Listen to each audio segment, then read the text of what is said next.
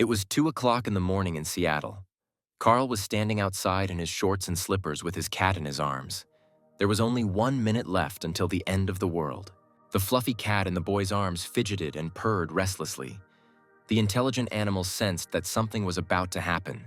No matter how hard Carl tried to hold on to his furry pet, she bit his hand and broke free. And suddenly something incredible happened. Everything before the guy's eyes swam and became covered in a scarlet haze. The house in which he lived fell apart into pieces. When Carl could see clearly again, there was no trace of the city left.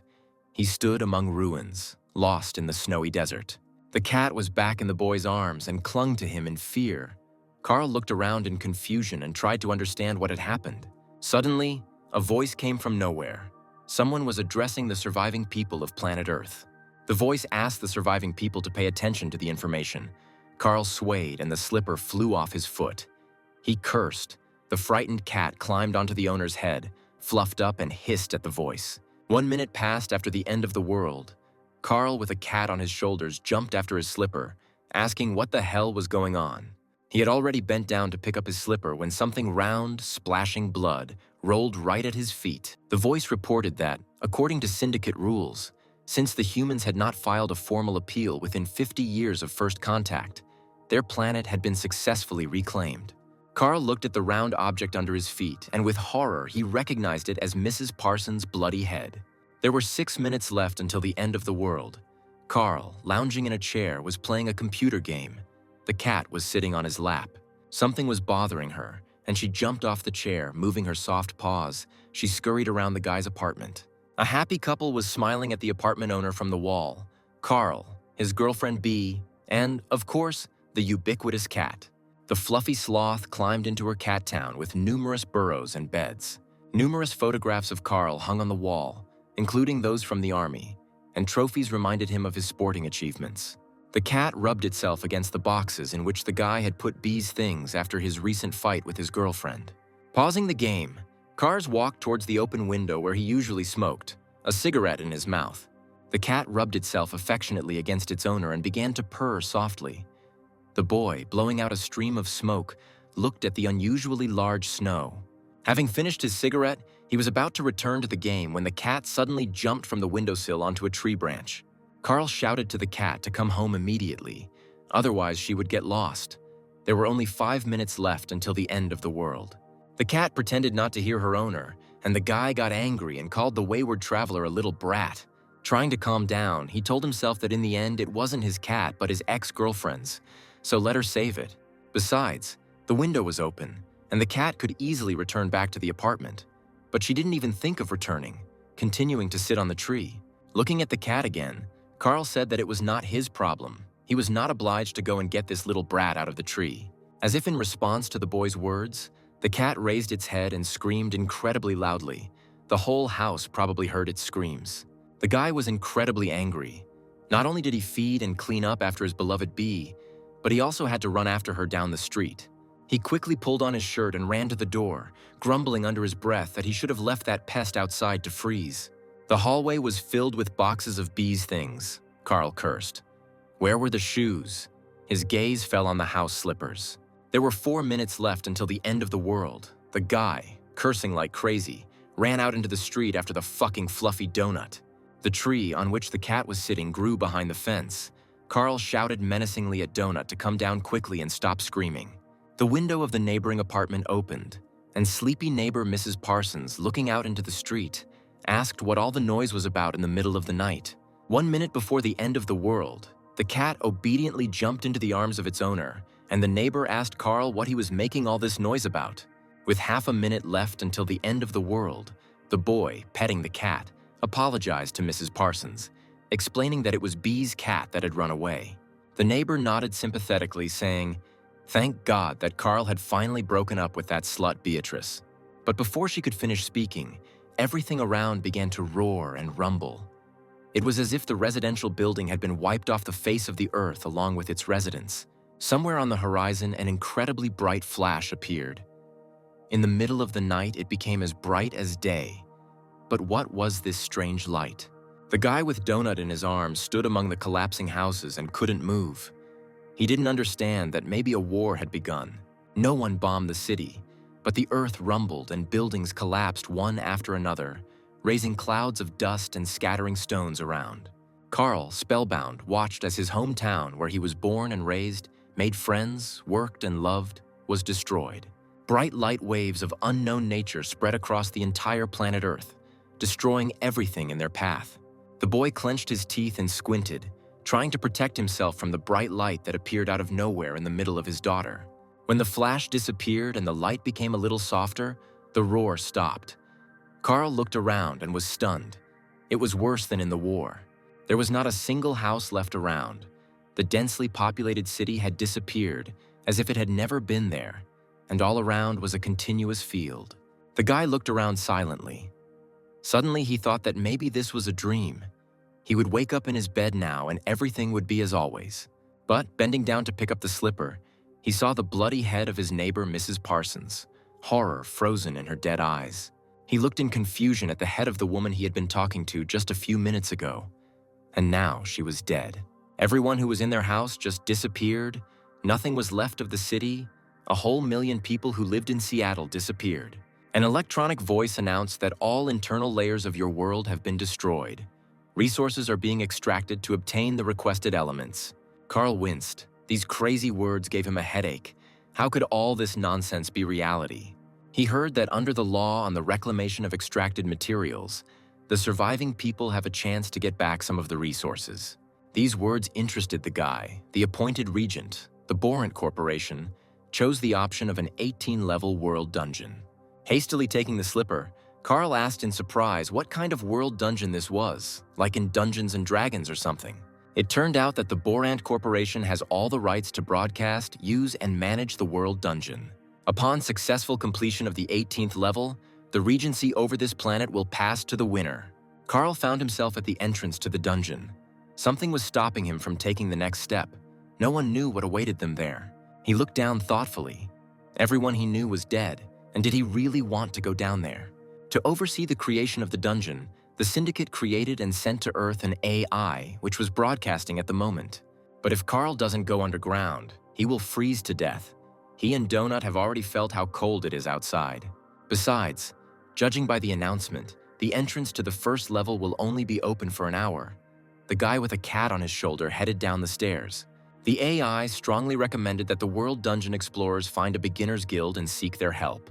Carl and Donut found themselves on the first floor, with only 5 days left before the destruction of this level. If anyone has a complaint, it must be sent in writing to the nearest syndicate office. Now they are all part of it. The guy found himself in front of a tall carved door, and an alien artificial intelligence greeted the first researcher. The AI recommended memorizing the image of the Quatin, the dominant species of the Borant system and the owners of the Borant Corporation. Then there will be a test. Carl winced as he looked at the images provided. The idea of a test must be a joke. They weren't at school. Just when the guy thought it was a joke, a red cross lit up in the upper right corner, as if Carl was mentally controlling the screen. Soon the screen disappeared. The guy was surprised. The message closed. As soon as he thought about it, it means those who destroyed his city are sitting in his head. Carl frowned, but there was nothing to do. He had to explore this damn world dungeon. The guy opened the heavy doors and went inside. They found themselves in a long, tiled corridor with a huge number of arches on both sides and torches illuminating the way. Suddenly, Carl's furry companion bit him painfully on the arm, and the boy screamed in surprise and pain. The cat broke free from its owner's arms and ran down the corridor with a speed unexpected for its size, making strange zigzags. Carl, cursing, ran after the fucking nimble donut again. This incredibly harmful cat was running away from him again. And then he heard the doors slam behind him, which meant there was no turning back for him and Donut, only forward. Suddenly, the cat stopped near one of the arches. Something unusual was glowing in the opening, which was not in the other arches. Donut clearly wanted to draw the owner's attention to this arch. The guy stopped and looked closely at the bluish glow. At the top of one of the arches, strange signs glowed with blue neon light. The cat looked at them expressively. Carl stood near the arch and tried to understand what Donut wanted to say. Why, out of the many passages in the dungeon, she chose this one? A screen appeared in front of the guy. The system greeted the researcher, but this screen looked different from the previous ones. As he closed the system's welcome screen, Carl thought with a grin that this all reminded him of the host of a popular game show. And then he looked at his furry companion. She was acting strangely. Carl cursed to himself. She also sees the text. Indeed, Princess Donut also became an explorer of the world's dungeon, receiving a number, level, and cat race. Two Seattle explorers, a man and a cat, began their journey to conquer the world's underground. Entering the arch, the researchers again found themselves in a corridor lit by torches. But this time, the glow was different. Carl looked around. The system informed Carl of his number and level. He could always look at more detailed information about himself in the menu. Messages started pouring in that the guy got his first Crazy Catman achievement for entering a dungeon with a cat. Carl was furious. He is not a cat person. But for his first achievement, he received a bronze pet chest as a reward. Since Carl was the first explorer to enter the dungeon with a cat, he earned the Pioneer Cat Person achievement. As an experienced player, Carl knew very well how important it was to read all the messages at the beginning, so he tried not to miss anything. He was incredibly angry about his cat person status, but for some reason he couldn't close the screen, perhaps because Donut was also reading the information. The World Dungeon system offered Carl the chance to see the prize he had just received, the legendary pet chest. The guy decided to call up the menu with characteristics, but he continued to receive messages. He was one of the first to enter the dungeon. For being the first of 5,000 surviving people to enter the dungeon, Carl received a silver adventurer's chest. Another achievement he earned was empty pockets for not taking any supplies with him. The reward was a bronze adventurer's chest. The system was surprised why Carl entered the world dungeon without pants. This also turned out to be an achievement. The angry guy shouted that it was enough to make fun of him, but the system gave him a golden chest of clothes for his achievement. Having earned another achievement, hand-to-hand combat, Carl approached the sign that said Beginner's Guild. It looked like he belonged there.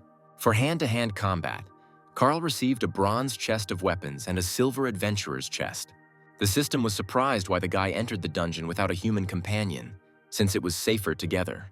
There was no reward for achieving the loner achievement, but the system suddenly reported that Carl was dead. The guy's face lengthened. He had no intention of becoming a corpse in this strange dungeon. Clenching his fists and picking up Donut, Carl walked with a determined step towards the arrow to the Guild of Newbie Explorers. The system cheerfully announced that the guy was dead because he had fallen into an obvious trap. Well, if heaven exists, maybe they'll let him in. A very bright light hit Carl's eyes, which should have blinded him. The guy closed his eyes and turned away. A message came that Carl was about to meet his creator, and a creepy roller with spikes, controlled by goblins, was heading towards him. The guy swore when he saw the goblins. It turned out that this device was called a Goblin killdozer. The little monsters laughed. Their device designed to mow down and chop up naive dungeon explorers. Hugging Donut tighter to himself, Carl ran away from the terrible killer dozer as fast as he could. The small, green, cunning goblins chased the man, hooting and hollering. They lack strength, but they make up for it with pure malice. Having lost both his slippers, Carl ran on his bare feet away from his evil pursuers. But they did not leave him alone, and Donut was to blame. The Goblin engineer, a particularly evil incel in the Goblin world, having sensed the female, stubbornly sought to catch up with and kill her. Turning into one of the back streets, the guy asked in confusion if there really were damn goblins here and where they came from.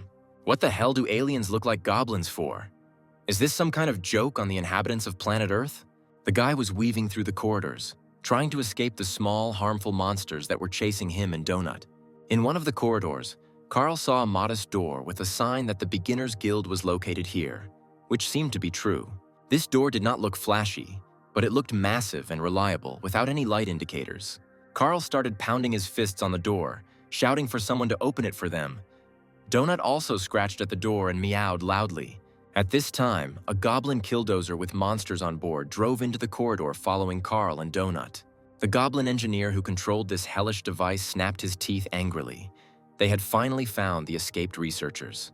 Two goblins, armed with clubs, jumped off the apparatus and headed towards the nimble dungeon explorers. At this time, the guild door opened slightly and a hoarse voice asked with displeasure what he needed. His head was splitting terribly. A large, fluffy ear, similar to Mickey Mouse, appeared in the doorway. It, like a huge locator, was spinning back and forth. Then the researchers saw a furry, whiskered face with a pink nose that was diligently inhaling air. Carl asked, "This is a beginner's guild. Why doesn't he let them in?" The mouse scratched behind his ear and asked in bewilderment, "Is he a researcher or something?" The mouse turned his head and cursed. He didn't even know that the dungeon had opened again and the goblins were approaching. The little rascals bared their sharp teeth and chuckled, anticipating an easy victory over the novice researchers. Mouse said they used to have a newsletter where they would tell you about everything that was going on, but they shut it down due to lack of budget. After apologizing, the mouse said that Carl was too slow and that the explorers couldn't be allowed inside while the enemies were too close.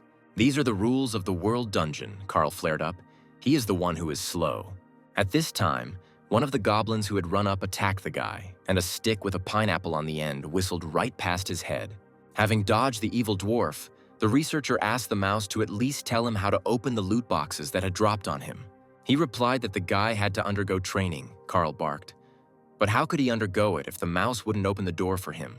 The mouse calmly replied from behind the door that everything that was happening to the guy and his cat was not his problem. Carl cursed. It seemed he had nowhere to turn for help and would have to get out of this mess on his own. The boy swung his fist and hit the puny goblin, causing the monster's blood to splatter. A health bar appeared above the wounded goblin's head. Carl swore in surprise. But this is really just like in the games. The goblin engineer ran up and squealed indignantly when he saw his wounded brother lying unconscious. Not wanting to mess with a strong man, the goblin decided to make a run for it and rushed towards the killdozer with surprising speed. Having jumped onto the apparatus, the goblin shook his fist at the man and shouted something angrily. The engineer pulled the levers, and the machine began to hum. Carl looked at the wounded enemy lying on the floor. The mouse's words popped into his head. "The rules are simple. If there are living monsters near the entrance to the guild, the door will remain closed. So, in order to enter, there must be no living enemies left nearby." Carl raised his muscular leg to finish off the wounded monster. He kicked the monster with all his might, and the scarlet blood of the small, green, evil goblin spilled across the corridor. Turning to the mouse, Carl, covered in blood, calmly said, "There are no more living monsters nearby." System messages poured in. The mouse indignantly exclaimed for the boy to take his animal back. The cat deftly slipped inside. Mouse said he would be in big trouble if he was discovered to have let the researcher inside. But Donut didn't listen to anyone. Slipping into the guild room, she pressed something. The chain on the door swung and fell. At that moment, a goblin death harvester was roaring down the narrow corridor. The monsters decided to avenge their murdered comrade. Carl instantly jumped inside the room and slammed the door behind him. Another second and the killdozer would have turned him into mincemeat. The owner of the room was standing on the carpet near the fireplace and snoring discontentedly. These researchers burst in on him without permission. The guy asked if there were any other exits besides this door, and the mouse frowned and replied that there were no others. Opening the door slightly, Carl carefully looked out to see if these goblins would really be waiting for him near the door. The mouse replied that one would definitely keep watch, and the other would run for help, and in half an hour their entire huge family would be here. The guy cursed. It was absolutely impossible to allow a crowd of these vile creatures to gather here, which meant none of them should leave. Frowning, Carl told Donut to stay there for now. The cat climbed onto the top shelf and listened attentively to her owner. Suddenly, the cat approached a pot on a shelf and knocked it onto the floor with its paw. The mouse exclaimed in horror. The pot of white powder fell to the floor with a crash and shattered into many small pieces. The mouse grabbed his head, while Carl quietly opened the guild door and crept outside unnoticed. The guy understood that he couldn't remain idle. As long as these little creatures were confident in their strength, he would try to deal with them. Now they are both here, which means we need to deal with them as quickly as possible. Carl sneaked up and quietly climbed onto the goblin's apparatus.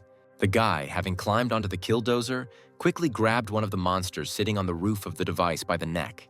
Carl threw the green enemy against the wall of the corridor with all his might, and the goblin squealed helplessly. Hitting the wall hard, the light goblin bounced off it like a ball and flew straight into the sharp blades of the killdozer. The guy frowned. What the hell happened? Did he miscalculate the force of the blow? He only wanted to stun this bastard.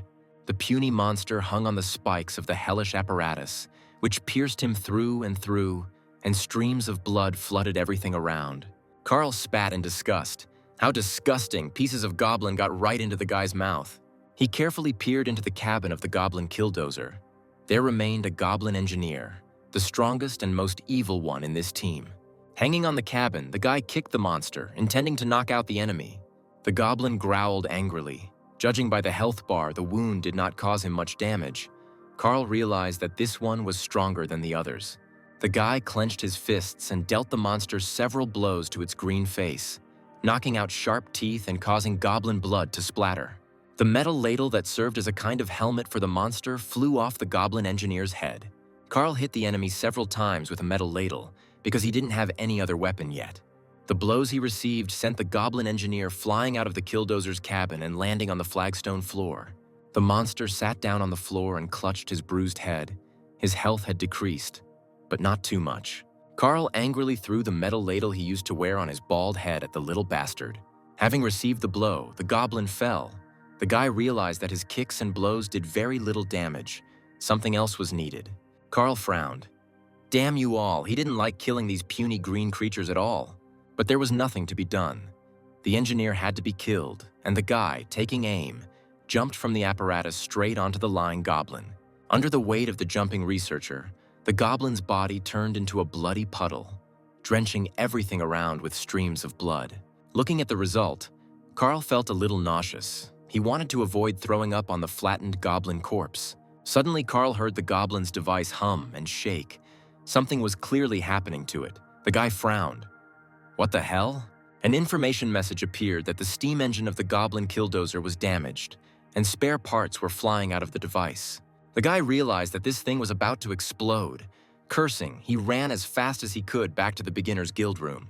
Slamming the door behind him, Carl, covered in goblin blood, screamed at the top of his lungs for everyone to lie down on the floor. Shielding Donut with his body, he told the cat to be careful. At that moment, a deafening explosion was heard in the corridor. The heavy door to the newbie guild sagged slightly, but withstood the blast wave, letting through only a few bright beams. The mouse turned to the door and looked at it carefully. It was clear that everything in the corridor had been smashed to pieces. Carl, hugging the frightened cat, also raised his head and turned to the door. They would definitely have died in the corridor. Turning to the guy, the mouse menacingly asked what the hell this bastard had done here, and even climbed into his place with the beast. In front of Carl was Mordecai, a rat hooligan, the head of the newbie guild, a non-combat NPC of level 50. Approaching the guy, Mordecai leaned towards him. His eyes flashing angrily, Donut hissed threateningly at the head of the guild. Sighing, Carl asked what the hell was going on here. What kind of dungeon was this? The cat, supporting her owner, growled. Did all the people really die? How does it all work? And who is Mordecai anyway? Why is he here and what is going on? The head of the guild waved his hand, trying to calm the boy down. He understood perfectly well that he was confused and did not understand anything. Mordecai was also once a dungeon explorer like Carl. He went down to the 11th floor. The catch is that there is an exit on the 10th floor, offered by Quatin from the Borant Corporation. But the deeper you go, the better the rewards. Mordecai made a deal on the 11th floor and is stuck here as an instructor for newbies until he fulfills his contract. Carl asked, so Mordecai is an alien. They are all here from another world. Then how does the dungeon know about incels and other things? The guy frowned angrily. He still couldn't understand what the hell was going on here. Mordecai shook his head. This was the 7th or 8th world inhabited by people, and every time it was the same. The guild leader sadly lowered his head and sighed. People always want an answer to the question why. The mouse asked the boy if he couldn't just accept the circumstances that had happened and move on. Carl's eyes widened in surprise. Could this really be far from the first world inhabited by people? But how is this possible? Mordecai realized that he had shocked the newcomer with unnecessary information and waved his clawed hand in a conciliatory manner and moved a chair closer. The mouse invited the guy to sit down too. Now he would briefly explain to him what was happening here, where and why he had ended up. The first thing Carl needs to understand is that his world is ending. Mordecai knows it sucks. But it's true. Once upon a time in his world, Mordecai was a sky-winged man, and he sighed as he picked up an old photograph in a massive round frame. He showed the photo to the guy, saying that he looked something like this, only more handsome. On the 3rd floor, he changed his appearance. The Syndicate populates the planet with different species, and then, after a while, returns when civilization begins to emerge. This meeting with a functioning government is considered the first contact, and the countdown begins from this moment. Earthlings have 50 years to claim the land, otherwise legal mining begins. The Borant Corporation is buying up mineral rights on the planet, They have bought a huge number of worlds, and now it's Earth's turn. Carl remembered. The voice said something about resource extraction. The mouse grinned. The amount of resources they extracted here could fit into one transport. It's about 100,000th of everything on the planet. The guy was amazed. And for this, they killed all the people on Earth. The head of the newbie guild shook his head. That's not true. In fact, the syndicate needs the planet's inhabitants. Now this entire planet is dotted with passages into the world's underground, and a huge number of people have already entered them. By entering these passages, people become new participants in a bloody and exciting adventure show. It's the most popular show in the entire universe, watched by billions, and astronomical amounts of money are involved. With the capture of another planet, a new season of this super popular show begins, in which newcomers fight for their lives. Residents of many worlds are glued to their screens, placing bets, arguing, discussing what is happening, and writing comments. And so the new season of the show, called The World of Explorers of the World Underground, Planet Earth, has begun. The guy was stunned. So this was all a show or something, and these goblins couldn't do him any harm. Mordecai objected. No, the guy could die. What fun would there be if the participants were not in any danger? The guildmaster's eyes flashed, and he reminded them that the death of the show's participants was the ultimate entertainment. It has always been this way, and it always will be this way. Doesn't history confirm this? In all civilizations, living beings loved mortal combat. Okay, it wasn't Mordecai's job to explain everything. He suggested they start teaching him how to explore the dungeon. The mouse clicked with the boys, and a screen appeared in front of the guy, giving the participant access to the researcher's menu. Donut waved her paw. Apparently, her personal explorer menu had opened in front of her too. Mordecai explained to Carl that this was his display where he could find all the information he needed. Now the instructor advised the newbie to enlarge his mini-map, where he saw himself, Donut, and the guildmaster. You can also view your menu, where the researcher can see their characteristics and system notifications. Carl looked at his stats. Strength 6, Intelligence 3, Constitution 5, Dexterity 5, Charisma 4.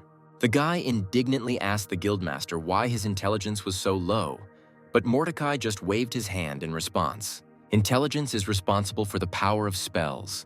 For an ordinary person, all characteristics range from 3 to 5, and his strength is 6, which is very good. The next screen is the rating. This is the most important menu in the game. Carl's life will depend on these numbers. The guy opened the rating menu. Now all the values there were equal to 0.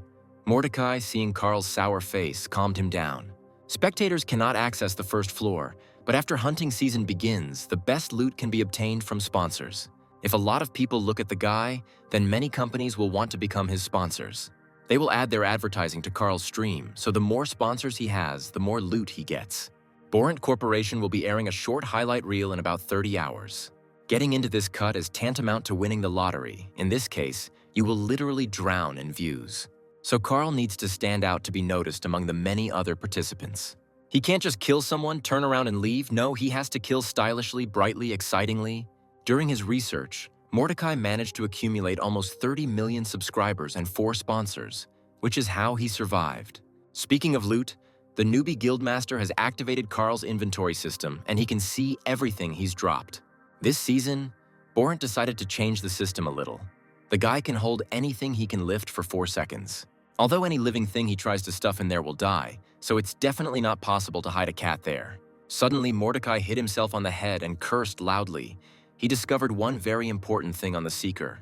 Carl, who didn't understand anything, covered Donut with his hands and looked at the guildmaster in confusion, asking what was going on. Mordecai exclaimed, "Carl has a legendary pet box. There could be some very interesting items in there." The guildmaster asked the guy why he didn't say anything about it right away. Carl grimaced slightly. He hadn't even realized that it was important.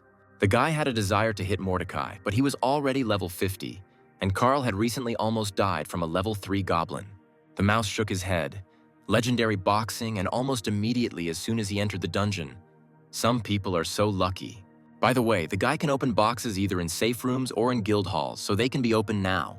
For killing an armed mob with his bare hands, Carl received experience and a bronze weapon box.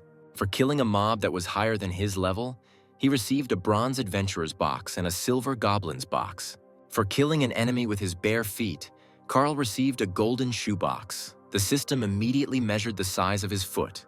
Carl was overcome with fear from all this.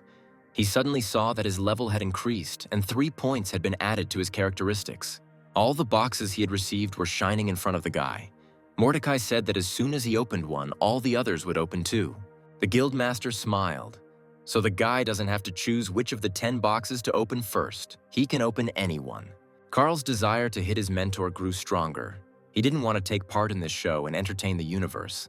For now, he decided to open these damn boxes and see if there was anything useful in them.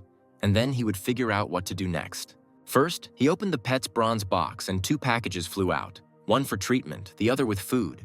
So now Carl could heal the cat 10 times and feed her pet cookies the same number of times. The next box contained 2 healing potions to improve health and heal wounds and regular fingerless gloves. There was also a heavy toad club lying there, suitable as a very primitive weapon, but it would do for a start. In addition, the chest contained a forged poker with a pointed end, which could be used as a short spear. The next chest contained a similar set, and the researcher methodically placed the items he had received into his inventory. The chests opened one after another, revealing the useful and not so useful things inside. Now Carl's inventory contains 2 poison antidotes, 100 explorer's cookies, 20 torches, and other small items. The guy sorted out all the necessary supplies and put them in storage. It was still unclear what awaited him ahead. At least the health potions will definitely come in handy. You never know who else they might meet, and they'll need cat food too.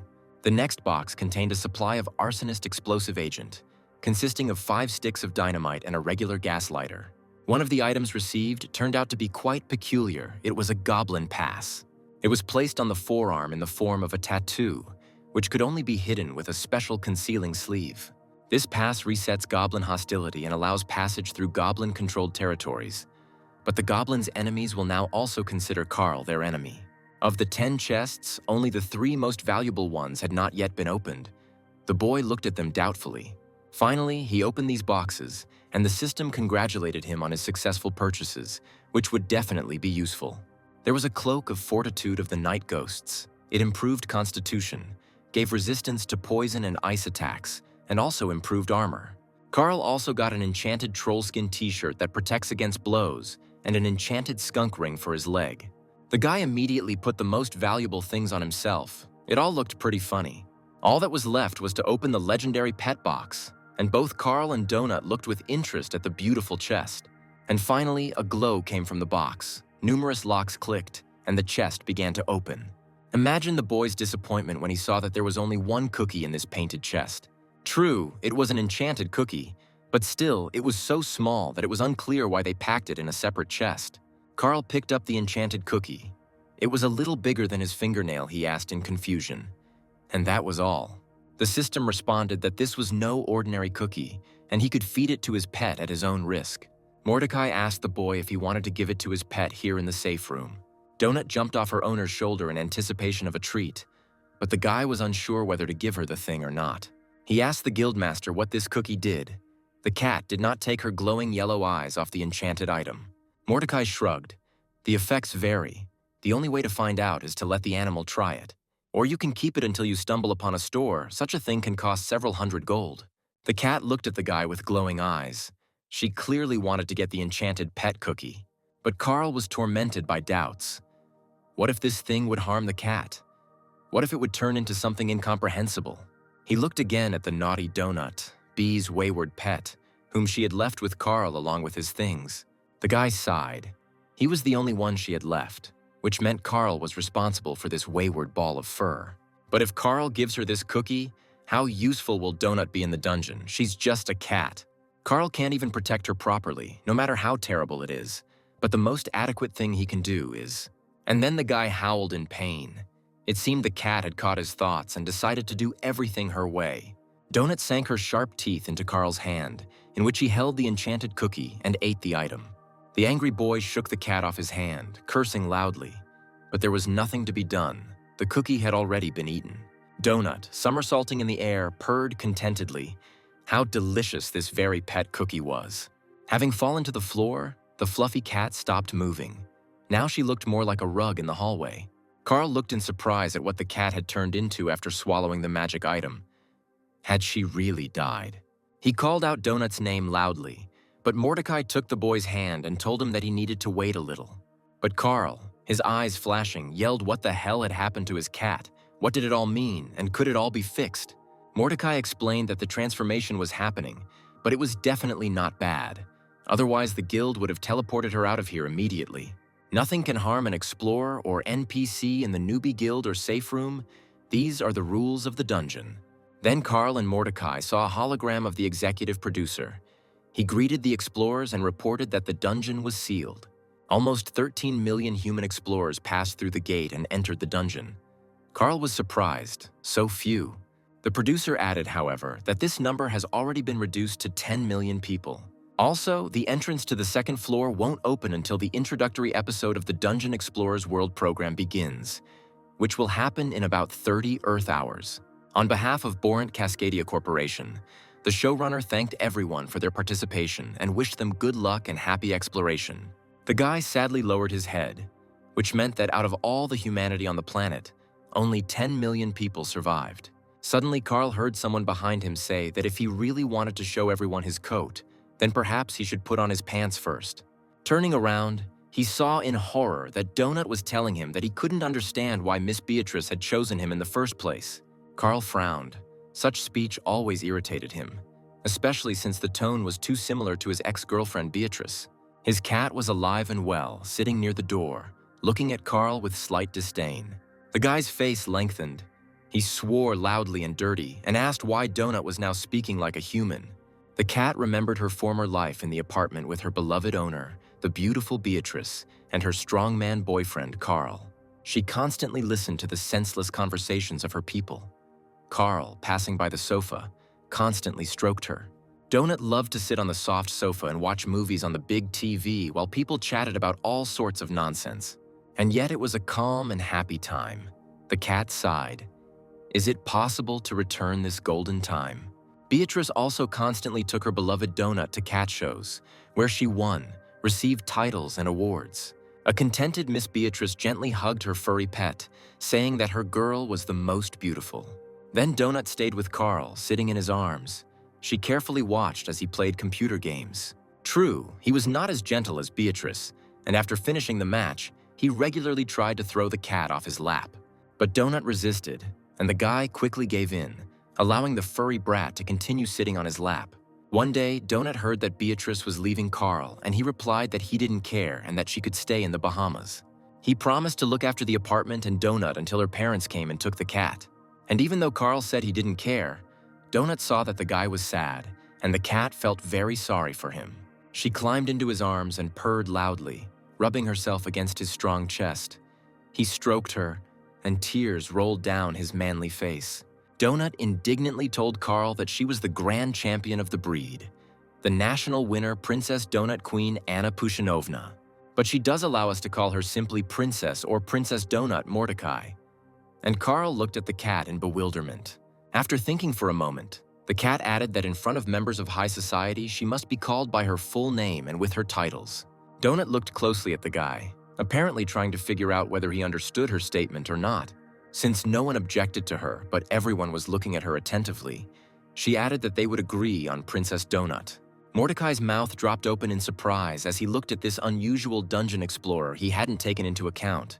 Unexpectedly, the guildmaster burst out laughing, suggesting that Carl look at the characteristics of his furry companion.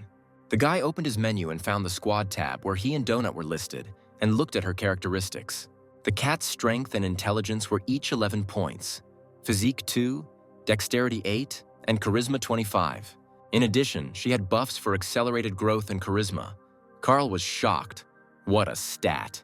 The guy was especially offended by the fact that the cat's intelligence was so much higher than his, more than 3 times, and he found this offensive. Mordecai considered.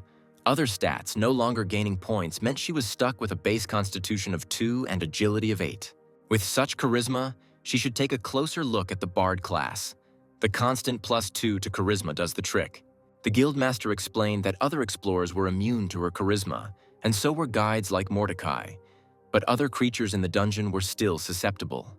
Looking at the cat, Mordecai said thoughtfully, "For the first 2 floors, these are very high stats, downright sky high." The guildmaster, collapsing into a chair, noticed that since a second researcher had appeared, he would have to conduct the training again. But Donut generously answered the head of the newbie guild that there was no need for that. She heard everything he said to her servant. Carl's face twisted with anger. Since when had he become a servant to a cat? But Donut calmly said that it was time to begin. The cat, turning to Mordecai, said that her servant was stupid. His intelligence was only 3, so the guildmaster should not be angry with him. Carl was seething inside. He clenched his teeth in anger. How dare this impudent ball of fur talk about him like that? The cat remembered a scene from her favorite movie, which she was watching at home when her owners forgot to turn off the TV when they left. There they said about the main character that he had already become close to the family, that they wouldn't have the strength to let him go. That's what the cat thought about Carl. The head of the newbie guild told Donut that in that case he would activate her menu and inventory. It turned out that during the short journey from the entrance to the dungeon to the guild, Donut managed to obtain as many as 5 boxes of items. The cat immediately opened them, and the items inside each chest flew out. The adventurer's silver box contained many restorative potions and torches. Princess Donut also received a magical tome called the Magic Shell and Animal Cookies. Only the legendary 4-legged box, the most valuable of the 5 received by the cat, remained closed. Inside the chest was a valuable magical item, the enchanted tiara of the 6 Slob. Carl was surprised at the stupid name, but Mordecai advised him to read the description of this thing first. To begin with, Donut decided to study the magic book of the magic skill Magic Projectile. Mordecai politely addressed Princess Donut, seeing that she had already learned Magic Missile. This was simply wonderful. And that other item, although very valuable and powerful, is also very dangerous. Before you put it on, it's worth remembering. But before the newcomer's guildmaster could finish his speech, an enchanted tiara began to shine on the cat's head. Mordecai sighed heavily and lowered his head. This tiara increased strength, but had a very serious side effect. The wearer of the tiara gains the permanent effect of the royal blood of the Sultan's heir, and even removing it will not remove the effect. This effect will force the seeker to kill all members of the Sultan's clan. Carl exclaimed that he shouldn't have worn this tiara. Donut purred. This magical tiara is purple, and purple is her favorite color. Does Carl know how many purple ribbons she won? And does he know what she did for the purple ribbons? The mouse said that the elusive object meant that it would crumble to dust as soon as she picked it up. In this case, a copy of him will appear somewhere in the dungeon, and if another explorer finds the tiara, he will become the next victim on the cat's list. At this time, Donut was putting away all the items she had received into her inventory like a boss. Carl glanced sideways at the cat. He didn't like the prospect of having a bloodthirsty psychopath next to him all the time. The guy cursed and asked what he should do now. Donut calmly answered, instead of the guildmaster, everything couldn't be clearer. Stretching, she told Carl to help her reach level 18 so she could leave this godforsaken place. The system reported that Donut had named the squad Princess Donut's Royal Retinue and changed Carl's title to Royal Guard. The guy shuddered. Was this serious? Mordecai explained that she had the best stats in the squad, so she was appointed leader. The cat congratulated Carl. He was promoted from servant to guard. Seeing the boys upset, Mordecai told him not to worry. Titles weren't that important here. Right now, Donut is a little stronger than Carl, so for now, it's better for them to stick together, and then we'll see. The cat walked up to the front door and ordered it to open, the guildmaster added, at least until they reached the 9th floor. As he walked Carl to the door, Mordecai advised the boy not to forget the main thing. The crown was on her head, not his. By the way, since Mordecai prepared them, when they enter the beginner's guild, they will be instantly transported to this room, so if they have any questions, he will always help them. Carl nodded his head in agreement and wished Mordecai luck with his damn contract or whatever he had with that corporation. The guildmaster lowered his large round ears and frowned. He muttered good luck to the explorers as well. Suddenly, Mordecai jumped up to Carl and quickly grabbed him by the cloak, pulling him towards himself so that he could hear the whisper. The guildmaster whispered to the surprised boy that they shouldn't tell him, that no matter what they promised, it wasn't worth it. Mordecai now knows this for sure. But Carl, tired of fighting and bloodshed, may agree to a calm and safe contract. The former dungeon explorer's eyes were shining, filled with fatigue, despair, and a desire to help the newcomer. He added that negotiations should not begin until you reach at least the 12th floor of the dungeon. But even then, Mordecai advised to negotiate until the last minute. Carl looked at the guildmaster in surprise, wondering what was wrong with him. Mouse let go of Carl's cloak and, slightly pushing the researcher away from the guild door, told him once again to remember this. The puzzled boy took a couple of steps away from the heavy door behind which he and Donut had taken refuge at the dangerous moment. Mordecai slammed the door, and now he and the cat had to continue their journey on their own.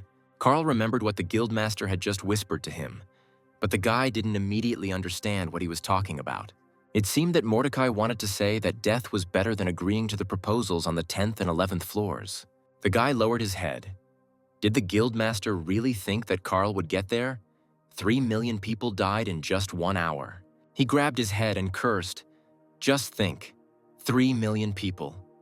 And then Carl heard Donut's words that it was time for them to go. Carl turned around in surprise. His cat seemed to have actually decided to command him. Such a commander was amazing. But Donut continued calmly. They needed to go that way. If they were attacked, she told Carl to protect her. The guy asked if the cat just wanted to hang around. She replied that they had about 29 hours before the aliens started the show. This means they have 29 hours to do something great, but first they need to find Carl some pants. Donut declared that she would not allow herself to be shown to the entire universe in such an unsightly and ridiculous form. Now she can read comments on the Martian social network. One wrote that the cat is very cute.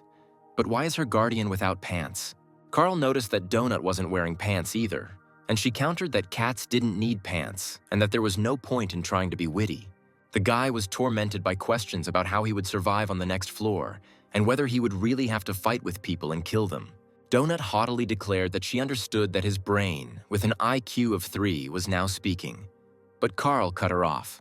He said that he had had enough of Ponchik's caustic remarks and that he would now go in that direction. The cat looked at her angry owner in confusion and silently blinked her huge yellow eyes. And Carl, pointing her in the opposite direction, explained that she would go a completely different way. Donut was taken aback that Carl really wanted to split up, but this was extremely unreasonable.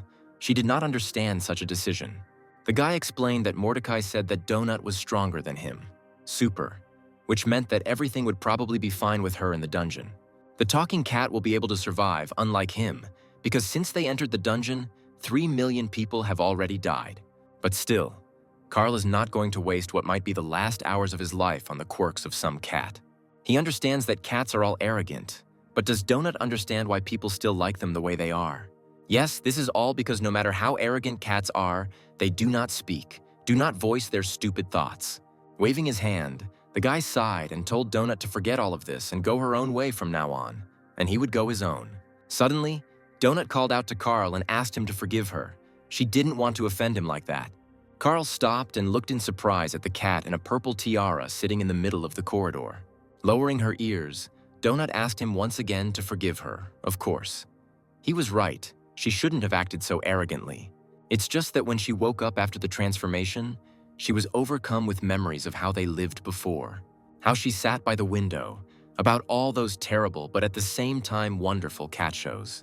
She was constantly winning at exhibitions. She was praised, given gifts, and told that she was a beautiful princess. Raising her face to the guy, Donut said that she was a champion, she had an image, and she had to stick to it. She also remembers well how she once sat on Carl's lap and watched as he was bent over in his favorite game. And oddly enough, she enjoyed watching how strong and mischievous Carl got into trouble during the computer game. Donut saw how the guy was overcome with emotions. He was angry, swearing, clenching his teeth, but still did not give up the game. Carl's face became sad. He really did lose often, and sometimes he got hit hard during matches. The cat reminded him that he had snatched a lot of it back then and was incredibly angry at the whole world. But despite everything, he continued to play Donut, didn't understand why then. But she liked that about him too. The guy asked, "So what now? Will she suddenly stop being a typical bitch princess?" The cat sighed. "She's still the same princess, but she'll try to be softer." Donut asked the young man to understand that they needed each other. The cat admitted that she was scared and did not want to be alone. The cat knew that Carl didn't want to be alone either, and the guy asked her in bewilderment what she was talking about. Donut jumped onto the guy's shoulders and gently rubbed herself against his head. Carl gasped in confusion. She recalled that on the day the road was cleared, he could have taken her to Beatrice's parents, but he didn't want to. Instead, the guy searched online for an apartment where he could live with cats. Carl was silent. Donut noticed everything correctly. He was surprised at how smart and observant this little animal was. The cat purred quietly, almost in the guy's ear, and then she realized that he wanted to kidnap her. The guy tried to deny it, embarrassed, but he knew that this is exactly what he was actually doing at the time. Donut whispered in Carl's ear. It wouldn't have worked. Beatrice's father would have found and returned the cat to his daughter almost immediately. After all, Carl's ex-girlfriend's father was a rather famous and influential lawyer. The boy lowered his head. He knew all this very well, but despite this, he wanted to try to take the fluffy donut with him. Sighing, Carl said, "Okay, so be it, they will go on together." The cat purred contentedly. He casually stroked her soft, fluffy fur. Donut's purring somehow calmed him down. Turning into one of the corridors, the guy said that they would go in this direction. Judging by the map, there was nothing dangerous here. As he walked, Carl told Donut that he was actually without pants because she decided to jump out of the window in the middle of the night. The cat replied that if she hadn't jumped into the tree, then they would already be dead. Carl asked why she did that. Suddenly, Donut became alert. In an instant, the soft animal turned into a string. Her eyes flashing, she said, "There is something there." In front of them was a dark, but at first glance, completely empty corridor, Donut growled. Carl asked what was there, if she saw anything. Magical rays erupted from the cat's eyes as she literally scanned the corridor. Donut used the magic projectile skills she had recently learned from Mordecai in the Beginner's Guild. The rays from the furry princess's eyes darted along the narrow corridor, trying to detect the alien. Sometimes, however, they destroyed the walls. Carl, who was watching what Donut was doing, asked what the hell she was doing, and suddenly he noticed a strange creature in the depths of the corridor, definitely not of earthly origin. His blood-red, glowing eyes were already clearly visible in the corridor. It seemed that a new enemy had appeared before them. The monster opened its toothy mouth and growled loudly in pain. Donut's magic projectile had wounded her. The contented cat, having settled comfortably on Cal's shoulder, said triumphantly, "This is how you can wound an enemy from afar." She told Carl to finish off the enemy, but he replied that it would be a good idea to first find out who we were hitting before firing randomly. And if there was a person there, Donut could easily kill him. The cat responded irritably. It's obvious that it's not a person. And indeed, Carl saw that in front of them was a strange-looking animal that was clearly going to attack them. He screamed in fear at Donut to launch the projectile faster before the monster trampled them. The cat fluffed up and fired a beam, very similar to a laser. Their enemy was close, so it was easy to aim. Donut's magical blast hit the monster right in the eye and completely burned it out, making the enemy even more angry. The system informed them that they were facing a bad third-level llama. She might bargain, or she might spit. Then things would be very bad for them. And indeed, the angry llama's chest swelled, filling with something golden orange. The next second, a fireball flew out of the llama's toothy, hissing mouth, and she spat fire at the dungeon explorers. Donut immediately hid behind Carl's broad back. Because the llama was aiming at her, the guy dodged, and the fireball flew past. Carl looked with interest at what the llama spat at them, and was surprised to discover that it was real lava. The guy was shocked that a llama could spit lava, while several pools of burning lava were already blazing around him. He shouted at the cat to fire another projectile at the dangerous animal, but Donut replied that she had no mana. Rushing to the llama, Carl asked the cat if she hadn't been given a mana potion, but there was no time to think. The llama was about to spit again. Flying up to the monster, the guy hit the llama on the chin, changing the direction of the lava flow. Now it flew in the other direction. Without giving the monster time to recover, Carl dealt the llama blow after blow to prevent it from generating another batch of lava. Suddenly, he felt the bones in his right hand breaking from the powerful blows against the monster's body. But despite the sharp, burning pain, Carl continued to fight, gritting his teeth. He beat the bad llama until it swayed. Finally, the llama's long legs began to move apart. It began to sway, and blood flew out of its toothy mouth along with lava. The dying monster tried once again to spit at its enemy, squeezing out a few drops of burning liquid. Carl's broken arm was shaking. He felt incredible pain, but he clenched his teeth and endured it, not allowing himself to even cry out. The guy concentrated. He couldn't relax now. The fight wasn't over yet. The llama was wounded but still alive. The danger remained. Carl remembered the army, everything he had been taught then, and suddenly his face became calm. He clenched his fist and rushed back into the fight. The guy put all his remaining strength into a blow to the llama's chest. He hit the very bag in which the fiery saliva collected. The force of the blow caused the bag on the llama's chest to burst and lava to spill out. This blow proved fatal for the monster. The llama coughed, kicked its hooves helplessly, and fell to the floor. The animal shook its head painfully. Now the bad llama was no different from an ordinary earthly animal. Finally, she began to quiet down. The eye became cloudy, and the bag of lava became paler and paler, as if the lava had begun to harden. Carl grabbed his hand. He cursed under his breath. It hurt so much. Only now did he allow himself to fully feel the pain. The guy remembered that he had healing potions in his inventory. It was time to try their effect on himself. By clicking on the healing icon in the menu, Carl selected the appropriate action he needed. The system showed the researcher the healing process.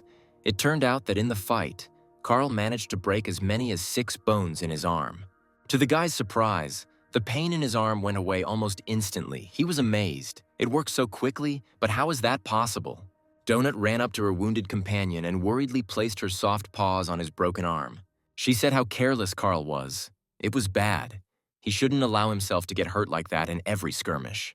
The guy was outraged. What a fight! This thing was spitting lava. They need to be more careful, otherwise they will die very quickly. Donut approached the dead llama. She thoughtfully said that what they really need is to raise their levels. The cat opened her inventory and replenished her food supplies with the meat of the killed animal, as well as the fluffy skin of a llama. A satisfied Donut informed her companion that she had dealt 71% damage, so she should be the first to loot. The fluffy princess waved her tail, and on the floor of the corridor lay the already skinned carcass of a llama, and part of the meat was cut off. Having taken all the most valuable things, Donut turned to Carl and said that now it was his turn to replenish supplies. The system told Carl that he could get 1 piece of raw steak and 2 packets of low-grade amphetamine. The guy moved all of this into his inventory without much enthusiasm. He didn't like the fact that Donut had won the victory over the llama. The cat jumped up and down with joy, exclaiming that she had made new achievements after defeating the bad llama. For killing a mob that was higher than her level, the cat received a bronze adventurer's box and experience to level up. For using the magic projectile and hitting the target, Donut received a bronze magic box as a reward. Having received the awards, the cat happily trotted forward. Purring, she must admit, the awards really inspire her. However, the wide halls did not seem like a good place for movement or fighting to Donut, and she ducked into one of the side corridors. Seeing the cat run forward, Carl shouted at Donut to stop, but she didn't listen. The guy ran after her, fearing that she would unexpectedly encounter some powerful monster in the back alleys. He saw the tip of his wayward pet's fluffy tail flash around the next corner. Carl shouted to the cat again not to run far. It could be very dangerous. It was unknown who else was wandering around here. Suddenly, Carl heard someone calling for help. It was clearly a human voice. The guy stopped and looked around. Following the cries for help, shots rang out. The guy frowned, which meant that firearms were being used here. Carl ran even faster after Donut, he grumbled to himself. And where was this stupid cat rushing headlong? In one of the corridors, Carl saw his cat ahead, walking slowly on its short legs. In a few jumps, the boy found himself next to the cat and quickly grabbed her small, furry body. Lifting her from the floor, he grumbled. Why did she run away if she herself wanted them to go together? What kind of willfulness? Donut frowned and said that grabbing the princess like that was the highest degree of humiliation, but she would forgive Carl. He told his fellow traveler that they did not know who or what awaited them ahead and asked her not to run away headlong anymore. The cat jumped onto her guard's shoulder again, and he added that running through the corridors alone was very dangerous. Suddenly, they saw a disgusting creature crawling into the corridor looking like a giant house cockroach. Seeing a person, the huge insect hissed. It turned out to be a first-level sprinkler. For it, people are disgusting insects. Donut immediately climbed onto Carl's head and hissed. What a disgusting thing. The cat asked her guardian to kill the cockroach. Heading towards the insect, Carl told Donut that she could have simply charged it with magic and that was it. The guy stomped on the nasty sprinkler and the insect shattered into tiny pieces, covering everything around with green liquid. In fact, this abomination was not only disgusting, but also dangerous. But the cloak on Carl's shoulders gave him immunity to the poison. Looking at the green puddle, Donut snorted contemptuously, and Carl said with disgust that a cockroach of any size is disgusting. Donut happily exclaimed that she received experience for killing the cockroach. Carl was indignant, but she did nothing. The cat, smiling contentedly, declared that she had led the operation to destroy the nasty sprinkler. She was very pleased that her efforts were appreciated by the organizers of the Universal Show. And then Donut fell silent in surprise, her gaze falling on a sign that she had never expected to see in the dungeon. Carl was also very surprised to see a door in front of him and a sign next to it for a men's restroom, the kind you usually see in public places. The guy asked, dumbfounded, why the hell there were toilets in the dungeon? Or was this another trap for researchers? They stopped near a door with a sign indicating a toilet. Carl scratched the back of his head in confusion. Donut, jumping off her guard's head, exclaimed, "Oh great, I need to pee." The guy tried to stop the cat. The fluffy princess ordered the door to open. In the toilet room, there was a large cat litter tray filled with filler. The contented cat jumped into the litter box. Carl didn't understand what the hell was going on here. The guy didn't want to watch the princess do her natural cat thing. He slammed the door and decided to wait for his companion outside, hoping that nothing terrible would happen to her in the toilet. Soon, a characteristic scratching sound was heard behind the door, which Carl had heard more than once at home, after which the door opened. Donut jumped out of the restroom, smiling blissfully and shaking the stuck litter off her paws. She told Carl that it was his turn now, and the boy imagined himself with horror sitting in the cat litter box. He shook his head. No, this definitely doesn't suit him. He hasn't used a litter box yet. And anyway, why is there a toilet room with a cat lock in the dungeon? Are there crowds of cats walking around here? But as soon as Carl opened the same door, instead of a tray, he saw an ordinary toilet and paper. He asked where the sink and soap were, how they should wash their hands. The guy shook his head, wondering why the room had changed so much, if it was because he was the one who opened the door. Coming out of the toilet, Carl thoughtfully repeated that he didn't understand anything. But then Donut exclaimed that they were being attacked by monsters. Indeed, a large guardian of a 4th-level sprinkler brood with smaller cockroaches was approaching them. The cat noticed that this cockroach was healthy. She was perplexed. And why make these disgusting bugs even bigger? Like its smaller brethren, the guardian is a giant cockroach that wants only one thing: to kill a person. Unlike the smaller specimens, it is dangerous. Carl pushed off the floor and rushed towards the monsters, hoping to catch them off guard and prevent them from attacking the researchers themselves. Donut, realizing that this opponent was stronger, fired her magic charge at him. This time, Donut and Carl attacked the monsters together, the cat shooting magical bolts at them, and the guy kicking them mercilessly. The cockroaches didn't seem to expect that the dungeon explorers would attack them first, and even kick them. However, the enemies remained unharmed. The cat asked if Carl wanted her to pop a mana potion and hit the cockroach again. But the guy replied, no need. He quickly opened his inventory and pulled out a toad club. Armed, he told Donut that he would deal with the guardian of the sprinkler brood himself. It was a cockroach, just a big one. Carl hit the nasty monster on the small head with his club as hard as he could. There was a ringing sound, but the cockroach was safe and sound. Judging by the health bar that appeared above the monster's head, the guy did practically no damage to the guard. This result puzzled Carl. He never expected that this nasty insect would have such thick and durable skin. The donut on the guy's shoulder frowned, because her magical blows also did not cause any damage to this abomination. But the cockroach, having received a blow to the head with a club, became seriously angry and hissed threateningly at the person. Carl was at a loss as to how to deal with this armored cockroach, so he quickly took a metal poker out of his inventory. The guy poked the sharp end of the weapon into the cockroach's head, but it responded by hitting Carl's weapon with its small head. The insect's blow caused the poker to bend, jingle, and, springing back, fly off in an unknown direction. Carl got angry and, running up to the huge cockroach, hit it on the head with all his might with his bare foot with the ring on his finger. To his surprise, the blow blew off the sprinkler guard's head. Green liquid flowed out of him, and the giant cockroach was dead. The system congratulated Carl on his new skill, Leg Soldier, which added 10% to the damage of his kicks. The dungeon explorers went further, and surprisingly, they came across a toilet again, but this time it was a paid one. Carl read the sign that the corporation was a private company and was not obligated to provide free toilets to everyone.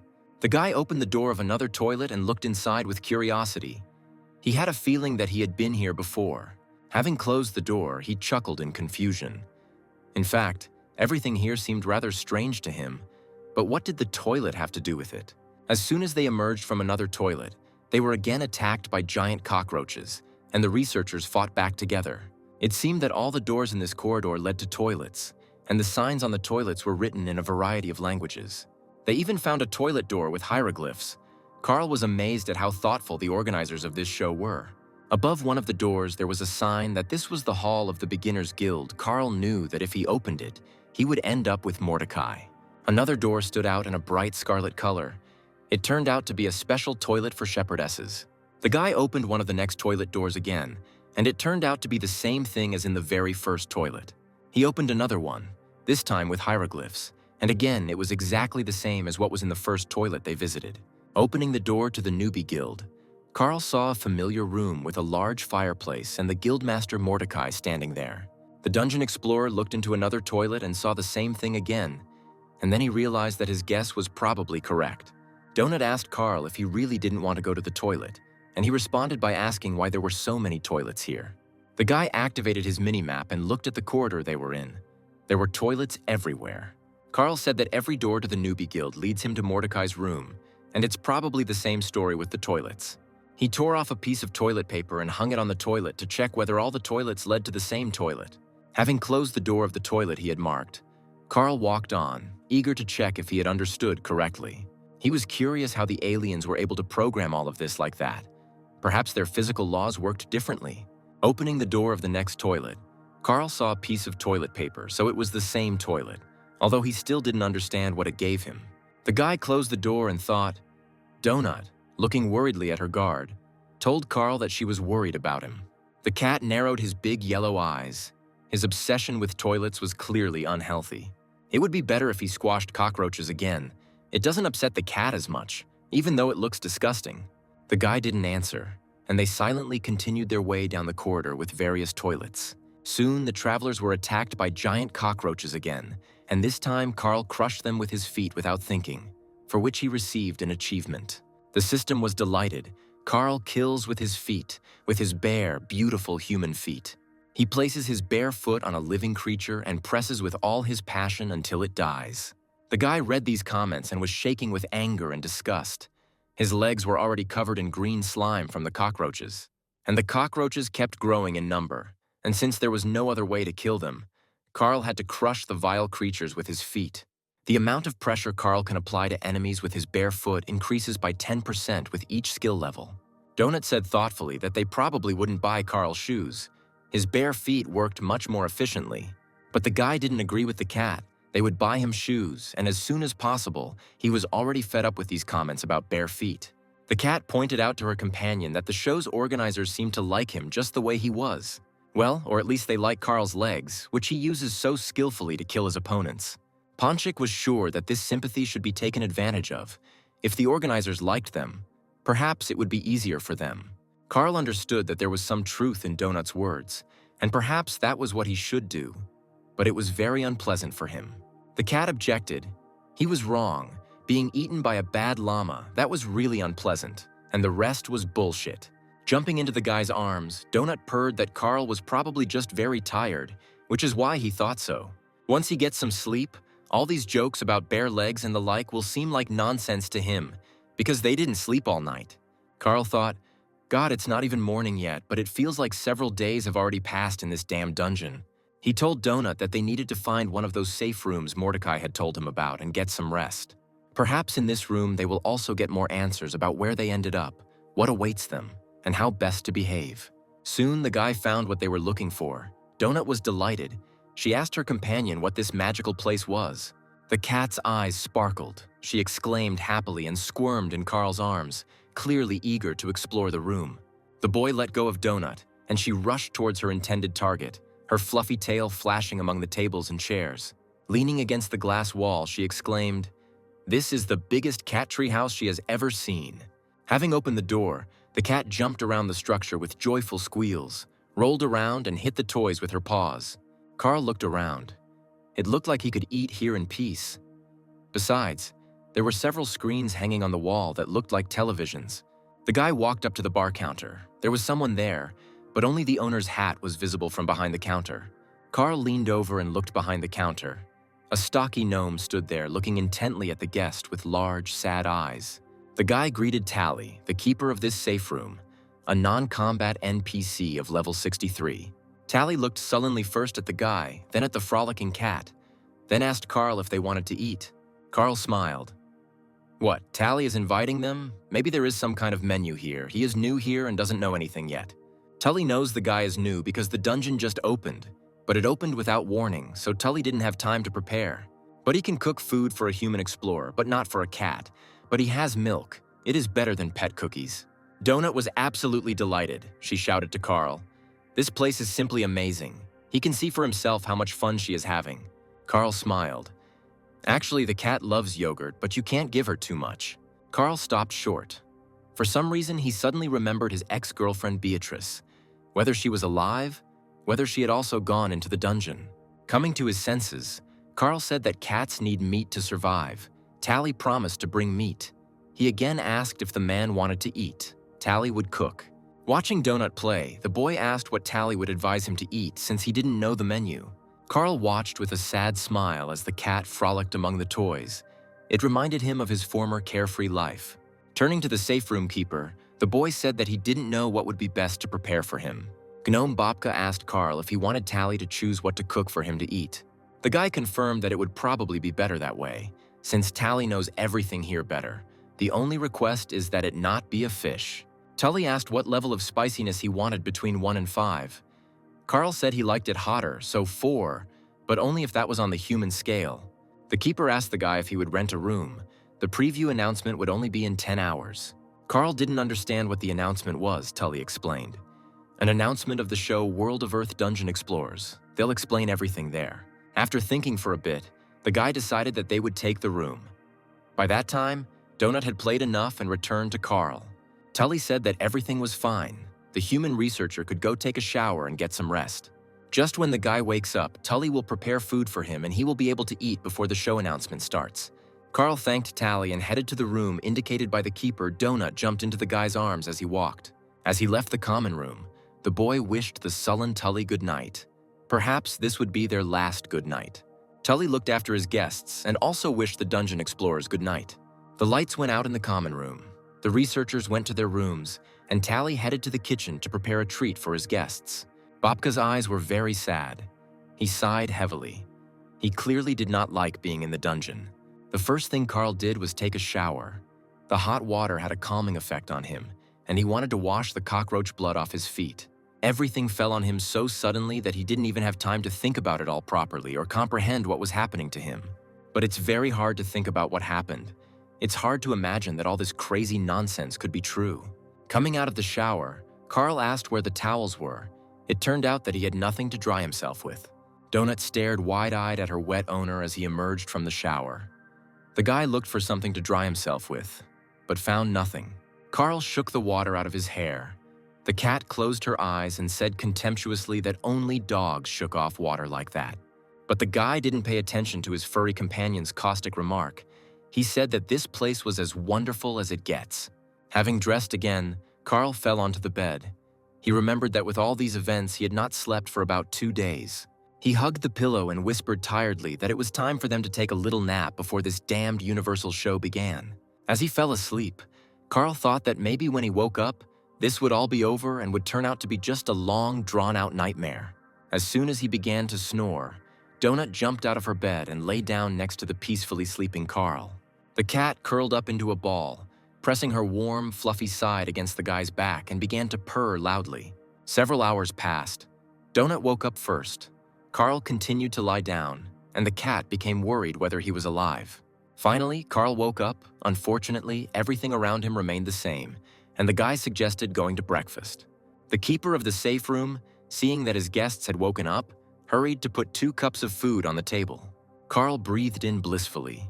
The smell was simply amazing, and it looked very appetizing. It was not for nothing that he trusted Tully. Armed with a spoon, Carl began to eat his breakfast. He didn't even notice how half of the portion ended up in his stomach. Licking the spoon, the guy exclaimed how delicious it was. He hadn't eaten anything like it for a long time, even in a restaurant. Jumping towards Tally, Donut told her dear keeper that it was simply divine. She wanted more. Tally looked sullenly at the furry, mischievous glutton. Donut tried hard to smile at the keeper and made eyes. 25 points of Donut's charisma did the trick, and Tully, his eyes flashing, said, "Yes, Your Majesty." At that very moment, Princess Donut received another portion of a very tasty breakfast from the usually gloomy Tally. Having emptied their plates, the dungeon explorers sighed contentedly. Delicious food can improve anyone's mood. Carl looked at the information screens. It said that the leaderboard would appear after the third level crash. There were 3 days and 17 hours left before the level collapsed, and there were just over 4 million dungeon explorers left. The guy almost jumped. Why are there only 4 million people left when just recently there were 10? Carl was in shock. 2/3 of those who entered the dungeon died before even reaching the start of this damn show. Finally, the screens came to life, and the announcement of the new season of the most popular reality show in the universe began to air. Donut settled down on the table and watched attentively. Maybe now they would be able to find answers to all their questions. The host welcomed everyone to the official preview, warning everyone to watch until the end to see the teaser. The dungeon has a colorful history, and the syndicate's most trusted companies will tell it to viewers. Tully grumbled from behind the counter. It's not interesting to watch. There's no deep immersion into the atmosphere. The show's host was confident that many viewers still remember the stunning finale of the show's last season. The keeper of the room didn't like the competition last season. The Squim conglomerate presented the battle for the planet Errol. Tully said the planet's inhabitants were divided into groups and told that their loved ones would survive if they killed each other. And naturally, the Aurelians began to do this. Blood flowed like a river, mountains of mutilated corpses, incredible cruelty. As a result, the strongest and most bloodthirsty became the winner of the show's season, killing all the other inhabitants of the planet. Carl asked if it was true that their relatives survived, and that the syndicate had not deceived the winner of the show on that planet. Tully sighed. Yes, that's true, but Squim completely sucked the atmosphere out of the planet. Everything there died anyway. The safe room keeper said that a quick death was better. Borant at least gave people a chance to survive. The show's host smiled widely before they began the preview, giving the floor to their sponsor. A serious voice began to praise the Borant Corporation in every possible way as the most reliable partner in the entire universe. This is not the first season of the show World of Dungeon Explorers, which is presented by the Borant Corporation. All seasons have been a great success. The corporation's administration hopes that this season will bring all viewers a lot of emotions and exciting adventures. Carl winced. He hated commercials and tried not to watch or listen to them, but there was no way around it. The commercial ended and the show's host said he had been convinced and was ready to trust Borant Corporation in any matter. And now, a short educational program about planet Earth awaits the esteemed viewers of this fascinating show. The Syndicate once selected humans to populate this planet, but this particular batch has some interesting characteristics. However, the results of the research are still ambiguous. The structure of Earthlings differs from that of other people. Carl was stunned by what the presenter was saying, and the alien on the screen excitedly told us that Earthlings are known throughout the universe for their fighting spirit. They constantly conflict with each other even over the most trivial matters, causing bloody fights. People on this planet are very primitive in their technological and cultural development, but they are very creative. The creativity of Earthlings is expressed in their horrific cruelty. They even surpassed the well-known empire of skulls in this regard. Carl watched in horror as the little girl stepped on an anti-personnel mine and died instantly. The presenter continued. Fortunately, Borant made sure that the children were placed in a safe place on the surface of the planet, Carl exclaimed. But they are showing a frame from a film. The showman also said that Borant also took care of preserving the Earth's important cultural heritage. The rules are similar to those of Borant's last season, with ladders located throughout the floor, but some have bosses assigned to them. Suddenly, the broadcast was interrupted, and only color setting tables flashed on the screens. Carl asked what the hell was going on. The broadcast was restored. The presenter announced that this was the entire teaser. I wonder if any of the researchers will be brave enough to challenge the boss. The alien was sure they would find out everything at the premiere of the new season of the show World of Underground Explorers, Earth. Donut was surprised. She didn't think that Earth was so terrible, Carl objected. Half of all this was from the movies. They try to make it look like they are saving Earthlings from themselves. The cat sighed. It wasn't that important anymore. They needed to find the boss and kill him. That way they would definitely get into the show. Jumping down from the counter, Donut said that while they were in a safe place, they should open the chests they had received. The cat smiled affably at her companion and said that if Carl wanted, he could open his boxes first. The guy received a few more torches, healing potions, bandages, and a ring that added points to his constitution. Carl didn't want to take any of these items right now, so he carefully moved everything into his inventory. Donut exclaimed that for being among the first 100 who raised the level of her magic projectile, she was given mana restoration potions. And in another of the cat's chests, there was a slate decoration in the shape of a small butterfly. It gives +4 points to lightness of legs and +1 point to intelligence. Donut was delighted. Now the winged fairies would not be hostile towards her. Moreover, the cat received a blessing from them. She was literally flying around the room. Carl asked her to be more careful. This skill does not mean that she cannot get hurt when she lands. But Donut didn't listen to Carl. She ran around the cat town faster than the wind, squealing with delight. Carl asked Tally where he learned to cook so well. He must have been a dungeon explorer before. The safe room keeper shook his head, his eyes growing even sadder. He told Carl that this was not so. Judging by the size, this topic was very difficult for Tully, but he told his story. It turns out that the Syndicate doesn't select all worlds in the universe for its show. Sometimes the planet's inhabitants are offered a deal, and that's what happened with their world. One day, representatives of the Syndicate appeared on the planet and announced their conditions to Bobka. These conditions were simple. They would take the inhabitants, and in exchange, they would promise not to conduct excavations on their world. Tally had a family, but everyone understood that those who signed the contract would be making a small contribution to the survival of their home planet. The Syndicate came, and the world of the planet of the Bobka people began to perish. Then Tally decided to take a contract in the dungeon. He didn't want to calmly watch his people die, and he couldn't. Now he had to be here so that his family could live. Donut said it was sad and they needed to be interesting so they could get fans and get on the show. The cat added, and they also need to become stronger as quickly as possible, otherwise they simply won't be able to survive here. Jumping onto the counter, Donut affectionately rubbed herself against the gnome Bobka and purred her gratitude to Tally for the shelter and the delicious breakfast. Tully stroked Donut's silky back and thanked his guests for their warmth. Carl was very surprised, and what Tully was thanking him for, it seemed like he hadn't done anything special here. He was just being polite. Purring loudly for the delighted keeper of the room, Donut told Tally that they would return when they were finished. The cat jumped to the floor and resolutely headed towards the front door. She called Carl. It was time for them to find the boss and kill him.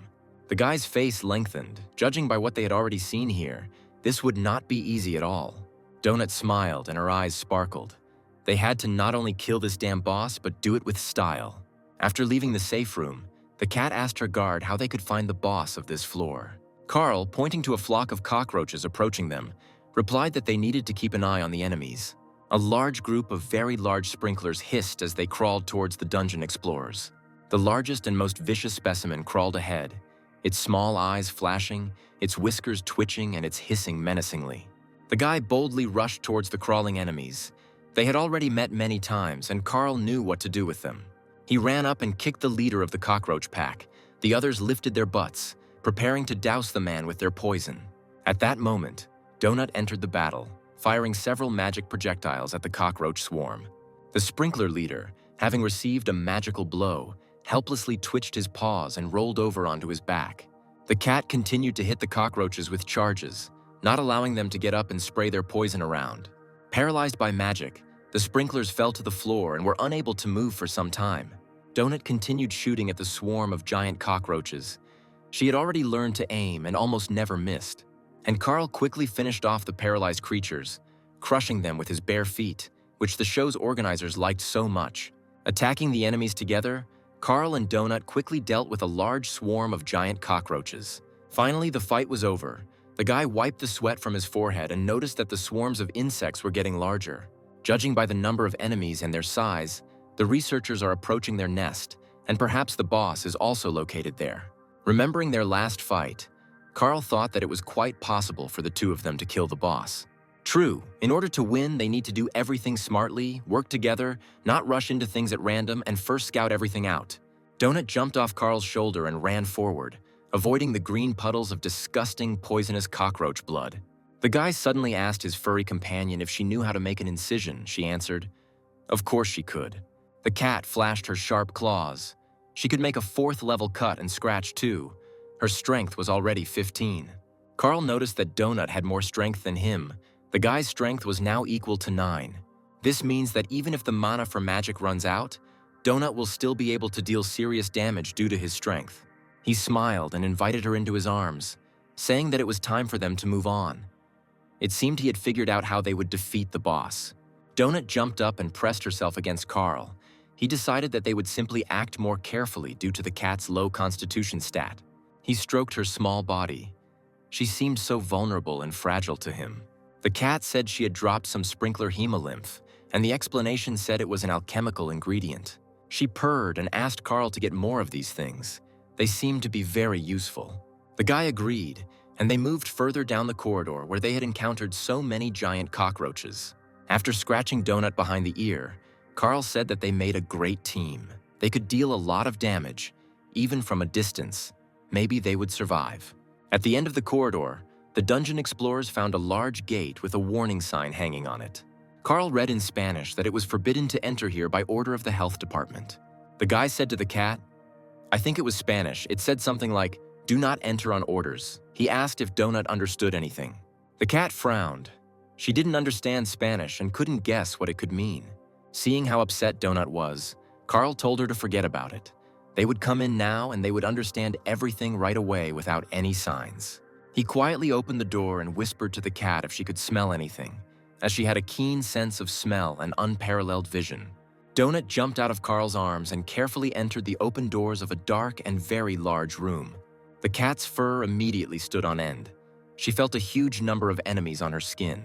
Donut whispered, "There are a lot of first and second level sprinklers here. Just an incredible number." The cat looked closely, and there was something else, but she just couldn't figure out what it was. Turning to Carl, Donut whispered, "Something stinks terribly. The cat is about to burst into tears from the incredible stench." The guy activated his mini-map to get his bearings on where the largest concentration of enemies was in this room.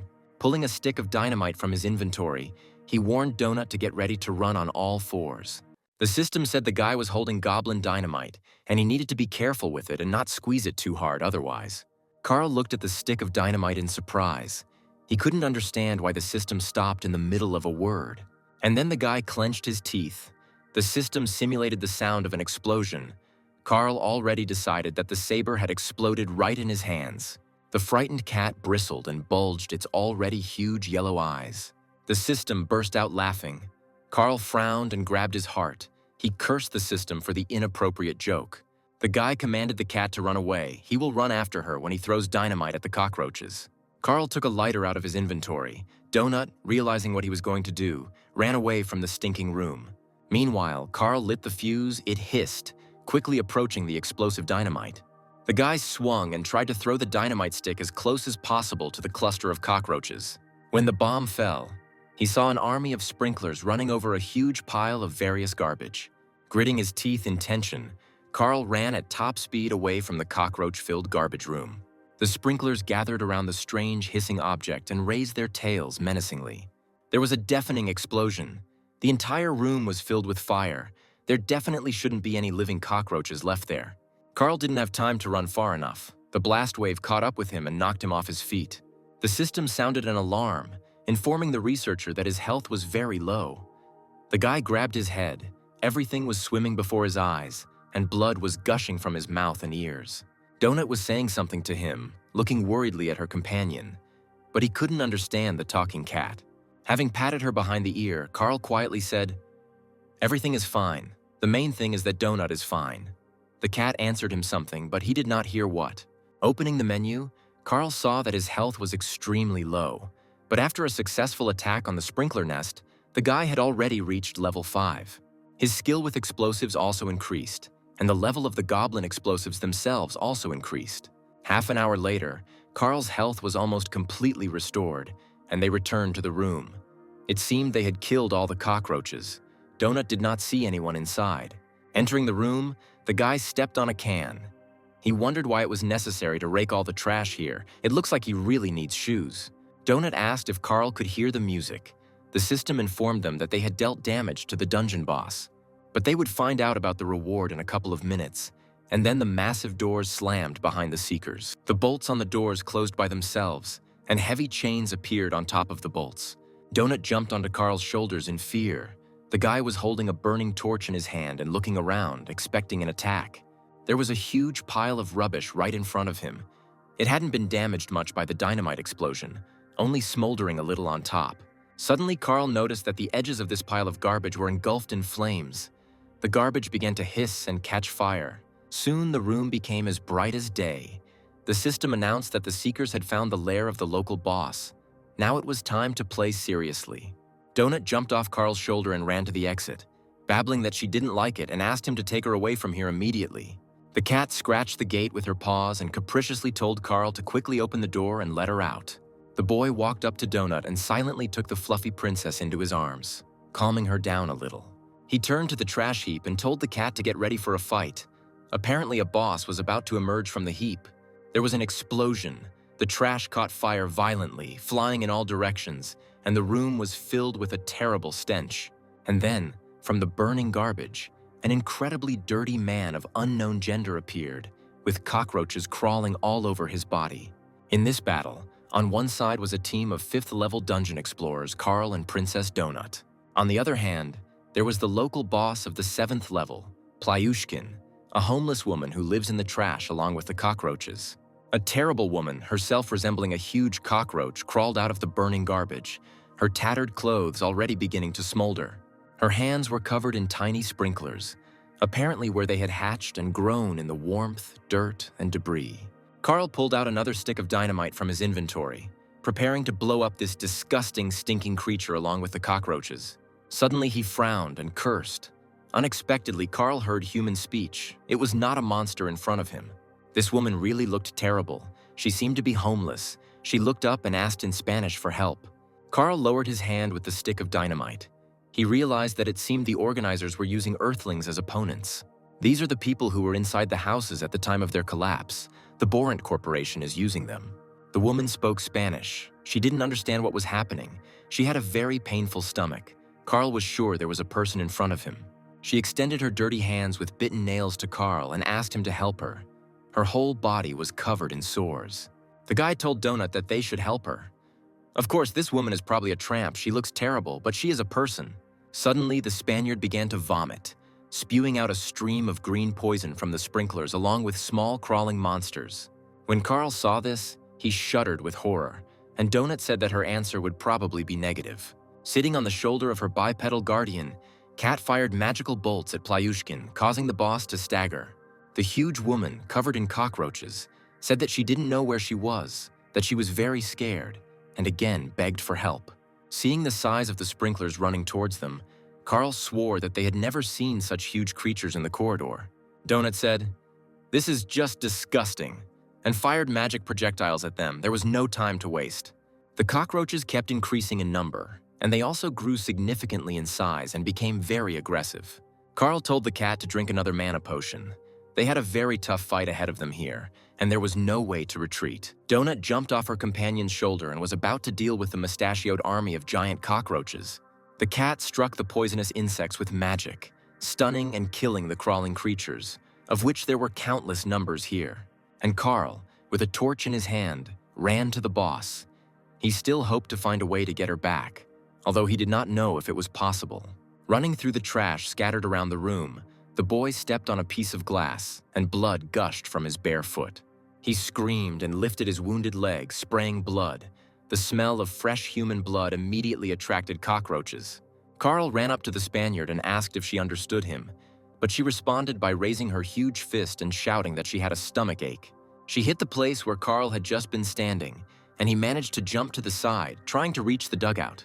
The Spaniard again spewed out a stream of green poison and incredibly large sprinklers. Carl asked the lady to stop. Hiding behind bags of garbage, the boy watched in horror as his former human, Borant, did this to her. But no matter how sad it was to admit it, Carl understood perfectly well that the woman had now become a monster and she was dangerous. He found a long, strong chain among the garbage bags, wrapped it around his hand, and decided that they had to stop the boss. Carl knew how to handle chains very well. Having untwisted the ring, he wrapped the chain around the poisonous Spanish woman like metal fetters. Having wrapped the chain around the boss, the guy pulled it by both ends, shouting to Donut to distract the enemies for now. The cat replied that Carl should act as quickly as possible, as there were more and more of these giant cockroaches. Donut clicked on her inventory to replenish her mana reserves with a special potion, but she was unable to do so. The cat said in surprise that she couldn't drink another potion to restore mana. The system wouldn't allow it. She won't be able to shoot for another whole minute, which means Carl will be left without magical fire support for that time. At this time, the guy was circling around the Spanish woman, wrapping her in several rings of a metal chain. Having jumped onto the boss's shoulder, he deftly wielded the chain. Now all he had to do was somehow throw the chain around the giantess's throat. Taking aim, Carl began to spin the chain, trying not to let it get tangled in the woman's long hair. And now a huge metal lasso was wrapped around Plyushkin's neck, and now Carl had to tighten the noose. The Spaniard felt something pressing on her neck with concern. She sighed and fidgeted. Carl, firmly grasping both ends of the chain in his hands, jumped off the giantess's shoulder, pulling her huge, ugly body along with him. She grabbed her neck, trying to throw off the chain that had dug into her skin. Blood spurted out, and the woman begged him to let her go in Spanish. The guy pulled the chain with all his might. The giantess wheezed and began to fall. Carl said that he could use some support now. The cat, jumping high above the pile of garbage, purred. "Carl is doing a great job. He came up with a great idea with the chain." Carl chuckled. He didn't mean that kind of support, but something more effective. He was already surrounded by cockroaches. Straining with all his strength, the guy continued to pull the chain. He really didn't like it, but there was no other way out, so he cursed. At this time, one of the giant cockroaches quietly crept up to Carl because the cat had stopped shooting. The huge sprinkler sank its teeth into Carl's already wounded leg. Blood spurted out, and the boy cried out in pain. He loudly cursed Donut to help him. Otherwise, the cockroaches would bite him while he was strangling the boss with a chain. Carl shouted that if the cat couldn't shoot, she could certainly use her damn sharp claws. Donut replied, "The boss is almost dead. Carl will succeed. We can't stop. There's very little left." The giantess begged in Spanish to save her. She was already wheezing, helplessly opening her mouth, and a stream of cockroaches was flying out of her mouth. Suddenly, the chain on the boss's neck snapped, leaving a bloody furrow on his throat, and the woman began to breathe again. The guy cursed like crazy. It almost worked. But what to do now? There is no other chain here. He fell into a pile of stinking garbage, and both halves of the broken chain flew at him. Carl literally growled with anger. Lying among the bags of waste, he feverishly thought about what to do. His thoughts were interrupted by an attack by a giant cockroach. The insect was slightly smaller in size than Carl himself, and then Donut's powerful magic projectile flew into the huge sprinkler. The monster twitched its paws and died. The cat happily informed Carl that she could shoot again, and without wasting any time, Donut shot the boss. The guy looked at the dying woman with regret. Not long ago, she was a human being, and he didn't want it to end like this. The cat continued to shoot, piercing the Spanish woman's body through and through. Scarlet blood gushed out, and the woman staggered. The health bar showed that the boss was about to die. Carl hurried to run out so that the owner of the trash wouldn't crush him when she fell. There was a terrible noise. Bags of garbage and cockroaches flew in all directions. A huge woman fell to the floor. She was dying. Carl jumped on her giant body. She whispered in Spanish to be forgiven if she was a bad person. The Spanish woman said that she did not want her daughter to get sick, and she was also very afraid of going to hell. The guy clenched his fist, weighted with a chain. He knew he had to finish her off before the cockroach boss's health was restored. The Spanish woman's eyes filled with tears, and she begged the boy to allow Jesus to accept her and end her torment. Carl frowned and quietly asked the woman for forgiveness, but unfortunately, it was no longer possible to bring her back. He dealt her the final blow. Blood spurted after all. It was better to die than to be what the aliens had turned her into. As soon as the boss breathed his last, all the cockroaches in the room instantly fell dead. Carl jumped off the body of the Spanish woman, who had grown several times larger. He was in a foul mood. This victory did not make him happy. The system announced the winners of the battle with the floor boss. Victory went to the Donut Princess's retinue team, which includes Carl. The team is led by Explorer Princess Donut, a member of the Earthcat class. Carl couldn't forget what Borant had done to the Spanish woman. Perhaps the same fate befell everyone who was inside at the time of the collapse. He frowned, his eyes flashing with anger. The aliens want people to suffer and kill each other like other races. They want to break the inhabitants of the Earth, turn them into clowns to entertain the universe, or into obedient slaves like Tully. But Earthlings are accustomed to freedom. The aliens were right to point out that people are creative and will definitely figure out how to free themselves. Suddenly, Carl saw a piece of paper flying straight towards him. It was strange. The system suggested that it was a map of the area. He reached out and caught the piece of paper. They had already defeated the floor boss, so it seemed like there shouldn't be any more trials here. The guy squeezed the caught leaf in his hand, and his mini-map opened in front of him. But now, it was a little bigger. Carl realized that after defeating the boss, his mini-map had expanded, and he could now see what was happening around him. Taking a closer look, he asked in confusion, "What's this?" It seemed like someone was approaching them. He called Donut to also look at the expanded map of the dungeon area. It seemed there was a person there. But upon closer inspection, the boy realized that in front of him was the corpse of level 3 researcher Rebecca. Carl's face fell. He sighed heavily. They were too late. The girl was already dead. There were no living people nearby. A message came from the system that for advancing up the career ladder and killing the first boss, they receive a bronze boss chest. Donut snorted in displeasure. Why only bronze? It was not an easy fight at all. She was even scared. An expanded map of the first floor of the dungeon also fell on the disgruntled cat's nose. Throwing the card off her face, Donut grumbled. She thinks that she deserves at least the legendary boss chest. Carl, without looking away, looked at the red cross that marked the dead girl. What a pity she was already dead.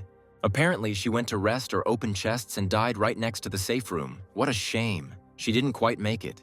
Donut suggested searching the dead girl's body. Maybe she had something valuable. But Carl replied that it was too early. Her killer could be nearby.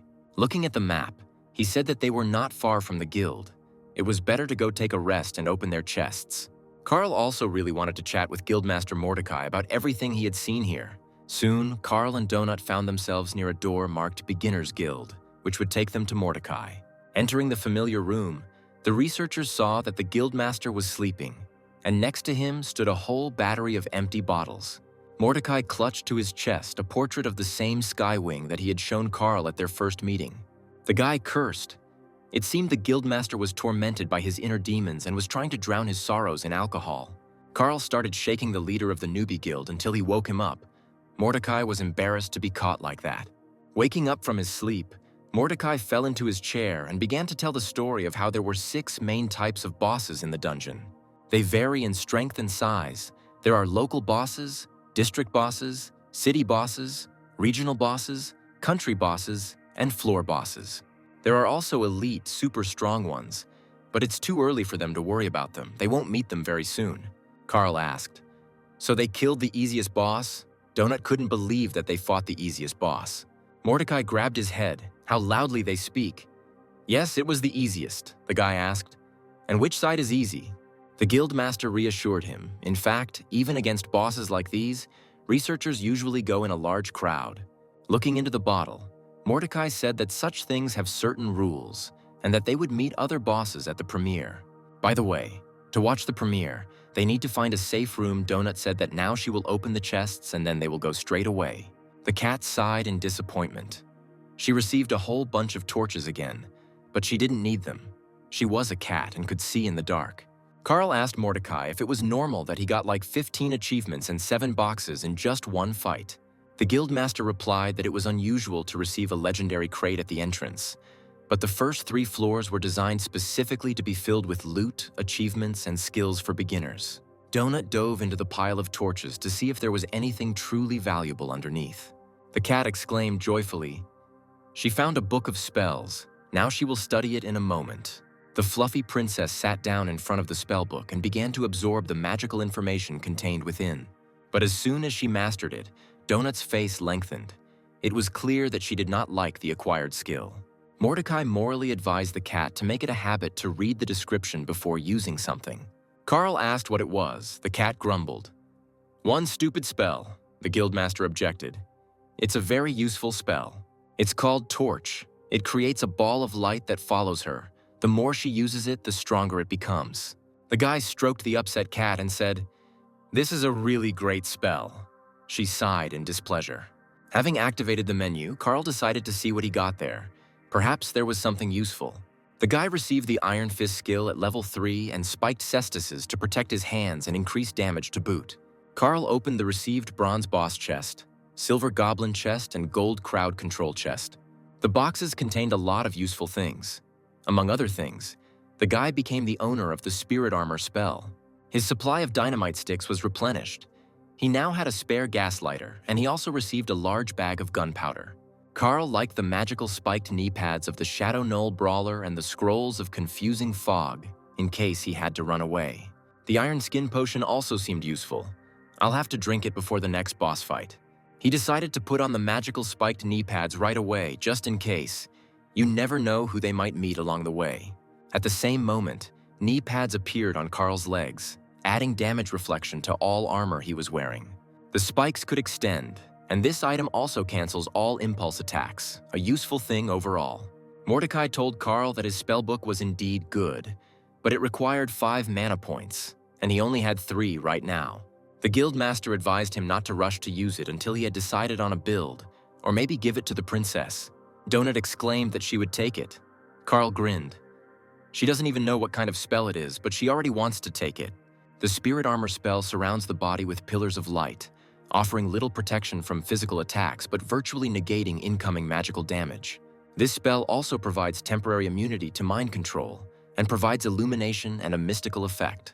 After reading the description of the spell, Carl decided that he would keep this thing for now, and then we would see. Donut lowered her head sadly. She really liked all sorts of magical things. They really attracted the cat to them. Mordecai said about the explorer's corpse, the mobs can certainly loot it, but they can't get into her inventory. There really could be something valuable there. Carl and Donut returned to the room that was in charge of Tally. The cat rubbed itself affectionately against the little keeper, just as the premiere of the World of Dungeon Explorer Earth began. The presenter said that the herd instinct initially sharply reduced people's chances of survival in the dungeon. Looking at the mass murder of Earthlings, Carl whispered, "Many people were simply beaten like dumb cattle." The showman smiled cheerfully. But those who survived were among the lucky ones. They will become real explorers. One group of Earthlings even managed to kill the district boss, which certainly speaks of their strength and promising abilities. These researchers were able to equip themselves well, train themselves, and organize themselves into a well-coordinated team. There are other successful teams that manage not only to survive, but also to kill many monsters and increase their level. The monsters had a hard time meeting such fighting Earthlings, and many monsters were brutally killed. The show's host congratulated the new dungeon explorers on their first victories over bosses and regular monsters. Carl and Donut watched the footage of various battles between Earthlings and monsters, but they were not among the heroes. They recalled their numerous encounters with hordes of vile sprinkler roaches spitting green poison. The first battle with the evil goblins, which almost cost them their lives due to the explosion of the goblin death machine. And of course, the giant cockroaches that attacked Carl while he was strangling the cockroach trash boss with a chain. Suddenly, the broadcast of the premiere was interrupted. Black stripes ran across the screens, and viewers looked at the screens in confusion. The broadcast has been restored, but now an advertisement for this season's main sponsor, the Borant Corporation, has reappeared. Donut indignantly asked, "Is that really all their epic battle wasn't even shown? This is an unforgivable disgrace." The dungeon explorers looked up and saw a hologram of Cascadia, who exclaimed that the guys had done a great job. The general producer reported that 15 district and 1,500 regional bosses were killed today. There was also a duet of risk-taking explorers, Donut whispered. It's probably he who wants to tell about them. But it turned out that the duo had run into the city boss, and their end was quite predictable. They died heroically. The cat's face became sad, contrary to her expectations. No one noticed their team. They were not shown on the news. Bad. The news ended. Carl and Donut decided to go and look at the body of the recently killed female researcher. The boy's bare feet were already habitually stomping on the stone slabs of the first floor of the World Dungeon. Cascadia calmly reported that the number of human research casualties did not exceed the expected value. He announced several patch notes that fixed the ability to kill mobs by moving them to your inventory. Listening to the messages from the general producer of this season of World of Dungeon Explorers, they approached the body. Cascadia reported that a bug with the bathroom has also been fixed. If you open the door and someone else walks in, they will no longer explode. The producer added that while they are flattered by the Earthlings' creativity, all vulnerabilities will be patched, so don't get carried away. Carl smiled. The aliens studied them and did not think that the first thing people would do would be to try to break their entire system, Such is human nature. Suddenly, he heard Cascadia tell him to now go where he was in such a hurry and kill. The guy suddenly stood rooted to the spot. The picture he saw was terrible. He spoke in confusion, "This can't be." Donut also stopped in horror and looked in confusion at the torn and naked girl. Everything around was covered in the blood of the murdered dungeon explorer. She didn't even have any underwear left on her. The system informed Carl that Level 3 researcher Rebecca had been killed by researcher Frank Q, leaving her with only an apple core. The guy was confused about what could have made one person kill another. Could it really have been a simple robbery? Looking closely at the body, Carl noticed that there was a gaping bullet wound in Rebecca's chest, meaning she had been shot with a firearm. The cat gasped. My God, it seems that this Frank Q cannot be considered a good person since he did such a thing. Carl glanced at the minimap, but there were no other blue dots, meaning there were definitely no human dungeon explorers nearby. I wonder if it is possible to hide yourself from others on the minimap. Carl didn't know the answer to this question, but perhaps there is such a way. He grabbed his head. Oh my God, here we have another headache. Why did they even come here? Donut carefully approached the body of the murdered girl, and suddenly she said, maybe this Frank is not a person at all. Perhaps this cruel killer cocker spaniel. The cat couldn't stand these nasty, noisy dogs. Now Donut was absolutely sure this was definitely the work of some vicious cocker spaniel. Carl also approached the body. He objected to his furry companion. He said, there is definitely a bullet wound here. It is the work of a man. But Donut didn't back down. Maybe this dog had a gun with him and he shot the poor defenseless girl. The cat noticed that if she had a weapon in her inventory, she would also shoot, especially at the nasty, disgusting dogs. Carl looked at Donut in surprise. Mordecai said that her inventory works differently. She can even open the door with it. The guy told the cat that she couldn't use a firearm, so it wasn't a cocker spaniel. Donut narrowed her eyes. Carl just underestimated what these dogs were capable of. He asked with a smile if it was because of Angel that she was so angry. One day, Beatrice's friend came to visit them with her dog, and the dog rushed after the frightened cat. Donut remembered very well how she climbed to the very top of her house and hissed, and the dog pissed on the floor in contempt. The cat snorted and asked not to say that name in front of her. Carl stroked Donut and said that they needed to be careful. He asked the cat not to tell anyone what equipment they had. No one could know until they joined their group. Donut sighed. Carl probably forgot. They are in a dungeon full of killer cockroaches and drug-dealing llamas. That's why some oaf with a gun doesn't scare her, and he shouldn't scare Carl either. He's probably a coward since he attacked a girl. The cat was sure that they had to track down and punish this murderer who had raised his hand against a person and even robbed her. Carl wasn't afraid of the killer researcher at all. He was just a vile, cowardly bastard with a gun, and that's it. A daredevil wouldn't attack a girl. He remembered how his stepfather had once pressured him. He had told the teenager that Carl was a bully and a hooligan, and that was why no one liked him. And it was precisely because the young man was so bad that his own mother left him that Carl hunched over from these painful words. The grown man grabbed the boy by the head and, looking at him angrily, said that Carl shouldn't like him at all. But despite this, the little bastard Carl should respect him because he is an adult and strong, unlike the kid. Seeing that the guy was lost in his thoughts and frowned, Donut hastened to bring her companion back to reality. He stroked the cat's soft, silky fur and said that Donut was essentially right. They should track down and punish the villain. I wonder who this woman is and what she was doing in this corridor at 2:30 in the morning. They will probably never know. Judging by the expression in her wide, dead eyes, she was very scared, and perhaps the attack came as a surprise to her. Carl remembered the system's message that she had been killed by researcher Frank Q. Yes, to survive that and be killed by another person. Someone had already searched and robbed this girl's body, taking everything she had, but leaving this fucking apple core as a mockery. Frowning, Carl told his furry companion that he wanted to find this Frank Q and punish him for betraying the man. Donut, hearing this, became worried. Was Carl really not afraid of this guy, seriously, without jokes and showing off? Carl furrowed his thick eyebrows. A stubborn expression appeared on his face, and he firmly replied that he was not afraid of him. The cat noticed that her companion was a complete psycho, and they needed to stay as far away from him and his kind as possible. The guy jumped in surprise and stared at Donut in amazement. 2 seconds ago, she had said that the oaf with a gun didn't scare her. The cat snorted. Then she thought that Carl was scared, but she did not expect that he had already managed to become Charles Bronson from Death Wish. The guy was extremely surprised how the donut knew about all this. She explained that the owners always left the TV on when they left for work. Beatrice kept the home improvement channel on, and Carl kept the channel that played the A-Team and Bronson movies non-stop. Carl smiled, picked up the cat and stroked her affectionately. He asked her not to worry and promised that they would act carefully. Suddenly, a dark screen appeared in front of the guy. It turned out to be a researcher's chat. Carl typed a message to Donut that if necessary, they would use the chat to communicate with each other. Donut was absolutely thrilled with this new opportunity. She sent the message again, like they were spies on a secret mission. Having figured out the functionality, Carl discovered that it would be possible to type in the chat without using his hands if he disabled the keyboard input function. Donut was happy. It meant the guy would stop shaking his fingers in the air like a fool. He remembers how she feels about shaking. Having figured out how the chat worked, the guy clicked on the map. He decided to wander around the area for now since they now had a large map. They can deal with the remaining red dots because they need all the experience they can easily get here. And then, as soon as the door to the next floor opens, they'll head to the stairs to hunt for the killer researcher Frank Q.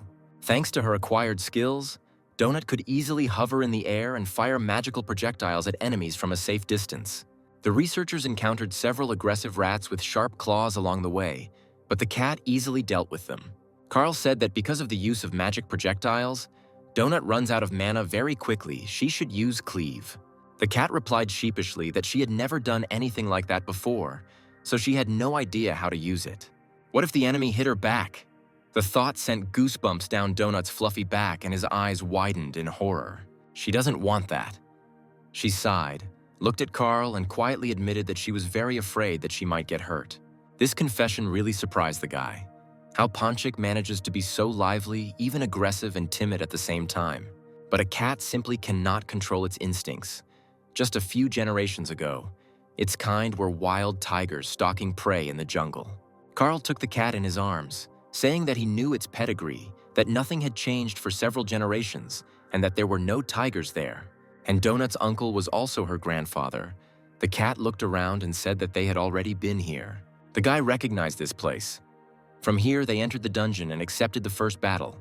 Here, they met the guildmaster Mordecai. The cat wouldn't mind killing a few more goblins, but she didn't think the stairs to the next floor would be placed so close to the edge of the map. She reminded Carl of the diagram shown in the show. Each floor of the dungeon is smaller than the previous one. Maybe they should move east. The boy smiled and told his furry companion not to worry. He had a plan to find the stairs. He looked at the map. They were surrounded by red dots on all sides, which meant there were 3 enemy squads around them. The frightened cat, looking at the map, told Carl in a trembling voice that there were a lot of goblins here. They wouldn't be able to cope with them. And indeed, soon a whole crowd of green goblins jumped out of the 3 arches. The monsters surrounded the dungeon explorers. The sound of motorcycles could be heard. The goblin engineers, their sharp teeth snapping angrily, were riding towards the enemy on iron horses. Donut pressed herself against Carl's shoulder and asked fearfully what they were going to do. But the guy was surprisingly calm. A motorcycle with 3 goblins was already approaching the researchers. One of the green fighters was preparing a club with a pineapple for an attack. The fur on the back of Donut's neck stood on end. In a few more seconds, the wave of goblins would overwhelm them, and Carl hadn't even drawn his weapon. Suddenly, the young man raised his left hand with a green goblin tattoo and shouted loudly at the advancing enemies to stop. Carl had a goblin pass on his forearm, which he had received in the first battle, and now he could move freely around this area. The green goblins hissed indignantly at the man with the goblin mark. Now they could not tear him into small pieces. The motorcycle, which was flying straight towards the dungeon explorers, braked sharply and stopped in front of Carl and Donut. The guy looked calmly at the small, evil green monsters. No matter how much they clicked their teeth, they couldn't touch them anymore. The sudden braking caused parts to fall out of the motorcycle. It seemed the green goblins didn't use the brake system very often. Having jumped off the motorcycle, the goblins decided to confer about what to do. Carl did not understand a word, but stood calmly and waited. He breathed a sigh of relief. The tattoo had worked. Now the goblins weren't shown as enemies on his mini-map. Their color was neutral. Finally, one of the goblins approached Carl and, frowning, asked where the man got this goblin pass mark. The guy knew that this question would definitely be asked when meeting the goblins, and he had been preparing an answer for a long time. But suddenly Donut intervened in the conversation. She said that they blew up their nasty tractor, and the brains of 3 of their friends were smeared on the cobblestones. She waved her paw to the side, saying, "They are a little further away in this area. Suddenly they want to scrape their remains off the floor." Carl whispered a curse at the cat and said that he would be the one doing the talking. What was she talking about? They would turn her into cat meat now. Hearing the cat's answer, the goblin hissed angrily, baring his sharp wedge-shaped teeth. How dare she mock him? But literally the next second, the green monster's eyes lit up, his muzzle turned pink, and he looked at Donut with admiration. Carl reminded the cat that he actually had the tattoo with protection, and she good-naturedly patted him on the head with her tail. Winking, Donut replied, "But she has 37 charisma points, and now let Carl watch carefully." Jumping off the guy's shoulder, the cat approached the goblin and, calling him Sunshine, asked him to answer a few of her questions. The goblin, enchanted, looked at the strange furry creature with a shining tiara on his head. She asked what his name was. The green monster was confused. It turns out he didn't have a name. These goblins were considered lower creatures and they only had roles. Donut purred. What a pity. But this is so inconvenient, she will have to fix the situation and come up with names for these creatures. Standing on her hind legs, she told her first interlocutor that from now on she would call him Bachelor. The cat, purring loudly, named the second goblin, who was sitting behind the wheel of the crumbling motorcycle, Morda. The third green goblin enchanted by Donut also received a name. From now on, everyone will have to call him Murdoch. The 3 young goblin fighters looked at each other in confusion. They felt very strange and did not understand anything. Donut whispered to her companion why they had come here at all. Carl whispered that he needed the goblins to do something for him. The cat tenderly asked the bachelor's darling to take her and Carl to their goblin engineers and inventors of various gadgets. Most likely, these are the gentlemen who wear kitchen utensils on their heads. Donut remembered the evil creature that was chasing her. The goblin bachelor stuttered as he told the cat that he would do whatever the ma'am wished, and turned to show the explorers the way. But Donut stopped him. She didn't like the way her new admirer was addressing her at all. These goblins were completely ill-mannered.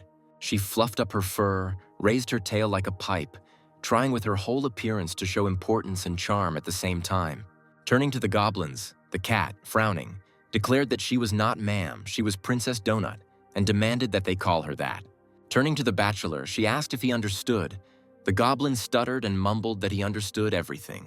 Not hearing her title, the cat bristled and hissed menacingly. The frightened goblin hastened to answer. "Okay, Princess Donut." The squad of goblins obediently moved towards their lair. Carl asked the cat what the hell that was. Did she really know that everything would turn out like this? Donut reminded me about her stats. It's simple. Mordecai said that her charisma would influence the creatures in the dungeon. There are also certain limitations. The cat's charisma affects the inhabitants of the dungeon if their icons are not red, if they are not bosses and not higher level. When they fit the conditions, Donut can control them. She smiled contentedly. She really liked it. The goblin engineers, with cooking ladles on their heads, turned to face the strangers. The presence of the female greatly disturbed them. But Donut's charisma did its job. The green monsters looked at her with oily eyes, ready to do anything. Mordecai had once told her that on the first 4 or 5 floors, she would be able to convince every creature to obey her. Before the Seekers stood a level 5 goblin bombard, an expert in explosives that could strike with destructive force even at long range. Even his fellow goblins looked at the bombard with apprehension, because he always had bombs in his hands that he could throw. The explosives expert looked at Carl suspiciously, like everyone else. He was puzzled why the man had a goblin pass. Having learned that strangers had appeared in the lair, a 7th-level goblin shaman headed towards the researchers of the world dungeon. The goblin shaman is the most revered class in this species, coming immediately after the chieftain and warlord and specializing in torment magic. To graduate from the shaman university, goblin mages must fulfill 2 of 3 mandatory conditions. First of all, they must have sex. This condition is usually fulfilled by everyone first and with great pleasure. The second condition is that graduates must know how to cook, at least to properly brew potions, and maybe even food.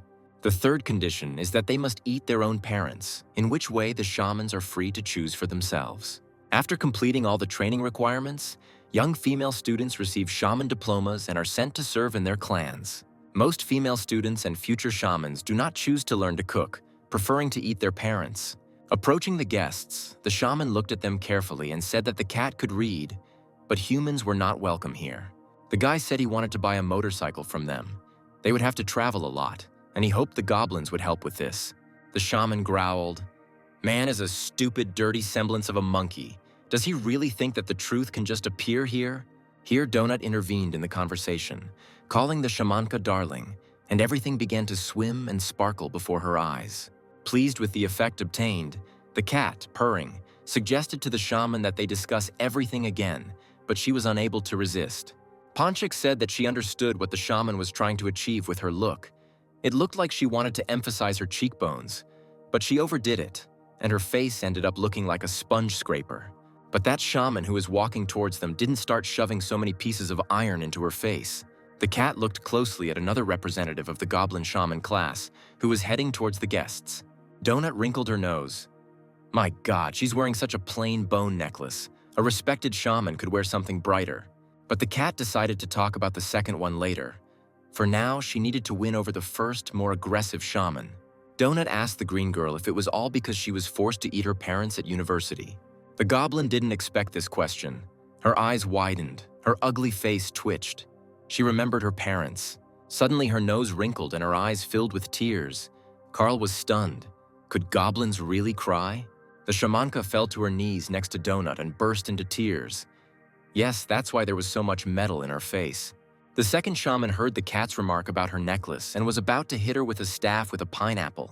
But it was enough for Donut to look into the goblin's eyes and her expression changed dramatically. The cat named the shamans Rory and Lorelei, and now they both cried, remembering their parents eaten alive. Donut asked Rory if she could help them buy the big thing her friend was talking about. The shamanka replied that they couldn't just give away the killdozers, they were very valuable. The leader would kill them for such arbitrariness. But she can make them a human-sized bike with a stroller, which is better than walking through the dungeon on foot. Rory pointed to the motorcycle in the corner that the goblins were racing around the floor on as an example of a means of transportation.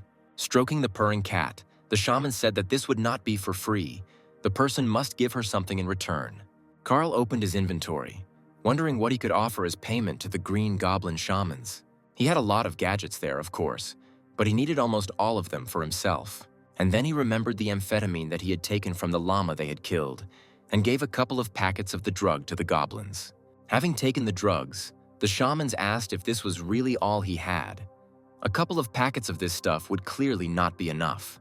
That's all the llama they were supposed to trade with had, Carl cursed. Maybe she was a friend of the goblins. Lorelei tried the resulting amphetamine.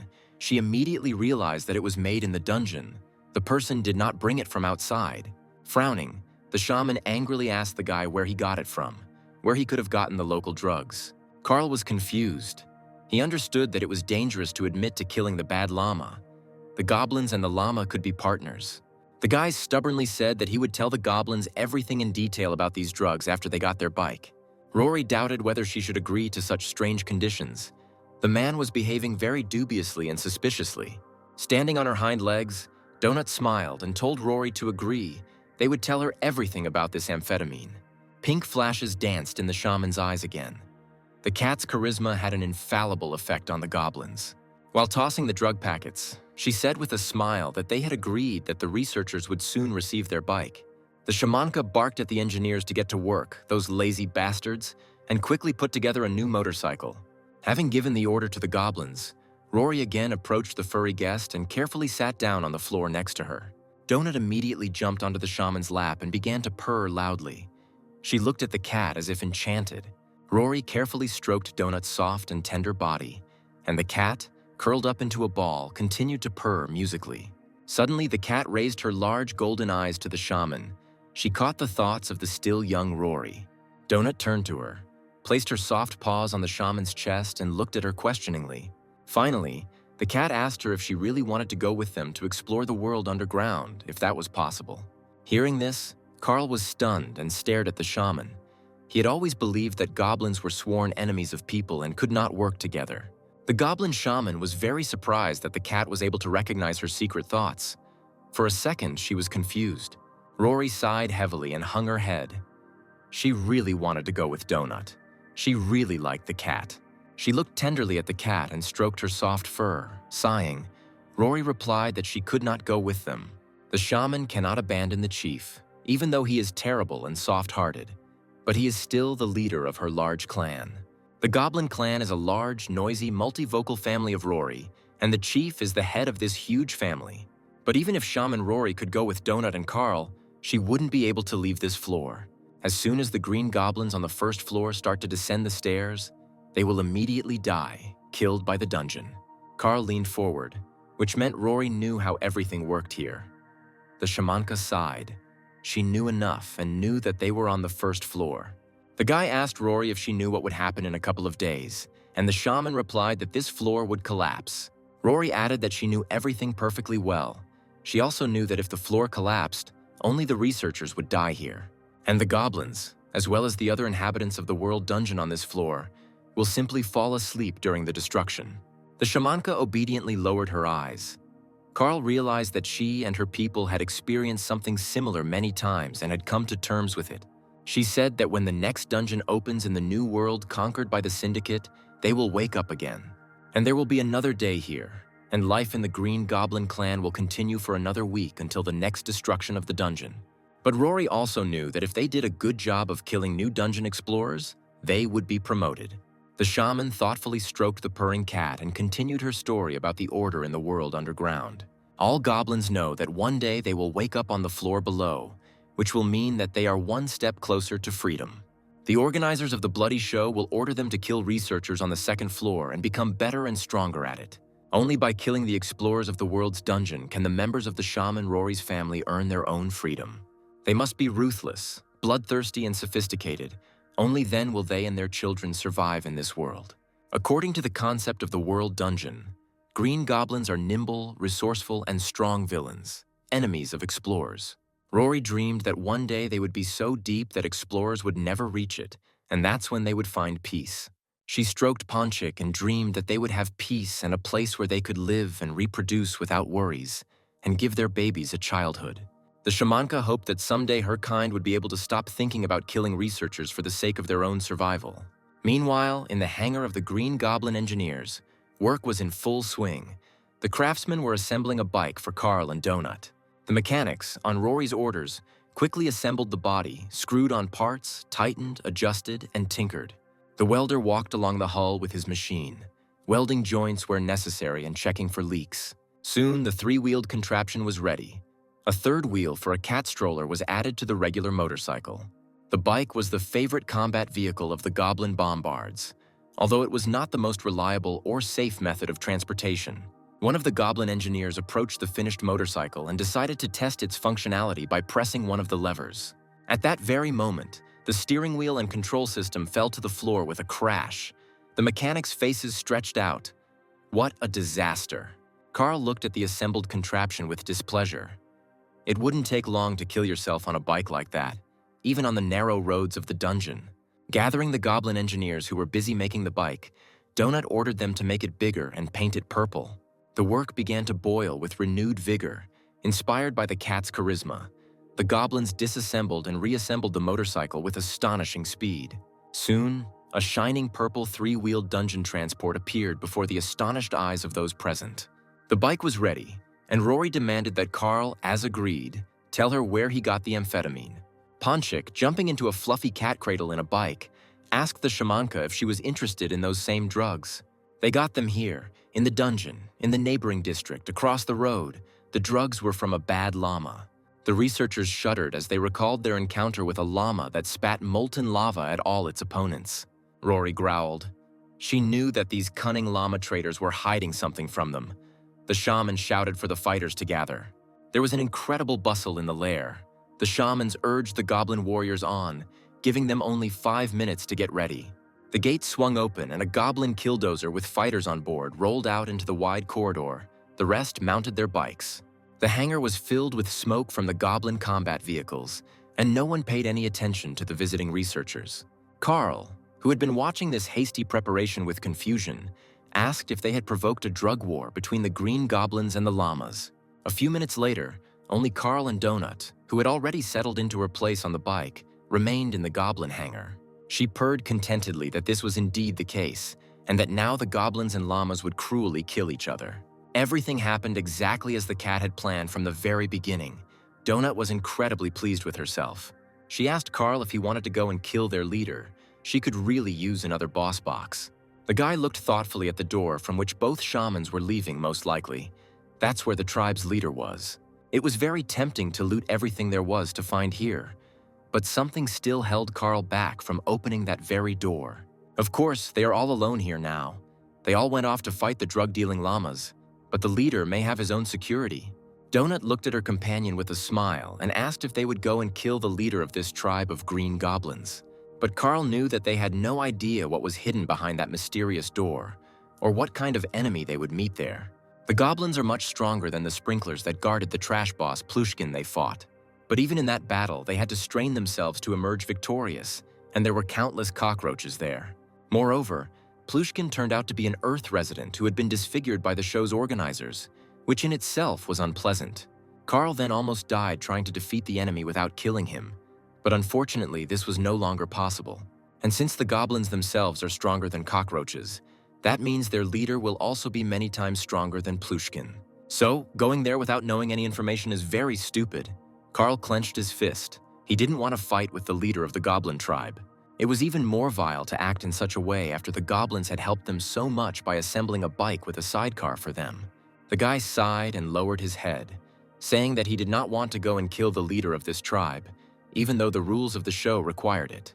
The cat's eyes sparkled with excitement. She smiled and said that everything was working out just fine for them.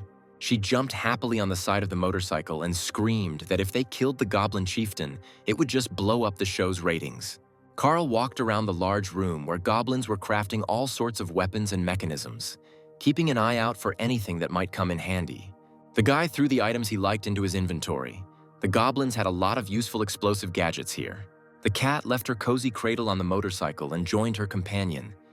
We need to prepare for an attack on the leader. Carl's attention was drawn to an explosive cart with 4 barrels filled with metal elements. This cart was equipped with a remote detonator that set this hellish mechanism of death into action. Carl and Donut peered cautiously out into the hallway to make sure the goblin clan hadn't returned home yet. The guy decided to first move the bike he got from the goblins into his inventory so he could quietly leave this place. Donut asked Carl if he thought Rory and Lorelei would be upset with her if they killed their clan leader. Lifting the heavy goblin thing, the guy replied that the shamans would probably be offended by it, since they trusted the cat so much. Finally, the bike was moved into inventory. Carl wiped the sweat from his forehead and added, Rory seemed to dislike the chief. The guy hoped that they would never know whether they were offended or not. A bike sign lit up in a special inventory compartment, and now Carl could get it from there at any moment. Looking at the cart, Donut asked if this was enough. The cat thought that this would not be enough for the goblin leader. Carl explained that black powder is not designed to cause damage with an explosion, but it does scatter metal well with the blast wave. So if the boss is there, they'll stuff him full of these pieces of iron. The guy doubted that the boss on the first floor was that strong. In any case, if this didn't kill him, Carl didn't know how else he could be defeated. The guy rolled the explosive cart up to the large doors behind which the goblin tribe leader was supposed to be. Carl asked the cat if she was ready. She tensed up, glowed with mana, and replied that she was ready. Donut ordered the doors to open, and they began to slowly swing open, letting Carl in with the deadly cart. The cat carefully peered inside the room. She needed to make sure that the huge leader of the goblin clan was here. Having seen everything she wanted, she whispered to Carl to roll the explosive cart with gunpowder inside. The boy pushed the cart with all his might, trying to speed it up as much as possible so that the leader couldn't stop it. The explosive cart jerked forward, the small wheels barely supporting the weight, pieces of rubber flying off them. Donut quickly jumped back to avoid getting hit by the wheels, and Carl accelerated the cart faster and faster.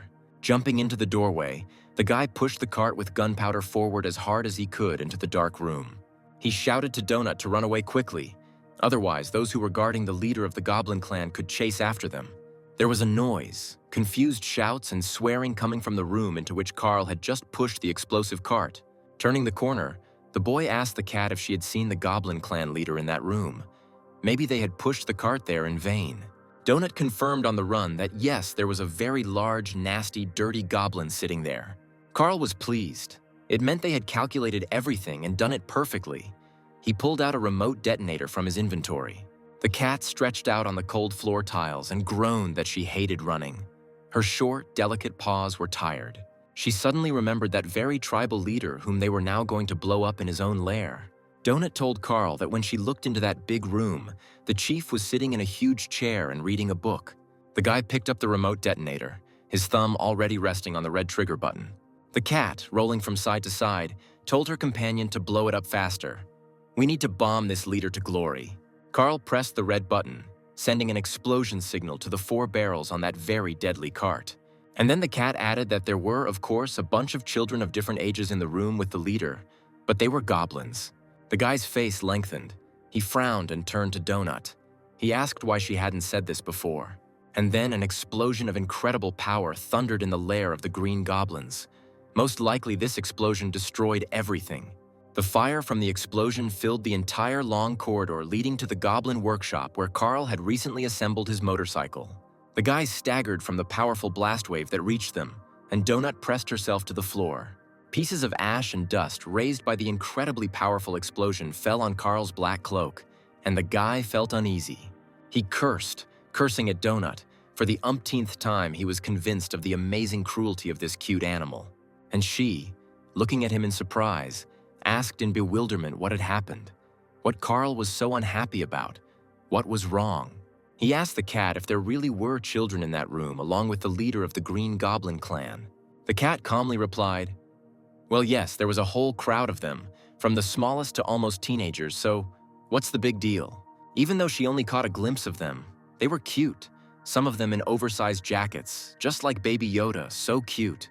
But there, along with that huge goblin, there were not only children, there were also old goblins sitting there. And a little further off to the side, there were also pregnant women, literally about to give birth. They all looked like a big goblin family. It was very interesting to look at them, especially the little ones, who were still so cute and not evil, unlike the adults. Some even had nipples, these green-eyed goblin babies, but they could grow up big and evil.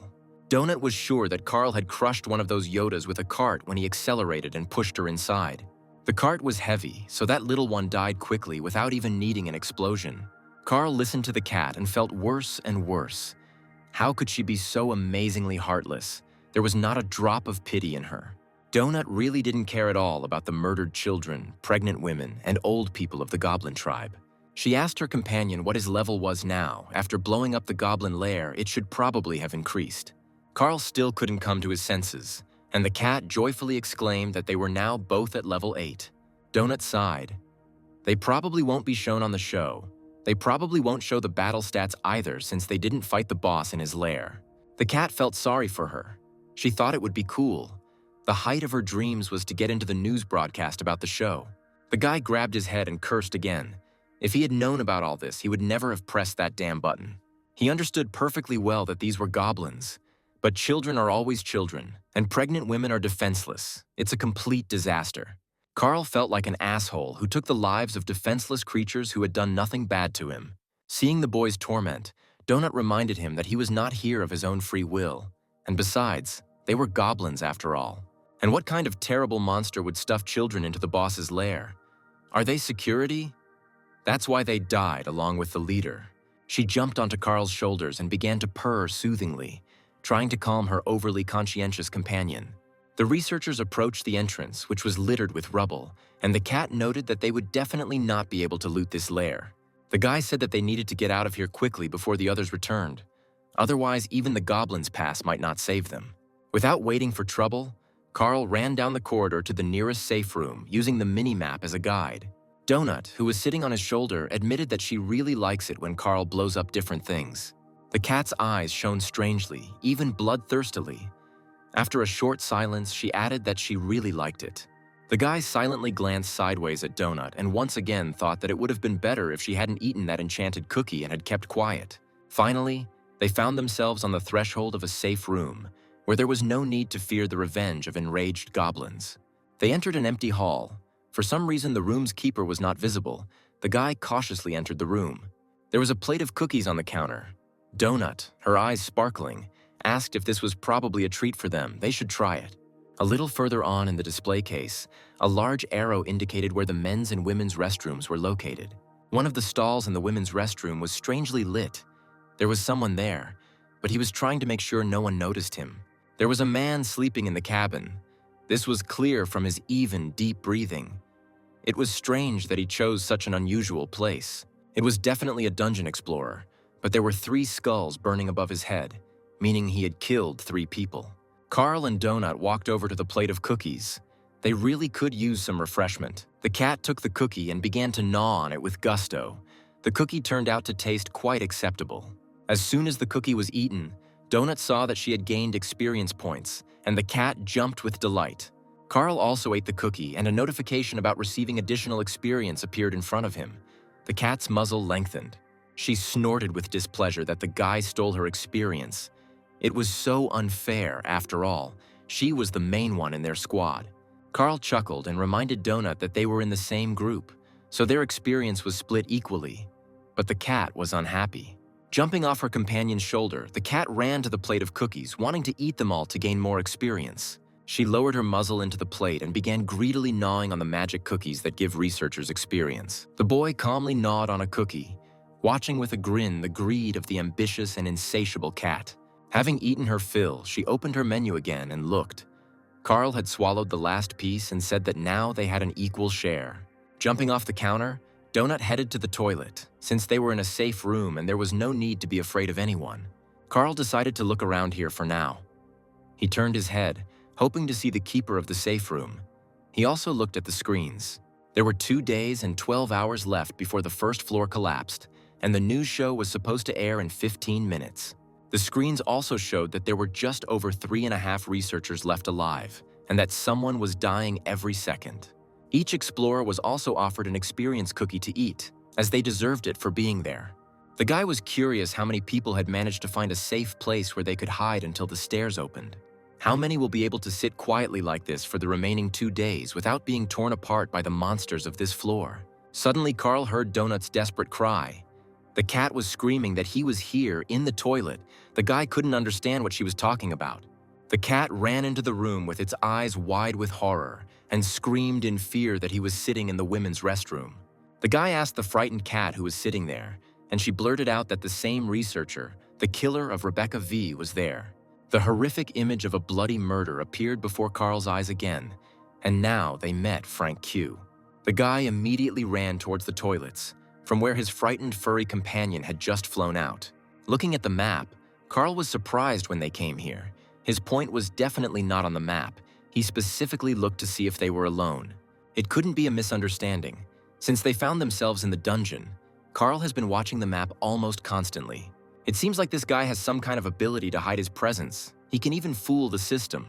Seeing the toilet door opening, Carl braked sharply, a bristling cat standing next to his leg.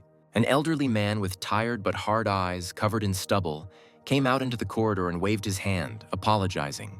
The system showed that the person in front of them was level 8 researcher Frank Q. He was covered in weapons and wearing a bulletproof vest. Q had a large battle axe on his shoulder and said he hadn't meant to scare the boy's little cat. 3 skulls were burning above Q's head. The system reported that 3 researchers had been killed by him. He asked with a smile, "Is it a cat?" Donut puffed up her face and growled menacingly at this man.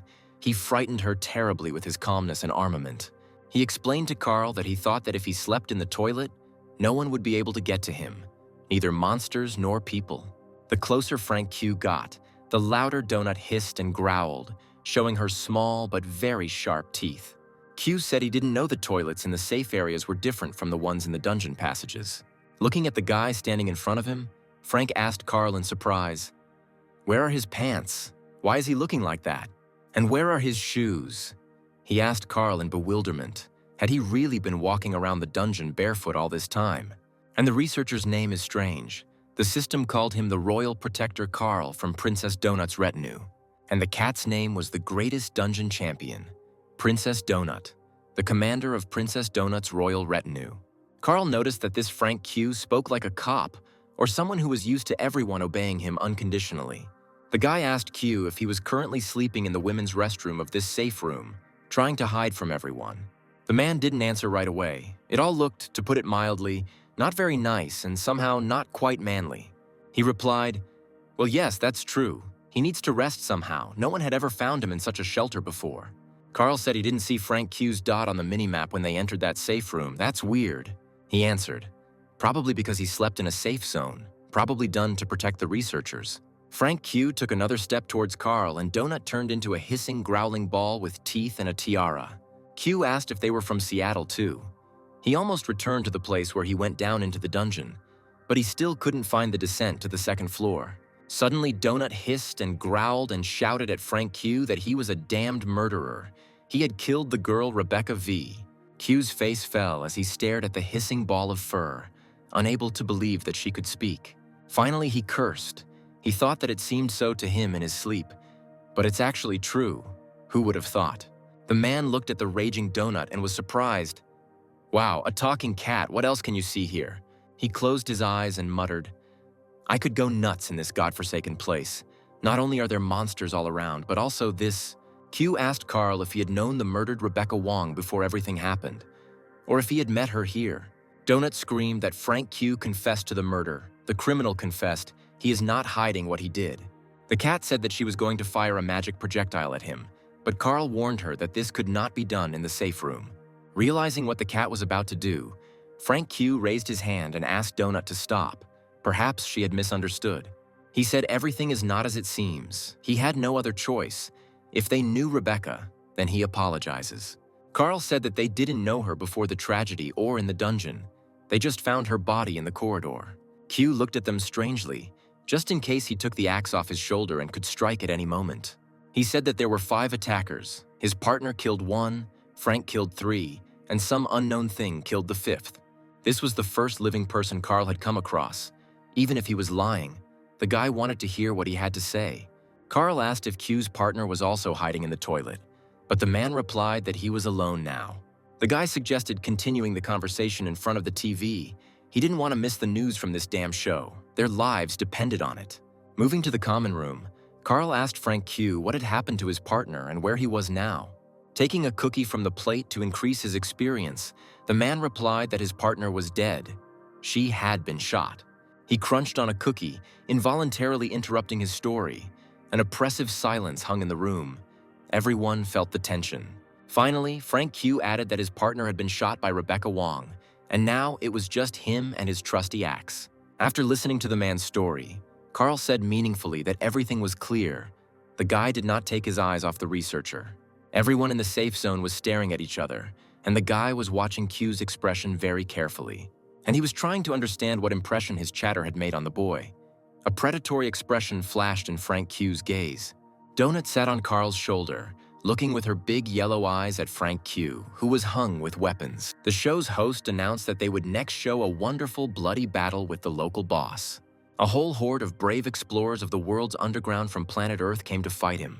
The cat finally managed to go to the toilet and flew into the common room, hearing the voice of the host of the show World of Dungeon Explorers. Jumping up on the counter, she exclaimed in disappointment that they had missed the start of the show's news broadcast. The cat turned to Frank Q and snorted at him. It was all his fault because he was such a jerk he was sleeping in the toilet. Carl sensed that Q was preparing to attack them, which meant the guy needed to act very, very carefully. The only exit from the safe zone is also the entrance through which he and Donut entered. Carl asked Frank Q if he had seen the latest episode of the show, as they had been delayed and hadn't been able to see what it was. He replied that he had seen it and recounted to the guy in detail the contents of the previous news broadcast, who had been recognized and why. There is also a safe room 5 kilometers from here, where Frank Q was able to watch the previous episode of the show. The man gripped the edge of the counter tightly, tensing like an animal about to pounce, choosing the right moment to attack. Carl noticed this movement and was convinced of his suspicions. This scoundrel was going to kill and rob them, like the rest of the people. This man's entire appearance was tinged with cruelty. Most likely, before all these events, he was a common criminal. The guy asked Frank Q to tell him how he got into the dungeon and how he managed to survive when everything collapsed. And on the screen was the most popular show in the universe, World of Underground Explorers, where Earthlings were killed by the thousands for the amusement of the public. Q involuntarily looked to the right and up. He was making things up, Carl realized. Frank had said that he and his partner were working at customs at the time.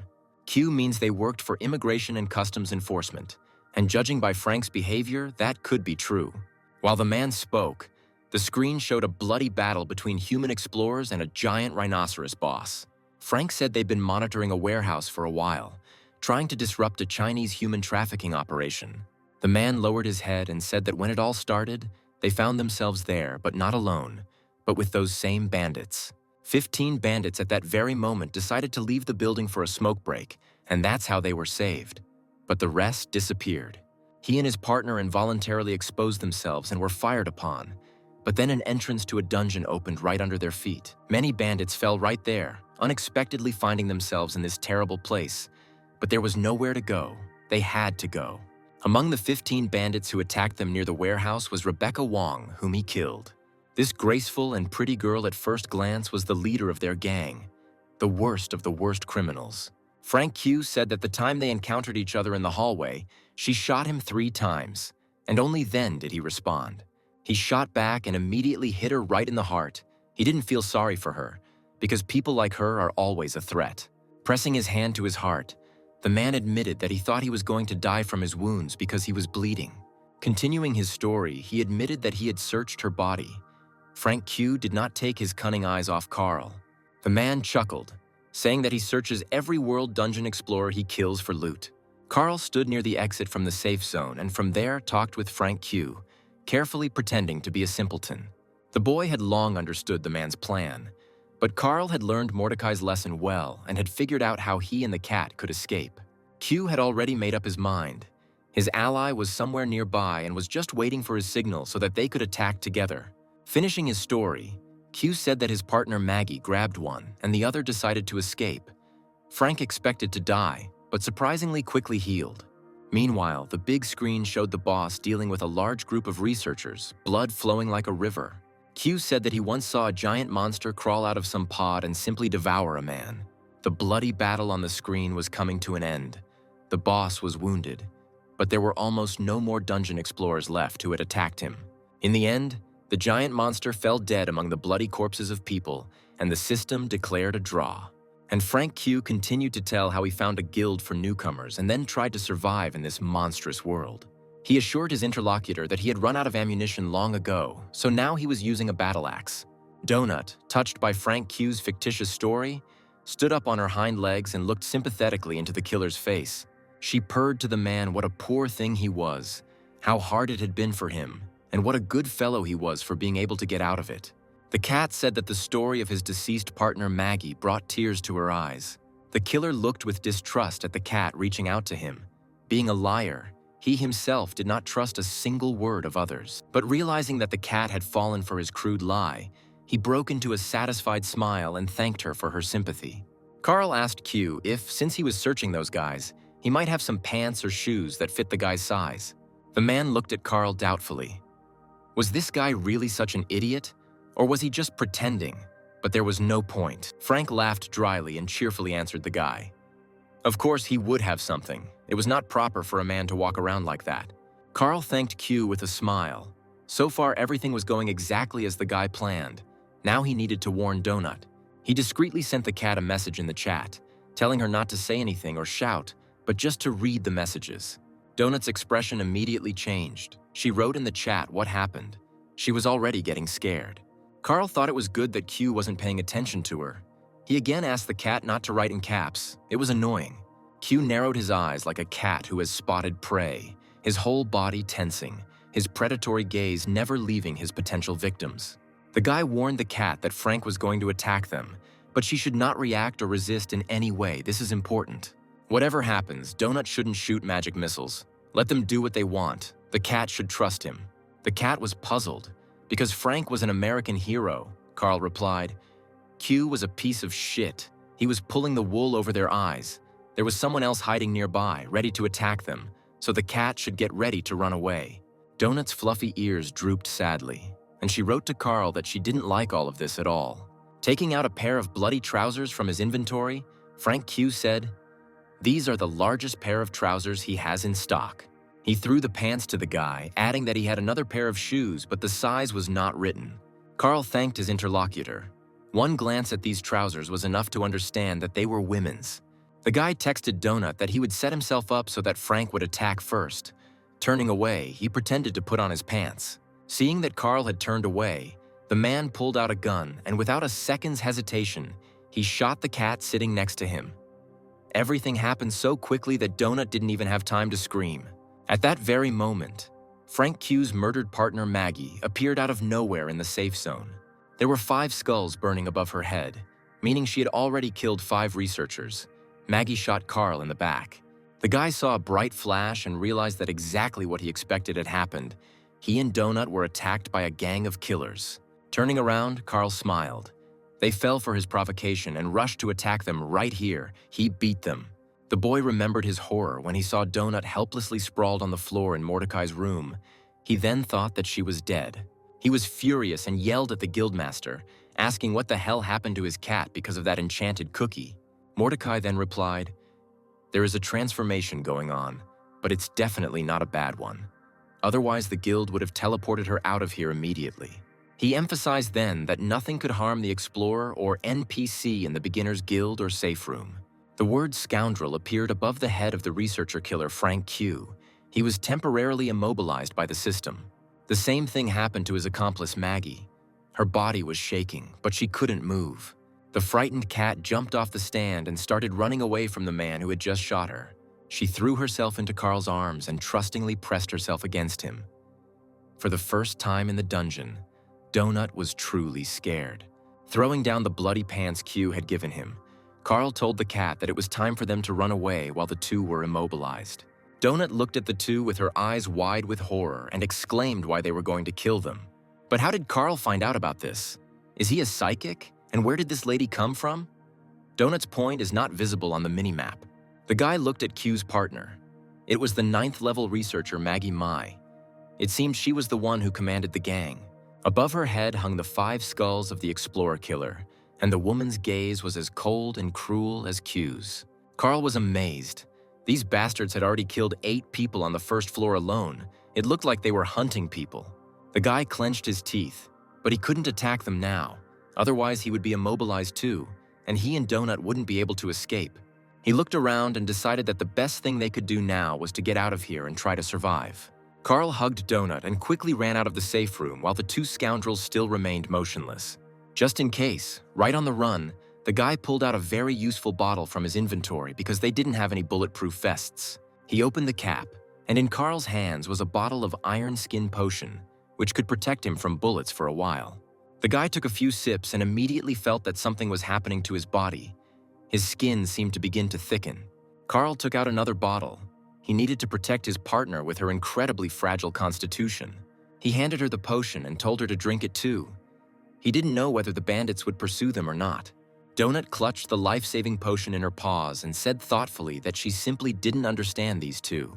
The cat moved the iron skin potion into her inventory to use to defend against attacks. She asked Carl why they were doing this. The guy answered, "Probably to take other people's things, experience, and just for fun." Looking at the map, the cat noticed that there were a lot of red dots on it, but she couldn't see anyone, although they were surrounded by enemies. And indeed, the minimap showed that there were many enemies both to the right and to the left of the dungeon explorers. Carl looked around carefully. He knew that the map was not lying, but for some reason they had not noticed the enemy. Methodically examining everything around, the guy looked up and immediately understood why they did not immediately see their enemies. Right under the ceiling sat a vile creature called a red-faced remora. The system called them crazy kamikaze ravioli. As soon as the researchers reached the first remora, a strange red creature jumped down with a whistle. Carl looked with horror at the approaching monster. The remora was clearly aiming at him. He was confused and didn't know what to do. The red-faced remora lit up as it leaned against the guy's shoulder, and Carl screamed and clenched his teeth, a searing pain piercing his body. Donut jumped off her companion's shoulder and fired at the remora. The monstrous parasite exploded right on Carl's shoulder. The system reported that the knockdown was neutralized by the troll skin t-shirt. Carl cursed how painfully they bite. The cat looked up and saw a couple more biting red parasite suckers. They needed to be killed before they had time to attack. Upon seeing the researchers, the remoras rushed to attack the small, fluffy cat, considering it easy prey. One of the red-faced clingers pushed off the wall and, spreading its 3-fingered paws, flew straight at Donut. But the cat was ready for the monster's attack. She simultaneously fired magical charges at both clingers. The dead enemies lay sprawled on the floor, and Carl and Donut once again ran away from the gang of dungeon explorer killers. Suddenly, the cat stopped and asked Carl why they were running away from Frank Q and Maggie May instead of fighting them. Pointing to the recently killed remoras, Ponchik said that they were strong and could easily handle this gang. But Carl wasn't so sure about this. He also wanted to punish these cold-blooded criminals, but he didn't know if it would work. He remembered Maggie, who had appeared quietly out of nowhere and, without blinking an eye, had shot a stranger. And Frank Q shot at the defenseless cat, which he had just thanked for its sympathy. They have guns, Frank is level 8 just like them, and Maggie is level 9. It's hard to get to 9, so she probably has a lot of skills up her sleeve. Besides, Carl didn't want to have a skull-shaped mark above his head. Even if this couple deserved to die, the rest of the people Carl met would not know about it. Donut sighed. But if they don't stop these bloodthirsty killers, they might hurt someone else. The guy understood that Donut was right, but how could he do that? They survived this time only because the system detained the killers. Carl cursed. He himself did not like retreating, but fighting two experienced cold-blooded criminals is not easy. But if they can't confront them head-on, then they need to come up with another way to defeat them. The guy took a Goblin smoke bomb out of his inventory. It emits a foul-smelling cloud of multicolored smoke for 3 minutes. We need to set a clever trap for these hunters of human heads and objects. It seems they are not particularly bright. Carl can't see the bomb status directly from his inventory, so it shouldn't be displayed in the general information. He placed the smoke bomb in the inventory of the dead remora cat. He looked at the status. Nothing was visible. That's good. The guy decided to check if the fuse was burning, and in just a couple of seconds, the stink bomb's durability status dropped 3-fold. Carl remembered Frank Q. He searched Rebecca completely, even took her clothes, leaving only a fucking apple core. He took out the Goblin dynamite from the storage, which he and Donut had used to blow up the army of sprinklers in the boss's lair. The fuses needed to be lit so that as soon as Q took it out of the repellent storage, the dynamite would explode instantly. People like Frank Q and Maggie May always pocket everything, even the blood-stained belongings of the people they killed. Carl doubted that the mobs would drop dynamite as loot, but if he was lucky, Frank wouldn't even think about it. As soon as he got the dynamite, it would explode, and now it was time for them to go. The cat doubted that Q worked at customs. Carl replied that maybe that was the only thing he didn't lie about. His behavior was like a cop, but everything else he said was bullshit. Frank Q said that he and Rebecca shot each other almost simultaneously, but that can't be true. This girl, Rebecca Vaughn, was level 3. Her inventory system was activated, meaning she had been in the guild. All that was left in her inventory was an apple core, but there had definitely been something there before, since she had completed training in the Beginner's Guild. Carl also noticed how many experience points Frank got when he ate the cookie.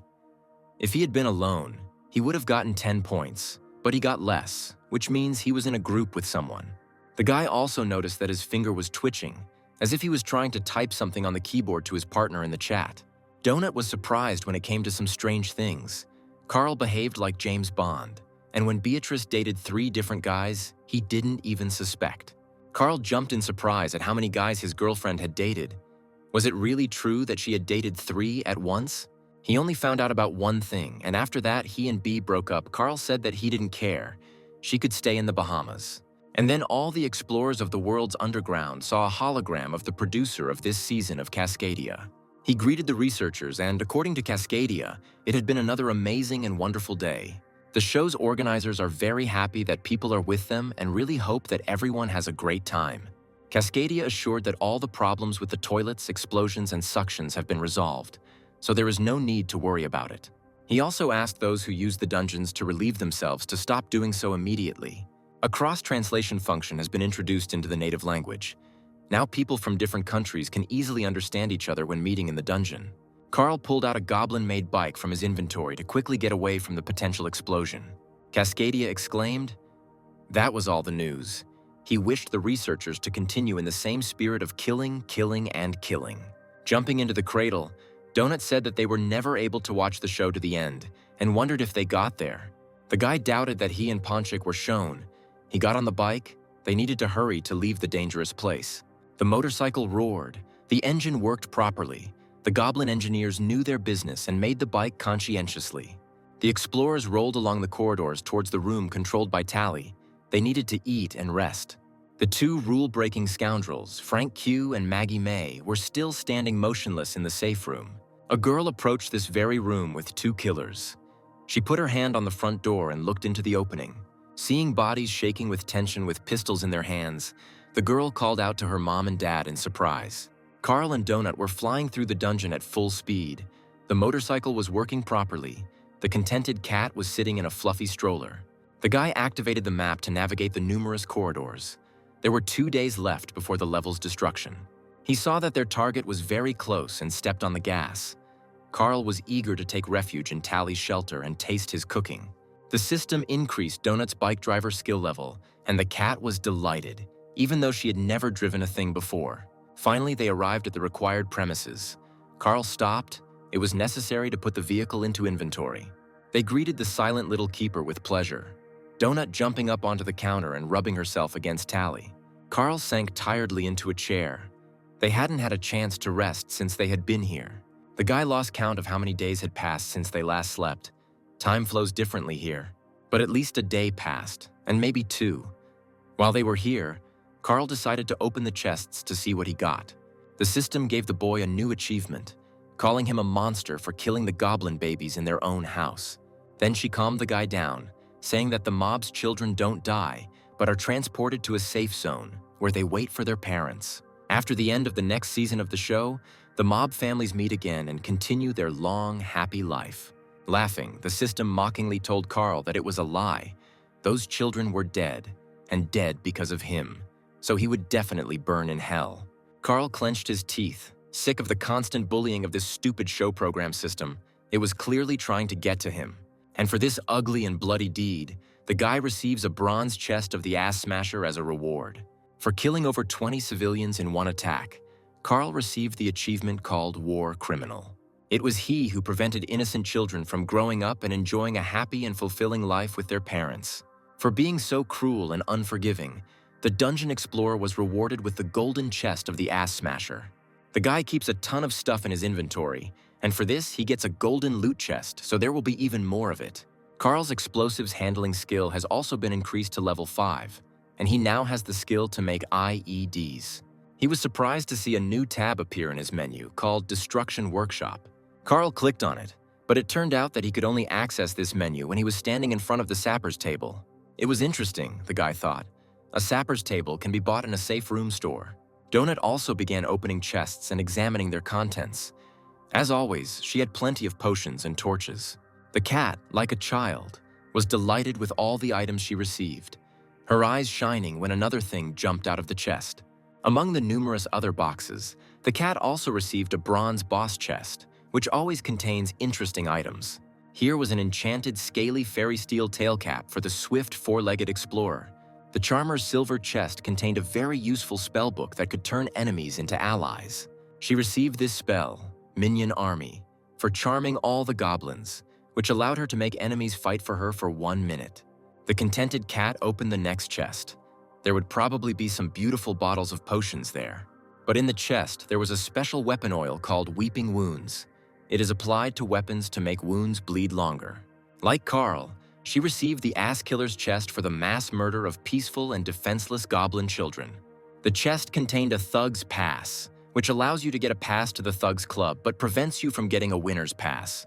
Donut was horrified that a tattoo would really appear on her well-groomed body, but it was simply unimaginable she was not a criminal. She felt a burning pain. The brand dug into her neck to leave a mark in the shape of a dagger. The cat growled indignantly. Donut ran around the room, jumping from table to table, and was indignant at who gave them the right to defile her in such a way. Her eyes were burning with anger. The place where the tattoo was applied was bleeding, and in anger, the cat tore the banners on the walls of the room with her claws. Tired of running, she stopped near Carl and moaned that now there was a disqualification mark on her beautiful body. Donut, her ears drooping sadly, lamented that this tattoo, this terrible mark, had caused her serious harm. The guy tried to calm Donut down, saying that everything was fine. All these marks would come in handy one day, just like his goblin pass had come in handy. Carl hadn't seen Donut this upset since Angel the Cocker Spaniel ate one of her favorite bells. Carl looked carefully at the cat's body. A tattoo was visible among the silky fur. Now Donut had become a thug. To distract her from unpleasant thoughts, he asked if she would like to try on her new enchanted thing. The cat still replied sadly that it would be great, but the thought of a new thing soon took hold of her. When the enchanted scaly fairy tale cap for the fast four-legged friend ended up on Donut, she smiled again. She spun around in front of Carl and asked how it looked, how she looked in it, and whether it covered her crotch tattoo. The guy stroked Donut. The thing doesn't even come close to covering the tattoo, but it looks absolutely great on the cat. The cat frowned. It was a pity that she didn't cover it. And then she remembered about the book of spells. Perhaps it could help. But Donut couldn't use the book because the spell required 50 mana, and she didn't have that much mana. The cat was very upset. She cannot learn such a useful spell now and cannot use it. The guy continued to open his chests, of which he had accumulated a decent amount over all this time. He opened a couple of goblin chests, which usually contained all sorts of explosive goodies that the guy often used. And this time he received healing potions, goblin dynamite, stinking fog bombs, and confusing fog scrolls. The boss's bronze chest contained only one item. Carl received an enchanted ring for his finger. It was a physique ring. It improved his body by 20%. The guy thought that he needed to find something similar for Donut. Having opened another chest of the ass-kicker, Carl received the exact same thug pass in the form of a tattoo as Donut. A bloody dagger sank into the boy's chest. He cried out in pain. This procedure is quite painful. It was not for nothing that the cat screamed. Donut pulled her t-shirt back and looked at the mark, saying with disdain, "Oh my God, how disgusting. And how could they do that?" Glancing at her neck, the cat said, "Miss Beatrice will go crazy when she sees this on her favorite, beautiful, and champion." A skill potion fell out of an inconspicuous-looking box. Drinking it will add an additional level to the guy's value determination skill. After moving his purchases into his inventory, Carl pressed the button to sort items by value. The system quickly sorted all the items, and the guy wondered why he never got pants or shoes. The contented cat ran around the room in her new steel outfit, exclaiming that when she spun, she made a whistling sound. Carl yawned incessantly. He was exhausted and really wanted to sleep. Besides, he considered this place quiet and his body needed rest. After taking a shower, he and Donut settled down on the wide bed in a small but cozy and already familiar bedroom. The cat was still muttering indignantly in her sleep, asking who gave them the right to disfigure her body, and what's more, such an ugly tattoo. In his dream, Carl saw an angry and at the same time sad Rory. She blamed the guy for the death of her family and called him a monster. He knew it was just another stupid joke. The game didn't care that he killed the kids. It wanted him to do it. The room was like it was set up for this. They had to clear out the workshop and they had to blow up that room. It was a trap. Those kids were put there for that specific purpose. They only existed to die. Carl cannot and should not blame himself or feel remorse for the explosion in the goblin lair. Donut was right. It wasn't his fault. But despite all these reasonable arguments, Carl still felt like an asshole. And then he saw an inscription on the ceiling of the AMV. Someone wrote it, "I wonder if this person survived or has already died." The guy reached out his hand to the ceiling with the inscription about where this place came from. For some reason, it seemed familiar to Carl. He clenched his fist, all his muscles tensed. It couldn't be this place. It was from his world, and the aliens wanted to steal it from them. Carl stubbornly pressed his lips together.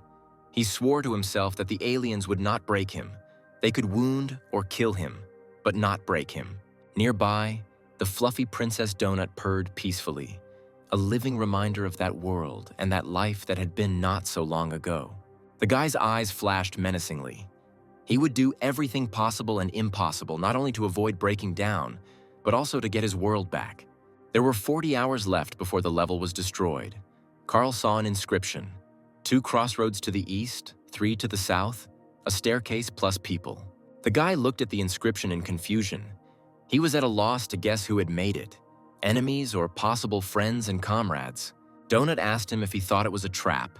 Carl thoughtfully answered, "Maybe this way, maybe that way." He ran his hand over the inscription, and fresh paint remained on his fingers, meaning the inscription had been made only a few hours ago. They decided to take a risk, got on motorcycles, and the researchers headed in the direction indicated on the sign. The road was littered with the corpses of level 4 ice goats, killed by researchers Brandon N. and Chris Andrews. Carl told Donut that they would go look for these very researchers who cleared the way to the stairs for them. The guys stepped on the gas and they sped forward with the wind. Carl couldn't wait to find normal people here. The system reported that Carl's driving skill had improved, and he could now step on the gas with complete confidence. Along the way, the same inscription was found here and there. It seemed the guys were showing the researchers the way to the stairs. The messages were on the walls and on the floor slabs in the corridors. Suddenly, Donut yelled at Carl to stop as they drove. The cat watched the mini-map very carefully. She showed Carl a staircase that had appeared on the map. Although it had definitely not been there before, it seemed to have opened recently. The boy asked the cat if there was anything else there. Maybe he could see anyone nearby, other explorers or monsters. Donut replied that there was something written on the ground. She suggested getting off the motorcycle and reading. After all, it was very dangerous near the stairs. Carl put the bike back in his inventory. They were going to go on foot from here. The guy didn't want to show the transport to anyone. The explorers of the world dungeon slowly and carefully moved forward. Judging by the video, the bosses here are very serious. They saw another sign on the floor. The road is safe. The parking lot is 2.5 kilometers away. They can't go any lower, otherwise the district boss will be activated. Carl cursed. How could they even defeat this district boss? All these monsters were simply terrible and strong. Donut pressed herself against the stone slabs. She felt a very slight vibration, as if someone was approaching them. She told Carl that there was some movement up ahead, but she couldn't yet figure out what it was or whether it was dangerous for them or not. Now the guy, too, could hear noise and a slight rattling of the floorboards far away in the corridor, which meant that someone big and heavy was walking. Soon, dust began to fall from the ceiling, and the dungeon explorers realized that it was definitely not a friend moving towards them. Carl told Donut that whatever it was in the hallway was very fast and extremely large and heavy. He added that this was something very, very big, and perhaps they had never encountered such a giant in the dungeon before. Above one of the entrances, they saw a raised grate. Carl understood perfectly well that this grate would fall as soon as they entered. The guy walked up to the grate and looked inside. It turned out that there were more passages further on, like some kind of labyrinth. Suddenly, they heard something rolling noisily down the corridor right next to them, and a huge brown ball appeared. It rolled right up to the grate where Carl and Donut were standing, and the researchers felt that the ball stank. The guy winced and said that it smelled terribly of sewage. Donut's eyes filled with tears from the stench. She whispered, "It's just awful." Carl suggested looking at the map. Maybe they would find the one who left all these messages with clues. Suddenly, he saw that a very large group of dungeon explorers was moving not far from them. The guy happily told the cat to look at how many people there were. They finally found a large group. Judging by the dots, there are at least 40 people there. We need to go to them. Together, they will definitely be able to break through to the stairs to the second floor. Carl's eyes lit up with joy. He was glad to see people, and Donut was also glad that they wouldn't have to fight the terrible boss themselves. The guy was sure that with that many people, they could easily take down the district boss, although it depended on their level. Turning the corner, Carl and Donut entered a corridor where, judging by the map, there were people. The guy greeted them warmly, but when he looked closer, his face lengthened. He certainly didn't expect to see this here. These were indeed people, and there were a lot of them. Donut turned to Carl in confusion. In front of them were very elderly people, some of whom moved with the help of walkers. The cat whispered, "There are only old people here, some in wheelchairs. With them, they will definitely not defeat the district boss." Carl thought, "These aren't just old people, but oh my God, I love you, Grandpa, but damn, how come you haven't crumbled into sand yet?" A strange old woman sat near a large cart with things and looked around with big, crazy eyes. She muttered that she didn't take those sandals, and there was no need to slander her. She didn't need other people's things. She was an honest person. Carl heard a young voice. Some guy shouted to him, thank God he came to their base. Two young men were walking towards Carl. One of them asked if he had probably seen their messages. Carl answered, yes, they had seen the inscriptions. Level 6 researcher Brandon N., a young man with a hammer on his shoulder and cheerful eyes, waved cheerfully at Carl. Next to him was Level 6 researcher Chris Andrews, and it was these guys who cleared the way for him and Donut to the stairs. Brandon didn't understand why Carl said we. He asked the guy who else was with him. They thought he was alone. The young man saw the strange name of the explorer, but did not understand anything about this. What kind of royal retinue this was? Maybe it was just a joke. The indignant cat jumped off her companion's shoulder and stood majestically before the two young men. She said that we means we. She is right in front of him. Can't this rude guy see her? She is Princess Donut. The stunned guys looked at each other in confusion. It seemed they clearly didn't encounter talking animals every day. Brandon apologized. He didn't understand right away. I saw them and I thought... Carl smiled. They probably thought he was crazy. Meanwhile, the cat is talking, and she may have the highest stats of all those present. Brandon Ann dropped to one knee and gently stroked the cat, saying, "Nice to meet you, Princess Donut." The cat was still unhappy that she was taken for a blank space, and not for an equal explorer of the world's underground. Brandon asked to forgive him if he had suddenly offended such a beauty. He had simply never met a talking cat before. Donut smiled and accepted the apology.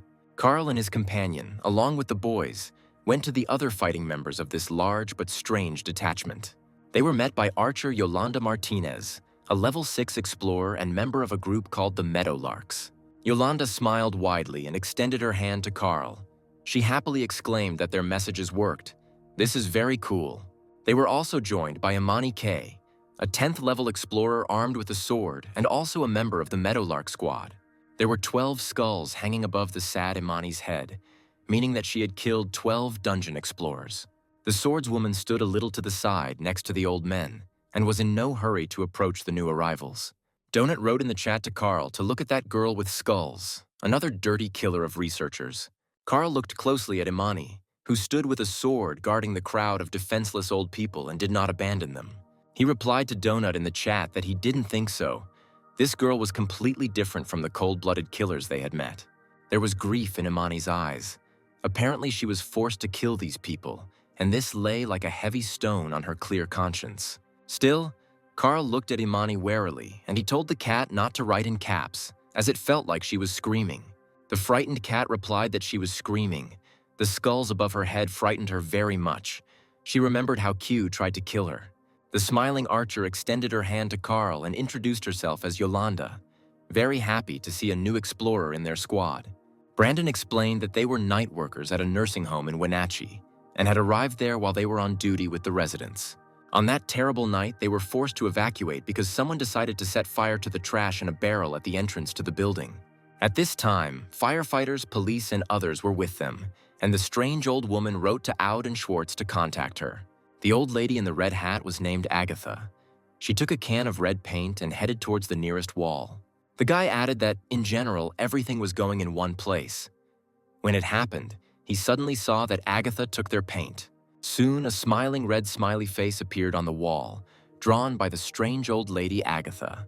It was very strange for Carl to see an old woman wrapped in rags with crazy eyes and a can of paint in her hands. Brandon N. politely told Agatha not to waste the paint. The old woman grumbled that it was her paint. They stole it from her. Brandon reminded her that Agatha had stolen the paint from Stan, and he asked her to just not waste it on nonsense. Chris said most of the cops and paramedics scattered as if they knew the place better. Carl was surprised how they got down. It turned out that Agatha simply took a running start and jumped onto the stairs with a cart. No one knows what she was thinking, but the stairs turned into a long, smooth ramp. Apparently, something really wanted this strange old woman and the other residents of the nursing home to come down here. Carl asked Brandon if he had considered gathering them all in a safe room, which would certainly be more comfortable than the hallway. Donut was surprised to see a cat in the arms of one of the old ladies. The grandmother was constantly petting her furry pet. Chris said the room was already packed, like a summer cafe in the sun, with only enough meth for 30 people. Chris helped the stronger ones get there. There is this gnome there who cooks food for them and sings songs. Carl remembered Tully. Apparently not all babkas are so gloomy. There are more cheerful and younger ones, but it seems they are all very kind. The old people really like that room. There is nothing to be afraid of there. They remember their previous life, their youth, and among themselves they decided that they would never leave there again, that they would all die together in this place to the cheerful songs of the keeper of the room. Now they sit there like they're at a big party, well-fed, happy, and calm. It gives you goosebumps. The guys planned to take the old people to the 3rd floor, thinking that there they could change their class or specialization and it would be easier for them to survive. Carl stared at the toilet, next to which there were pools of blood. He suddenly remembered Cascadia's message about toilets. He asked Brandon if this was really because of the same bug that the producer had talked about, and the guy sadly confirmed.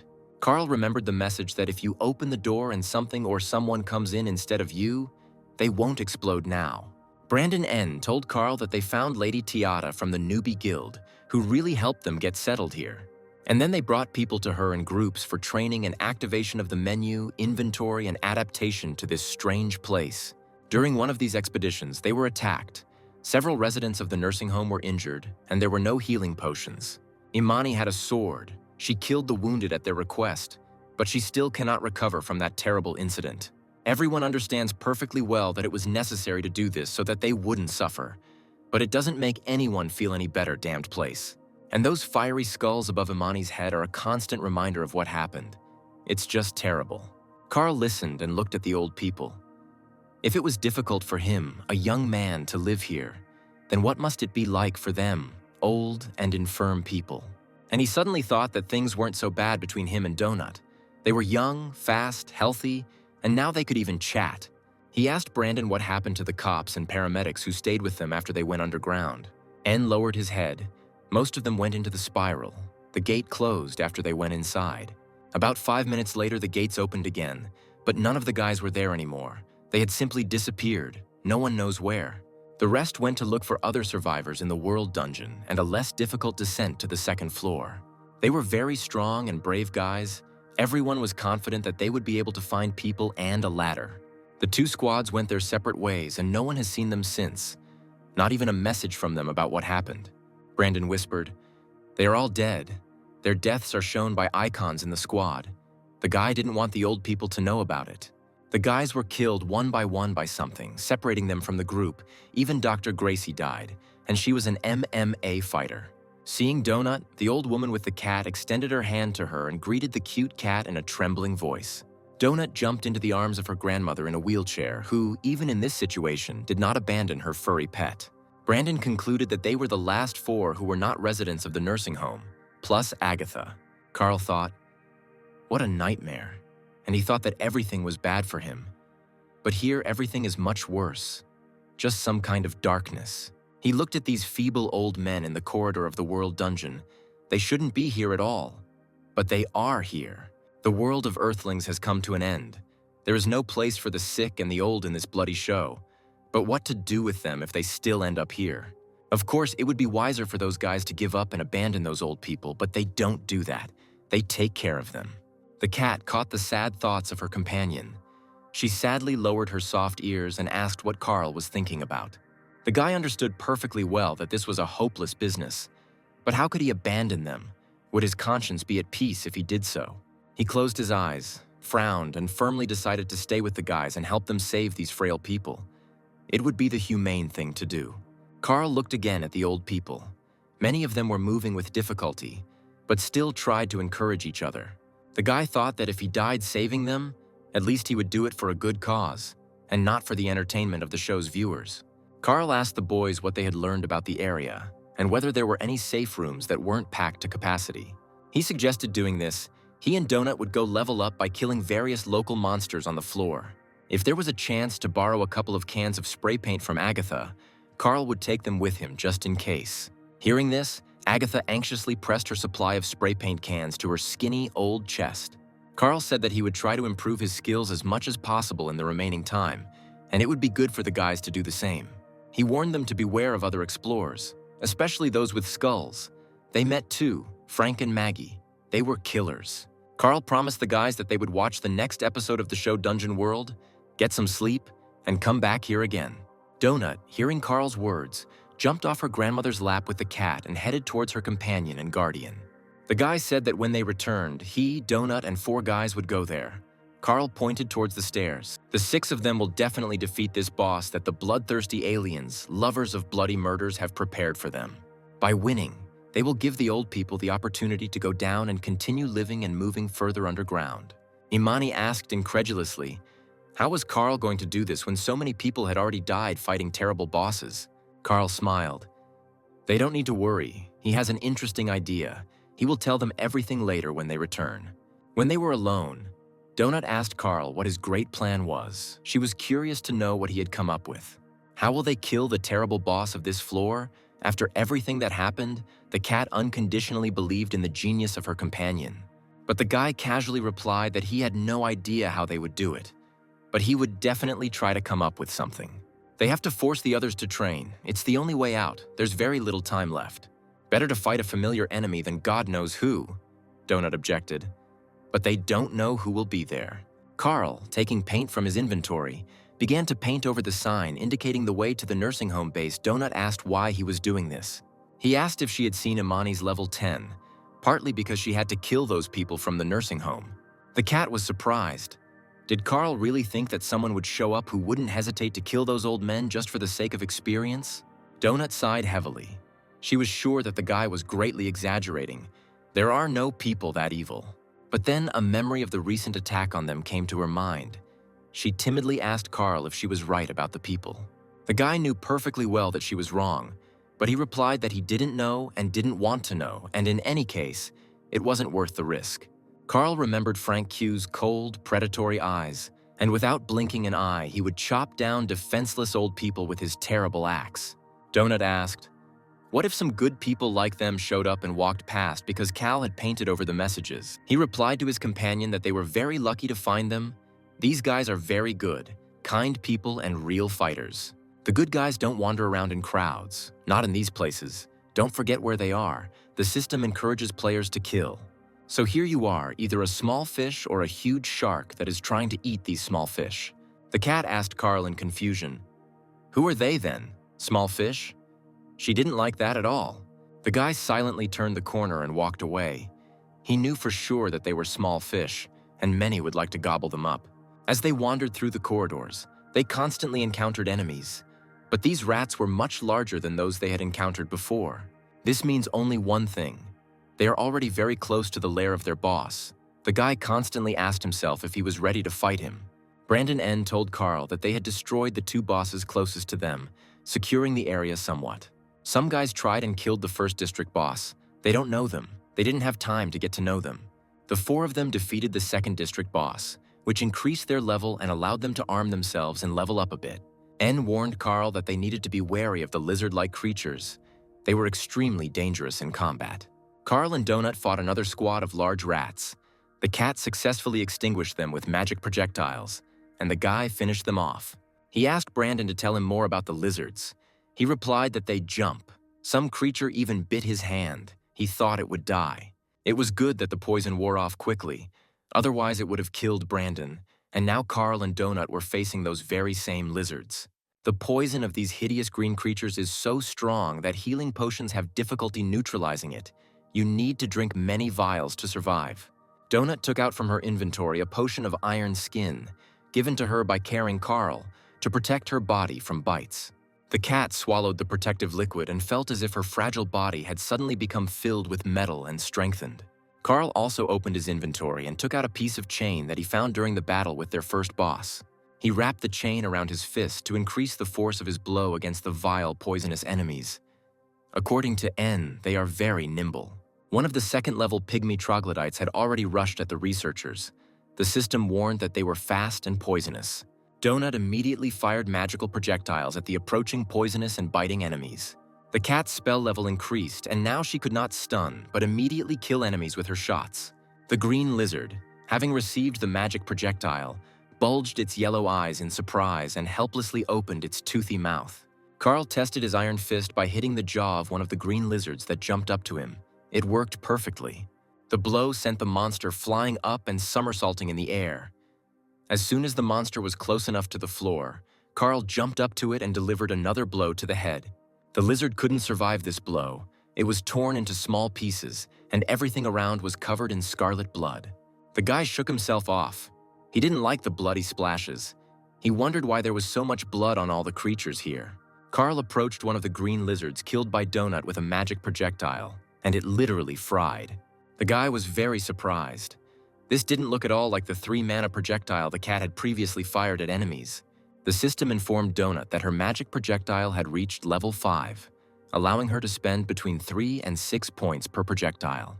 Looking at the stats, Carl saw that Donut's intelligence was now 24, and she could fire as many as 8 projectiles if she reduced the spell's cost to 3 mana. Approaching the roasted pygmy lizard, the cat said that she had spent 6 mana on this green, toothy freak. Carl noted that Donut would probably be able to kill second-level monsters with 1 projectile for 3 mana. The cat objected that if some monster was going to bite off her face, she would fire one projectile every 6 so as not to take any risks.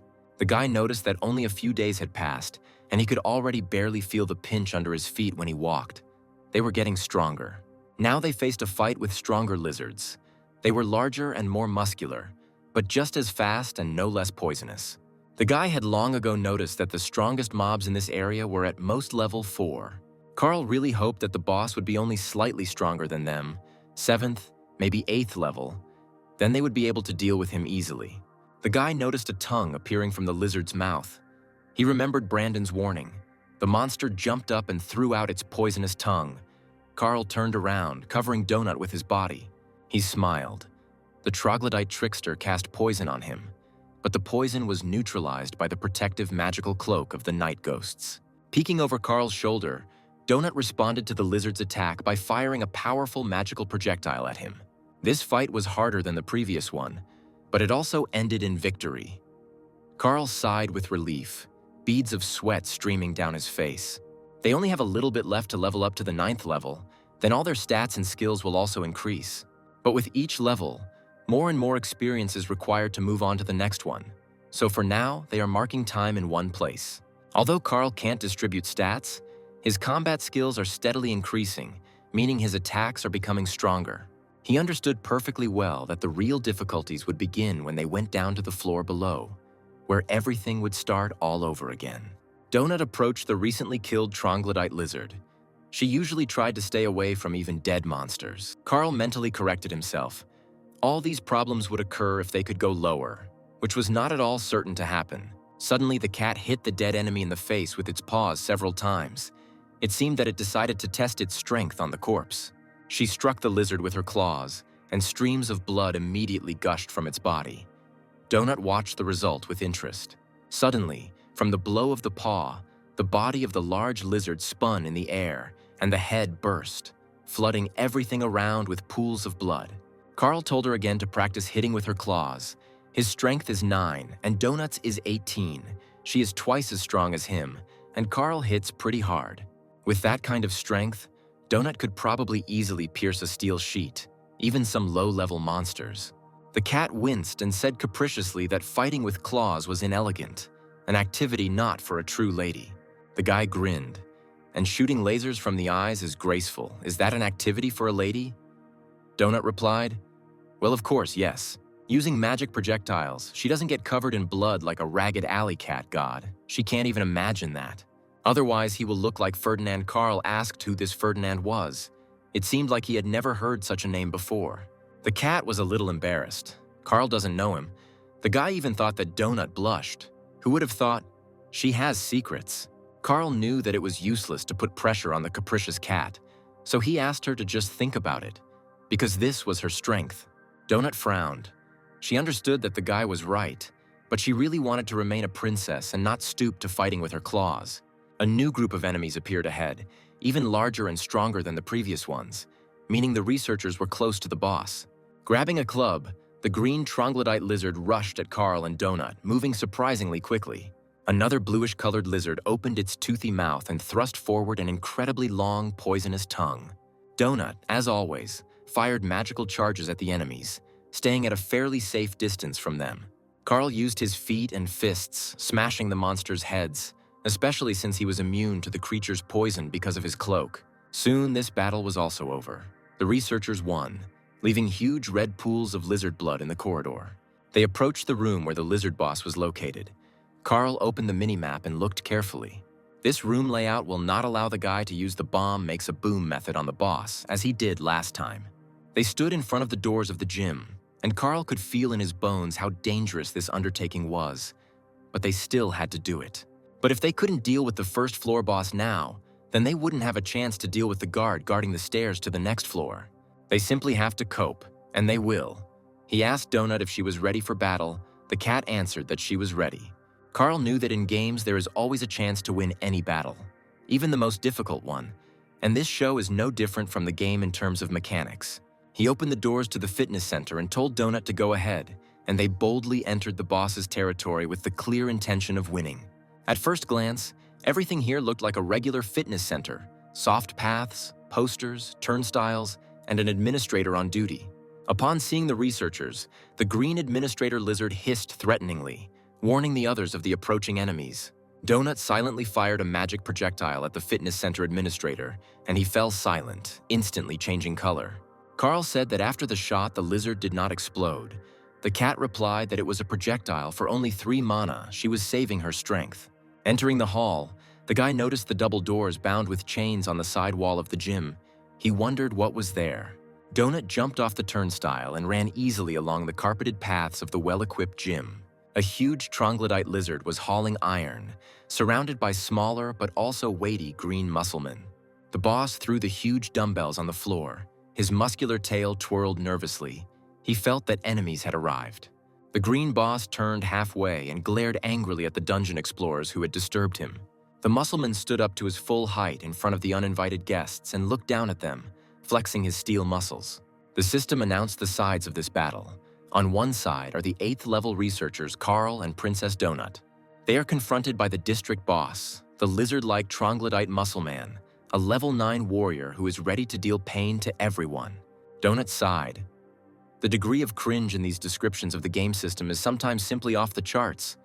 Why all this? Carl, wrapping his beloved chain around his fist, told the cat not to pay attention to it and to stick to the plan.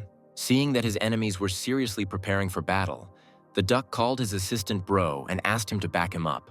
The muscle man picked up a huge disc from his dumbbell. It had its own name. It was the Skinny Destroyer. The lizard boss threw a massive disc at his smaller opponents, capable of taking off both of their heads if it hit. As the disc gained speed, it became engulfed in flames, and soon the object flying toward the researchers burst into flames. Carl and Donut jumped in different directions. The guy cursed, "What a strength. He definitely doesn't have that kind of strength. You have to take that into account." The guy quickly opened his inventory. If this muscle man continued throwing everything in sight, they would have a hard time. He took out a scroll of confusing fog from his supplies. This was exactly what they would need right now.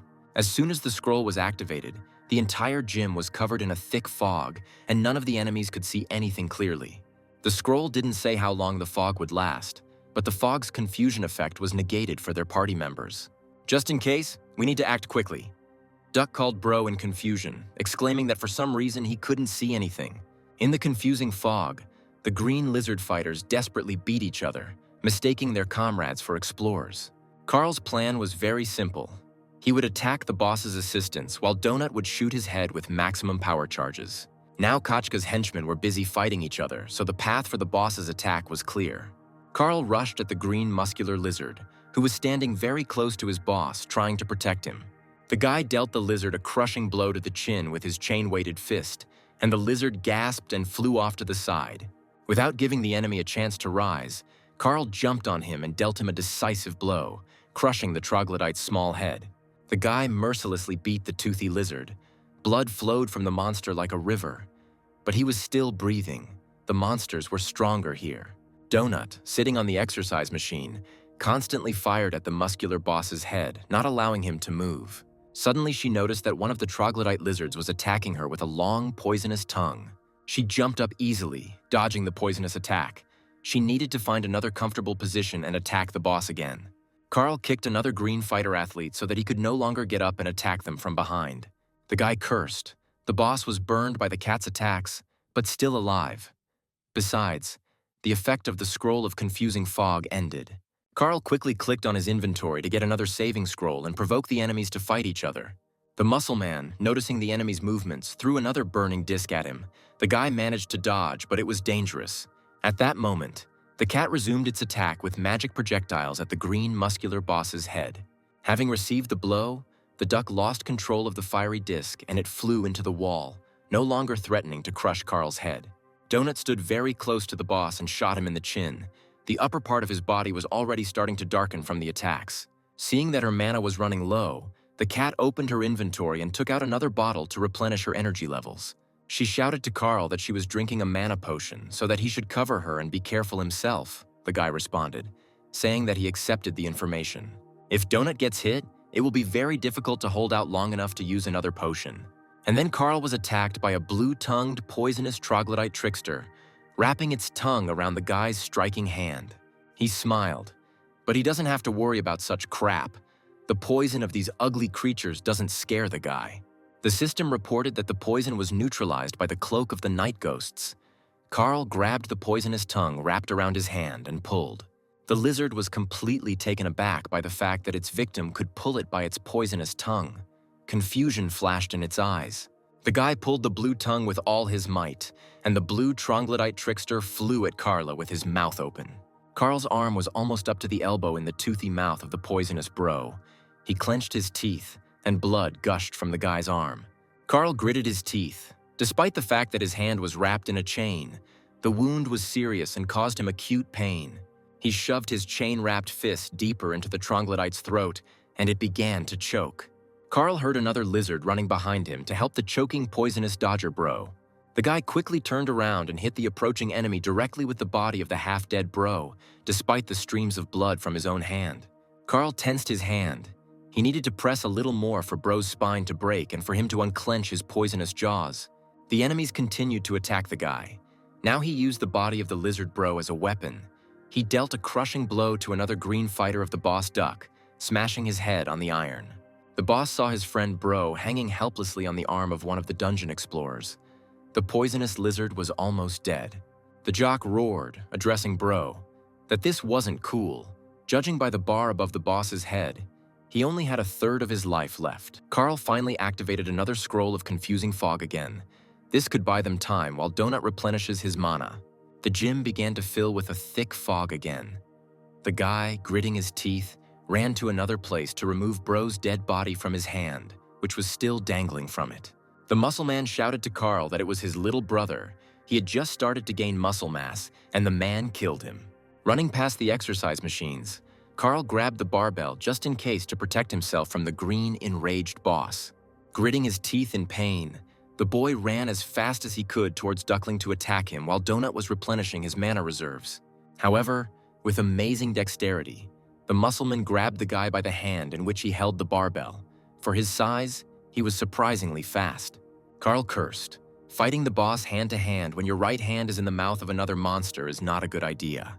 The muscleman grabbed the guy by the throat and squeezed his neck. Despite his weakened health, there was a lot of strength in his muscular arms.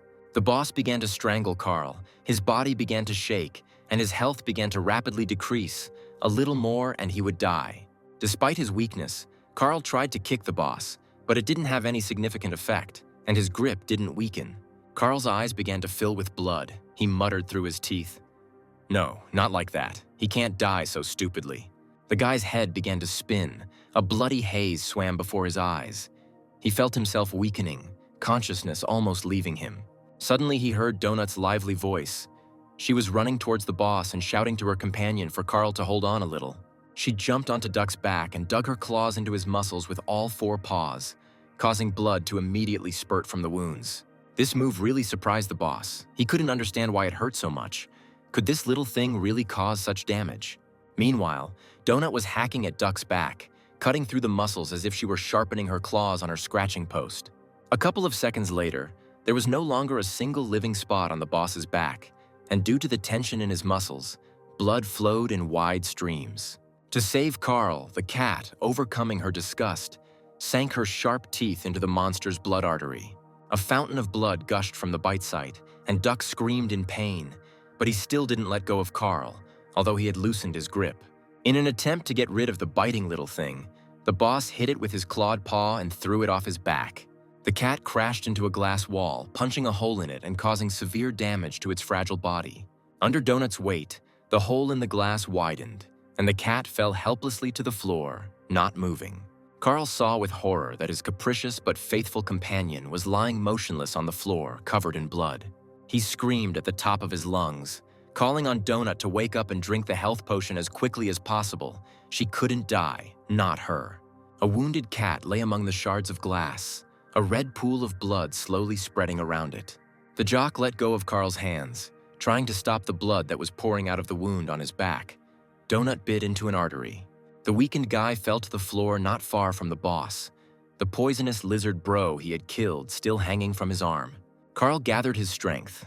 He needed to finish the fight before the boss recovered. There was very little left to finish him off. He pulled his bloody hand, wrapped in chain from the dead bro's poisonous, toothy mouth. The boss was losing strength due to the large number of wounds on his back. Blood was pouring out of him in a huge stream, forming terrible puddles. The guy got to his feet. He was still holding his throat, but his breathing had already been restored. He needed to kill the boss and save the cat. He looked at the bleeding jock, his head already blackened by Donut's attacks, his muscular body covered in blood. The jock, looking at his dead friend, sadly said that he was proud of Bro. He continued to fight despite the pain, and even after death. He tried to stop the bleeding, but the wounds were deep and there were a lot of them, and all of Duck's assistants were already dead. Carl gritted his teeth. He couldn't feel sorry for this monster. He needed to survive and be sure to save his brave Princess Donut. Gathering his strength, he jumped up and struck Duck on the chin with his chained fist. He swung his paws, and the blood gushed out even more. The boss fell helplessly on his back. He didn't move, but the guy knew that his enemy was still alive. Taking a running start, Carl jumped onto the huge muscular body of the jock and dealt him a final decisive kick. Having dealt with the boss, the guy ran to the cat lying on the floor in a pool of blood. He called loudly to her, begging her not to die. Falling to his knees in front of the small body, he again called to Donut, asking what to do and why she wasn't recovering. The life bar above the cat showed that she had only 1 bar of health left. She was almost dead. He extended a trembling hand to her, cursing. He told the princess that she wanted to get into the show. It was time to come to life. After stroking her silky fur, all smeared with blood, Carl asked Donut not to do this to him. The system revealed the winners of this battle, researchers Carl and Princess Donut. But no matter what Carl said, Donut didn't respond. She still lay motionless, and her health bar showed 1 bar. The boy's lips trembled and his eyes filled with tears. He asked the cat in confusion why she wasn't healing. He frantically opened his inventory. He had a pet healing scroll. The guy clicked on it. It should help. The healing scroll was moved from the storage, but the system reported that there was no suitable target.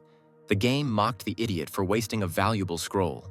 Carl cursed like crazy, but she was still alive, so there had to be a way to bring her back to life. But what was it? He took out a green healing potion and had already opened the cap to give it to Donut because it always helped him. He was about to pour the healing potion from the bottle into his companion, but something stopped his hand, trembling with excitement. Her condition does not change for no reason. There must be a reason. You need to think and take your time. The main thing is not to harm. He remembered that before all this, she shouted to him that she had started taking the mana potion, but the recharge had to finish first. Carl understood that Donut was in a hurry, which meant she probably took the potion before starting her attack on the boss. He didn't know how long ago she took the mana potion. At that time, he was busy fighting the poisonous bro and the rest of Duck's assistants. This means that Donut is still in a mana recharge state, but this is just an assumption. Carl didn't know if she would take damage if he gave her a healing potion while another potion was active.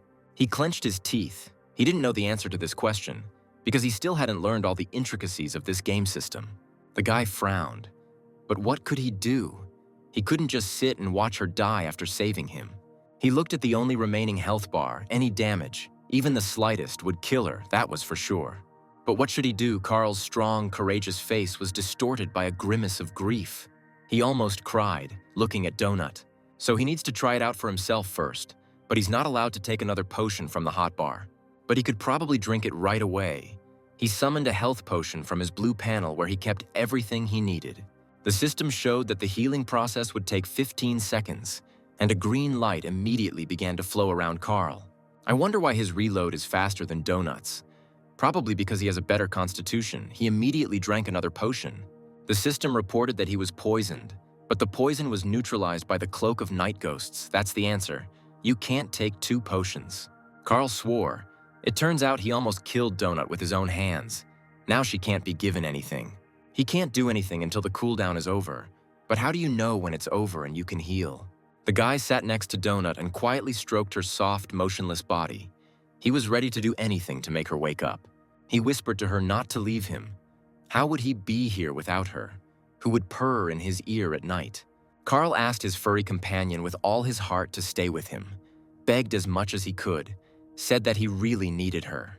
The guy continued to stroke the cat, swallowing back his tears, when suddenly he saw that one of the paws began to glow purple. He was overcome with joy. He realized that her paw had just recovered, which meant Donut was coming back. The health bar started to turn green. It was healing. Carl was ready to jump for joy. Like a child, the cat would stay with him. Great. Donut's eyelids fluttered. She opened her eyes slightly and quietly called out to Carl. She still felt unwell due to her weak health. Everything was swimming before her eyes. She could only make out a smiling silhouette leaning over her. The cat asked in a weak voice if they had managed to win this difficult fight with the 9th level boss, Jock. A satisfied Carl confirmed that everything was fine. It was Donut who had done it. She was such a brave warrior, the envy of everyone. He stroked her and asked her not to move for now, to lie down for another minute until her health was fully restored. Looking over his shoulder at his dead boss, Carl told the cat that she had saved his life and that it was only thanks to her that he was alive. Donut sighed dramatically and moaned that she had been mortally wounded in that hard battle. Saving Carl required the greatest self-sacrifice from her, and now she must die from severe wounds. The cat said she felt her strength leaving her, but judging by the bar above her, Donut's health had almost recovered. Turning to sleep, the cat quietly said, "Her life is slipping away. It has come to an end. Her life will end here and now." She used her claws in the fight, just as Carl said, and she scratched the huge boss's fleshy back with them. And for this reason she died. There was no need to get so close to him, and especially not to bite into his body. Donut added that when Miss Beatrice finds out about her death, she will be very unhappy with Carl for not protecting her. The cat asked that Carl be sure to tell Miss Beatrice that she, Princess Donut, fought valiantly to the very end. And he will also have to find Ferdinand and tell him that she loved him. It was love at first sight. Carl cursed to himself. Who is this Ferdinand anyway? This is not the first time Donut has mentioned him.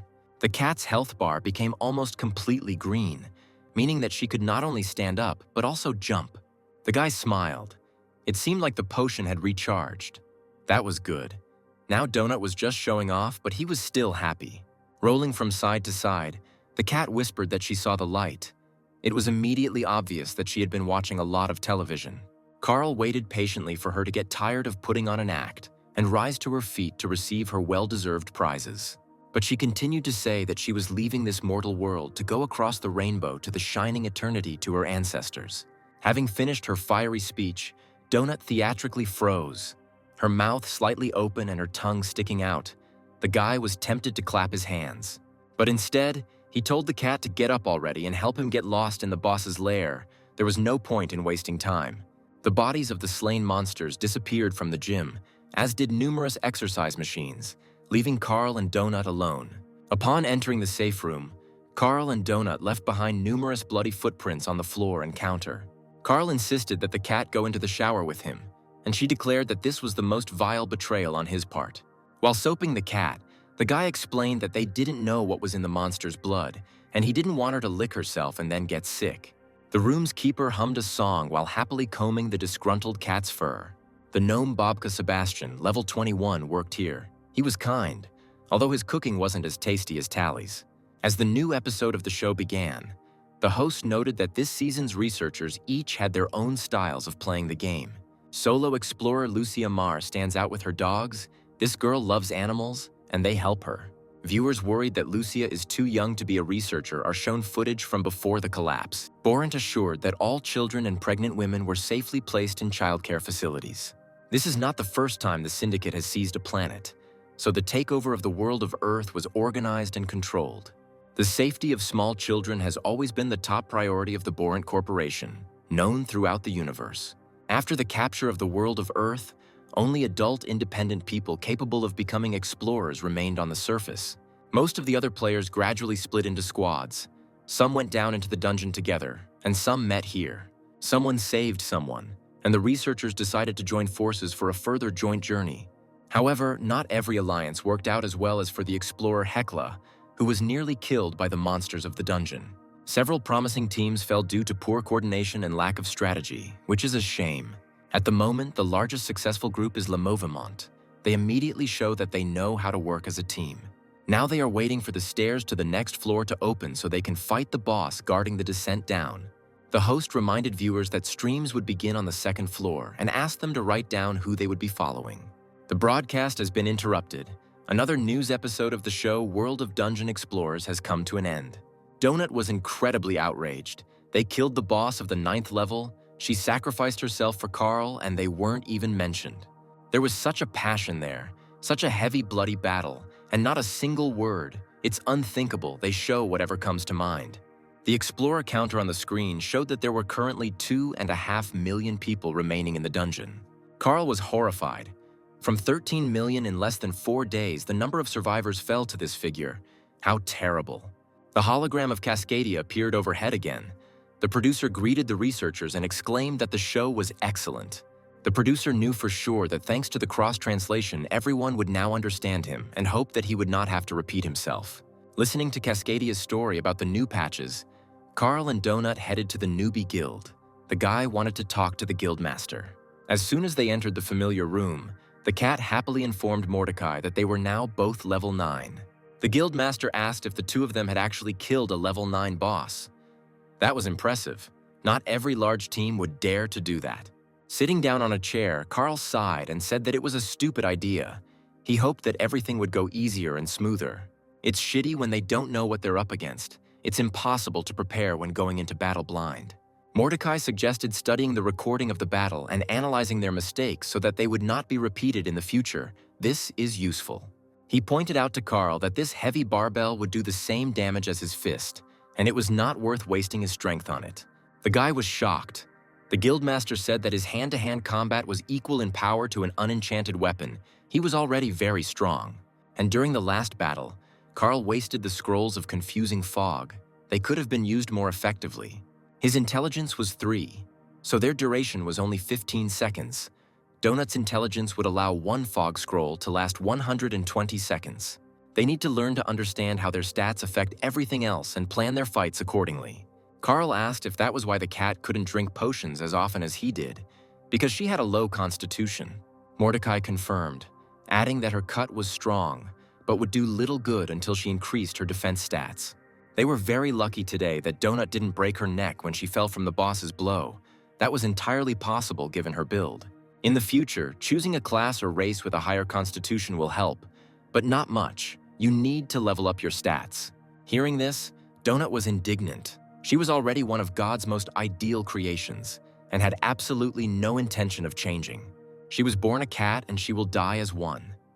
What a stupid assumption that she should become someone else. There are simply no better options. Donut stated that she even insists that Carl also choose the cat race in the future, so he will be more effective. Carl imagined with horror that he was a cat in a raincoat and shorts with hearts, arguing with the naughty Donut. He muttered in response to the cat's statement that he would never become a cat. It would be better to die than to turn into one.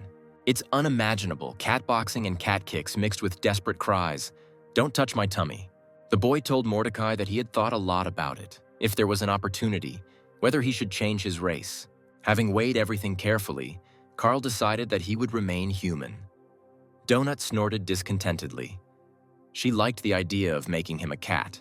The guildmaster suggested moving on, regarding the battle with the Goblin boss. No comment here, they did an amazing job. The Goblins are tough guys, of course.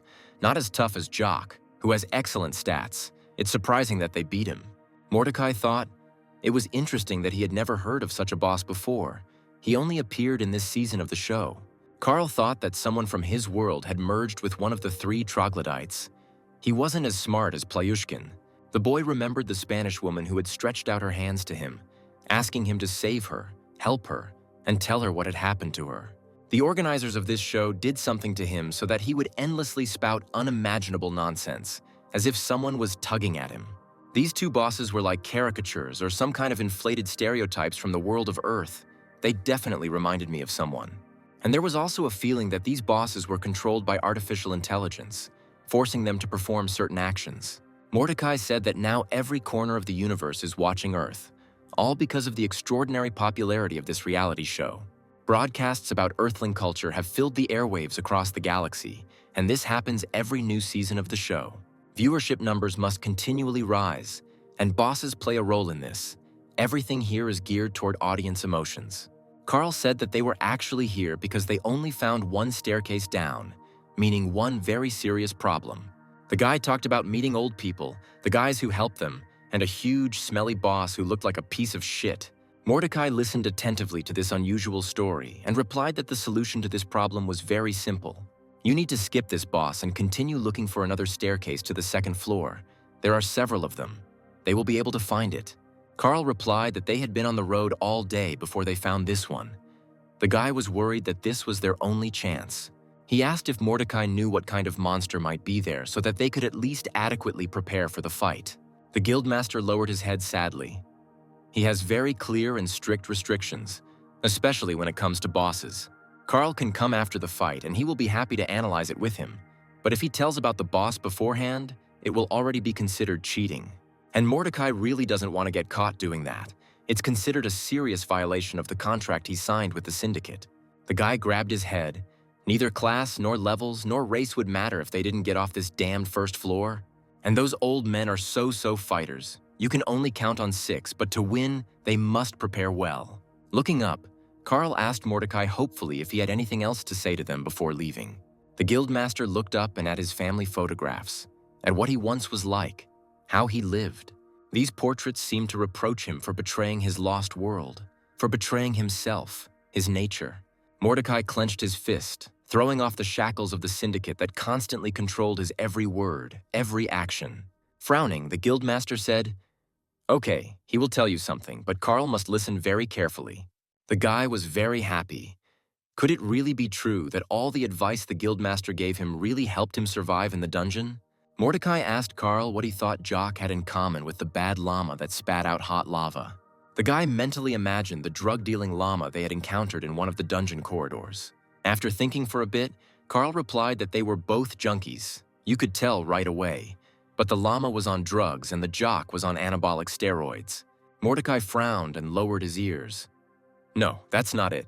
Carl should think better, analyze the fights with them." The guildmaster frowned. He really wanted to help the guy, but he had to learn to draw some conclusions on his own. He asked the puzzled researcher how he killed the bad llama. He needed to remember everything and analyze it. Carl said that he hit her in the throat, where the lava was gathering, and as a result, the boiling lava melted the llama's head and she died. Mordecai asked how they killed Duck. He should remember everything and compare it with the bad llama. This is very important. Carl glanced sideways at the cat with a smile. Donut played with Duck's bloodstream, practically exploding it from the inside, as if she had bathed in a fountain of blood. The cat snorted discontentedly. These memories were extremely unpleasant for her. How disgusting it was to bathe in blood. In protest, she rolled over onto her other side, turning her tail towards Carl. There was no point in reminding her of this horror. And then it dawned on Carl that they both had weaknesses, each their own. But they had them, and having found them, they were able to defeat the monsters. Mordecai smiled. "That's right, good job, Carl. You started thinking in the right direction, analyzing your enemies. There was a vulnerable area on the llama's throat. Sometimes these areas are obvious, sometimes not. Maybe you need to look more closely. Take the hoarder Plyushkina, for example. Now they know that her vulnerability was the cockroaches crawling out of her mouth. If Carl had been able to kill even one before hatching, the second would not have escaped from the throat, resulting in a jam. The guy added that in this case she would have suffocated, and there would be no need to strangle her with that very long chain and finish her off later." Mordecai exclaimed, "That's right. You need to look for a vulnerability and try to exploit it. There are always clues, and there will be clues. You need to look for them." Carl wondered what they knew about this district boss and where to get these clues, while Donut decided to open the chests she had received. Looking at the contents of the chest, Donut grimaced in displeasure. She was once again presented with a whole mountain of torches. Turning to Mordecai, she said plaintively that her chests were broken, and they contained all sorts of junk that she didn't need at all. The cat looked at the 12 scrolls of healing with displeasure. Carl noticed that these were good. They didn't require an access code, and they would be able to heal each other. Donut also received a bronze chest for defeating the huge, scary green boss, Jock. The chest also had a tail. She was very happy. Such chests usually contain all sorts of cool magical things, spellbooks, for example. It was the same this time. Donut was incredibly happy. Finally, there would be a magical upgrade in her skills. She immediately grabbed the book and began to absorb the information. Carl said that she should have at least read the description first. Mordecai reassured him. "This magical skill is good and very useful. It is often called blink in a puddle. Donut can teleport himself and up to 3 other people within his line of sight, which is very convenient and can save lives. There's a 10-second delay between cast and activation, so you can't spam it, but it's still a good skill. The cat rubbed itself against Carl's leg and, purring, asked what he had gotten, whether there was anything new and interesting. Carl's kicking skill has reached level 6. Now his kicks do even more damage, just like his fists. For killing 2 mobs by smashing their bodies against each other, the guy received a golden fighter's chest as a reward. He, like Donut, got a strongman's bronze chest, which contained a hat and a bunch of useful healing items, packages, potions, bandages, and other necessary little things. He also received 100 enchanted bloodlust shurikens. If you damage a monster with these things, the damage against similar monsters will increase by 8%. Carl wondered if these 8% of the initial damage were considered. Then it would be very little, or 8% of the total damage, in which case the arithmetic becomes more interesting. Mordecai looked at the description and explained that the calculation is based on the final damage, meaning that each subsequent hit will scale. It's a shame they're so fragile. The guy's face lengthened. His arms would fall off from throwing them. There are 100 of them, but they are fragile. It turns out he will only have one good moment for them. Carl opened the next box. He already knew that it would most likely contain some special potion. Opening the chest, he saw that he had again received a golden potion of determining the value, the same one that had already dropped last time.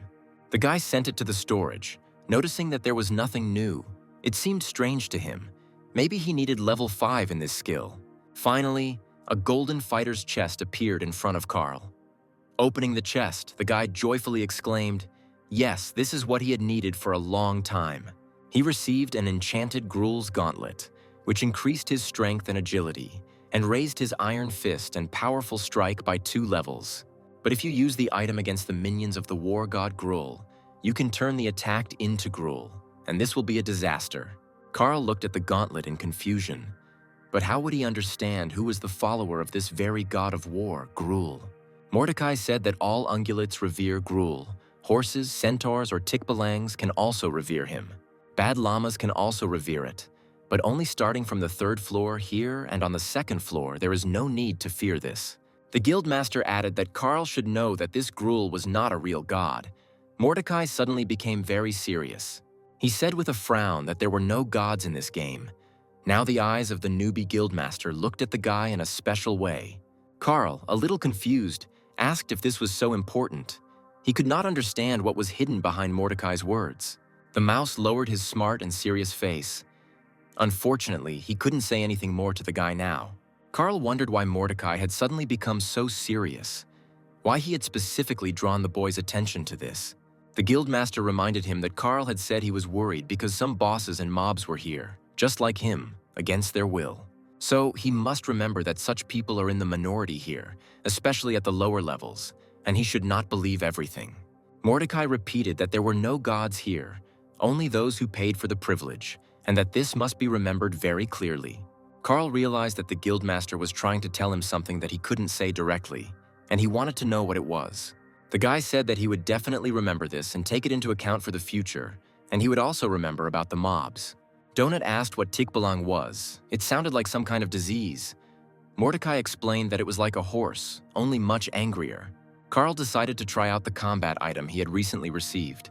He clenched his fist to activate Gruul's gauntlet. Soon, an impressive-looking glove with spikes and fastenings for hand protection during combat appeared on his hand. He laughed. The benefit of this item was obvious. Now at least he wouldn't break his fingers during fights with a strong opponent. As soon as Carl unclenched his fist, the glove disappeared from his hand. As if it had never been there, the guy was sincerely delighted. This is so cool. Donut asked if Carl remembered. She had told him many times that he looked very funny. So here she was repeating it again. Kat asked Mordecai's sweetheart if there was an achievement for the most ridiculous outfit on the show, which would be perfect for Carl. The guildmaster replied that there is something similar. After the main episode of the show, there will be a section called Invited Guest.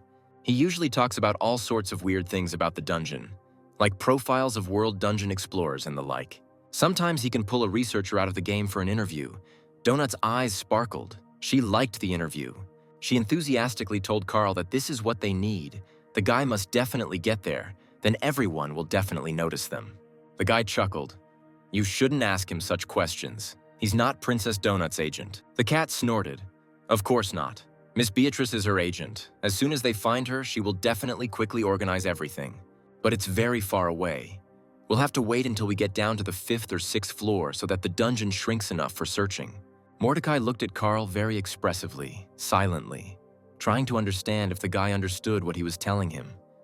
Having thanked Mordecai, Carl called Donut. It was time for them to meet the Larks and prepare for battle. Clenching his fist on the hand that was wearing a combat gauntlet, the guy smiled. It was time to defeat the district boss. With only 30 minutes left before the first level collapsed, Carl asked the boys if they were ready to fight the boss. Brandon N answered honestly that they were not ready, but they would have to do it. There was simply no other way out. If not them, then who? The residents of the nursing home had already collected their things and were preparing to move to the next floor of the dungeon. Brandon honestly admitted that he was shocked that they had returned at all, and safe and sound, having increased their levels in just one day. Yolanda smiled. She had said that Carl would come back. Mrs. McGibbons had said that he had kind eyes. The guy was confused. He never expected that someone could say such a thing about him. He had been considered a hooligan all his life. Donut noticed that the kind eyes did not suit Carl's image at all. The old woman with the cat had clearly mixed something up with the eyes. Yolanda asked Mrs. McGibbons not to worry. They would go now, clear the road, and would definitely come back for everyone. Carl clenched his fist, activating his new combat gauntlet, frowned, and shouted to everyone that it was time to move forward. The nursing home staff, weapons at the ready, walked cautiously down the hallway behind Carl and his combat-talking cat. Carl, with Donut on his shoulder, walked first. He remembered that there was very little time left before the collapse. He had to hurry. The guy walked forward boldly. The guys from the nursing home lingered a little. They were afraid to go where their friends died. And then Carl heard Yolanda's voice. The girl shouted at Agatha to stop. The old lady followed them into the fight. But crazy Agatha stubbornly rolled her cart forward, saying that without her, they definitely wouldn't be able to cope with the boss. The girl tried to convince Agatha that she didn't fit into their group. Brandon flared up, shouting that the crazy old woman would destroy them all. But the old woman laughed and said that she thought they would all die because of this tumbler jack and pointed her finger at the boys. Imani barked at everyone to shut up. They didn't have time to argue here and figure out who was the coolest in the group. There will be a monster here soon, and they must not miss its appearance. Otherwise, they will all end quickly. Carl reassured Imani that she shouldn't worry. This monster was so huge and smelly that it would be very difficult not to notice it. Besides, judging by the time, he should appear any minute now. They definitely won't have to wait long. The main thing is to deal with him as quickly as possible. As if in response to Carl's words, the door, bound with chains, lit up. The sound of some movement was heard, and the action began. The passage opened. The group of researchers found themselves in a large hall, and suddenly they heard music. The boss turned out to be cheerful. Carl grinned. Wow, the theme music for the boss, and it's loud too. Donut lowered her ears. Could you ask them to turn the volume down? Following the music, a light show began to flash above the fighters' heads, filling the hall with dancing, bright beams like in a nightclub. Carl clenched his teeth. He understood that the music and bright flashes of light were supposed to distract their attention from the appearance of the real enemy. The game announced that explorers had found the lair of the district boss, and it was time for the main event for the ladies and gentlemen. Brandon N gripped his massive hammer tightly, preparing to attack the unknown enemy to save the Elder's charges. The game was winding them up, asking if they were really ready for the fight, if they felt like the event was about to begin. Oddly enough, the calmest of the whole group was Agatha. The old woman looked around, creaking her cart. Imani prepared her sword. This show turned her into an old man-killer, and she hated the dungeon and monsters with all her heart. Carl waited for the enemy to appear. He remembered Mordecai's words about weak spots, and that there are always clues. You just need to see them. The system was pleased. A group of level 9 explorers, Carl and Princess Donut, were fighting against the boss today. They were joined by Meadowlarks, Chris Andrews, and Brandon N at level 6, Imani K at level 10, and Yolanda Martinez at level 5. And the second-level researcher Agatha stands apart, a nimble and cunning old woman with crazy eyes and a terrible character. The district boss will come out against this group. Carl felt the heat of the fire, covering his eyes from the bright flashes of light, the guy thought. Something is getting hot. Could this boss really be something fiery? And then the monster appeared. Carl cursed loudly. It was the same huge stinking ball that he and Donut had already seen. Now everyone saw that a strange, round, enormous structure made of someone or something was rolling towards them. As the ball approached, the researchers saw sparkling eyes, protruding fangs, paws, and tails, and elements of strange clothing. The game announced that this is a pig ball, a level 15 district boss, one of the rarest and most dangerous battle formations of the Tusks. Brandon asked what the hell this was and what they should do with it. This ball would just crush them all into a pancake. It was huge. This ball consists of at least 60 members of Orkai society, gathered together for a special occasion. These creatures are very fond of orgies, alcohol, sex, and they also have a real passion for war, seasoned with ancient wild magic. Periodically, the Tusks form a huge, inseparable ball and begin their deadly rides through the surrounding area. The pig ball will not end its night of terror until it has crushed under its mass all the poor, wretched, and disadvantaged citizens. And then this ball rolled out onto the group of researchers. Carl noticed that the entire floor in the hall was covered with some kind of stripes. In the center of this huge structure, it seems, was the treasured saving staircase leading to the second floor, and around it were movable walls. Carl looked around warily. They should see and understand something here right away. But here's what. They need to think about it. Loud music and powerful bass. Because of this, they may not hear the approach of a huge pig ball and die. He waved to the boys, saying that they needed to go forward. Brandon N. didn't understand where they were going. Carl replied, "Away from here." Carl opened his inventory and took out the shurikens he had recently received. They turned out to be very useful, and there was no need to throw them. The guy made some spiked traps out of them for the tusks that make up this huge ball. Maybe that will help. Carl left shuriken spikes where their enemy was about to roll, hoping very much to injure him. The guy suggested that the slots in the floor were probably needed to raise and lower the walls, which meant he needed to stay away from them. And they didn't even think that the walls would move. He told the guys to look for flat and solid surfaces without gaps. Suddenly, a pig ball rolled out from behind the wall. Everyone flinched, but Carl was waiting for it to appear to test his idea with the thorns. A scream and disgruntled grunting were heard, and traces of blood appeared on the floor. The ball had run into the thorns left by Carl. He smiled contentedly, and now the boss's health bar appeared. It looked like the thorns had still touched him in some places. This plan might work, but they need to know exactly where this stinking fanged ball will roll, and it's clear that it will roll towards them. Carl saw that in some areas the walls had begun to rise from the floor, dividing the space. They needed to get out of here quickly and not remain on opposite sides of the gaps. Otherwise, the game would separate them and kill them one by one. He shouted at the boys to move faster and watch the slits if they didn't want to end up on opposite sides of the wall. With astonishing speed, Carl stuck shurikens into the planks and laid them out in the path of their unusual opponent. Agatha happily helped him, taking out from her numerous supplies the items the boy needed. A pig's ball flew past the backs of the group of dungeon explorers and rolled on. The guys flinched. No one wanted to meet this head-on. Imani saw a flat, unpaved area at the intersection and pointed ahead, saying that was probably where they needed to go. After inspecting the area, Carl decided that it was just the perfect place. The whole group gathered together so that the walls could not separate them. The guy looked around. The ball had just rolled from there, so they most likely still had about 2 more flights of the labyrinth ahead of them. He smiled and said, "Let's do it. There are dozens of defenseless old people behind them. They have to save them." Donut sat on her companion's shoulder and her eyes sparkled. Today, she was behaving surprisingly modestly and calmly. The boys' faces were tense. None of them had ever been a fighter before. But Carl's confidence and the boss's first wounds inspired everyone.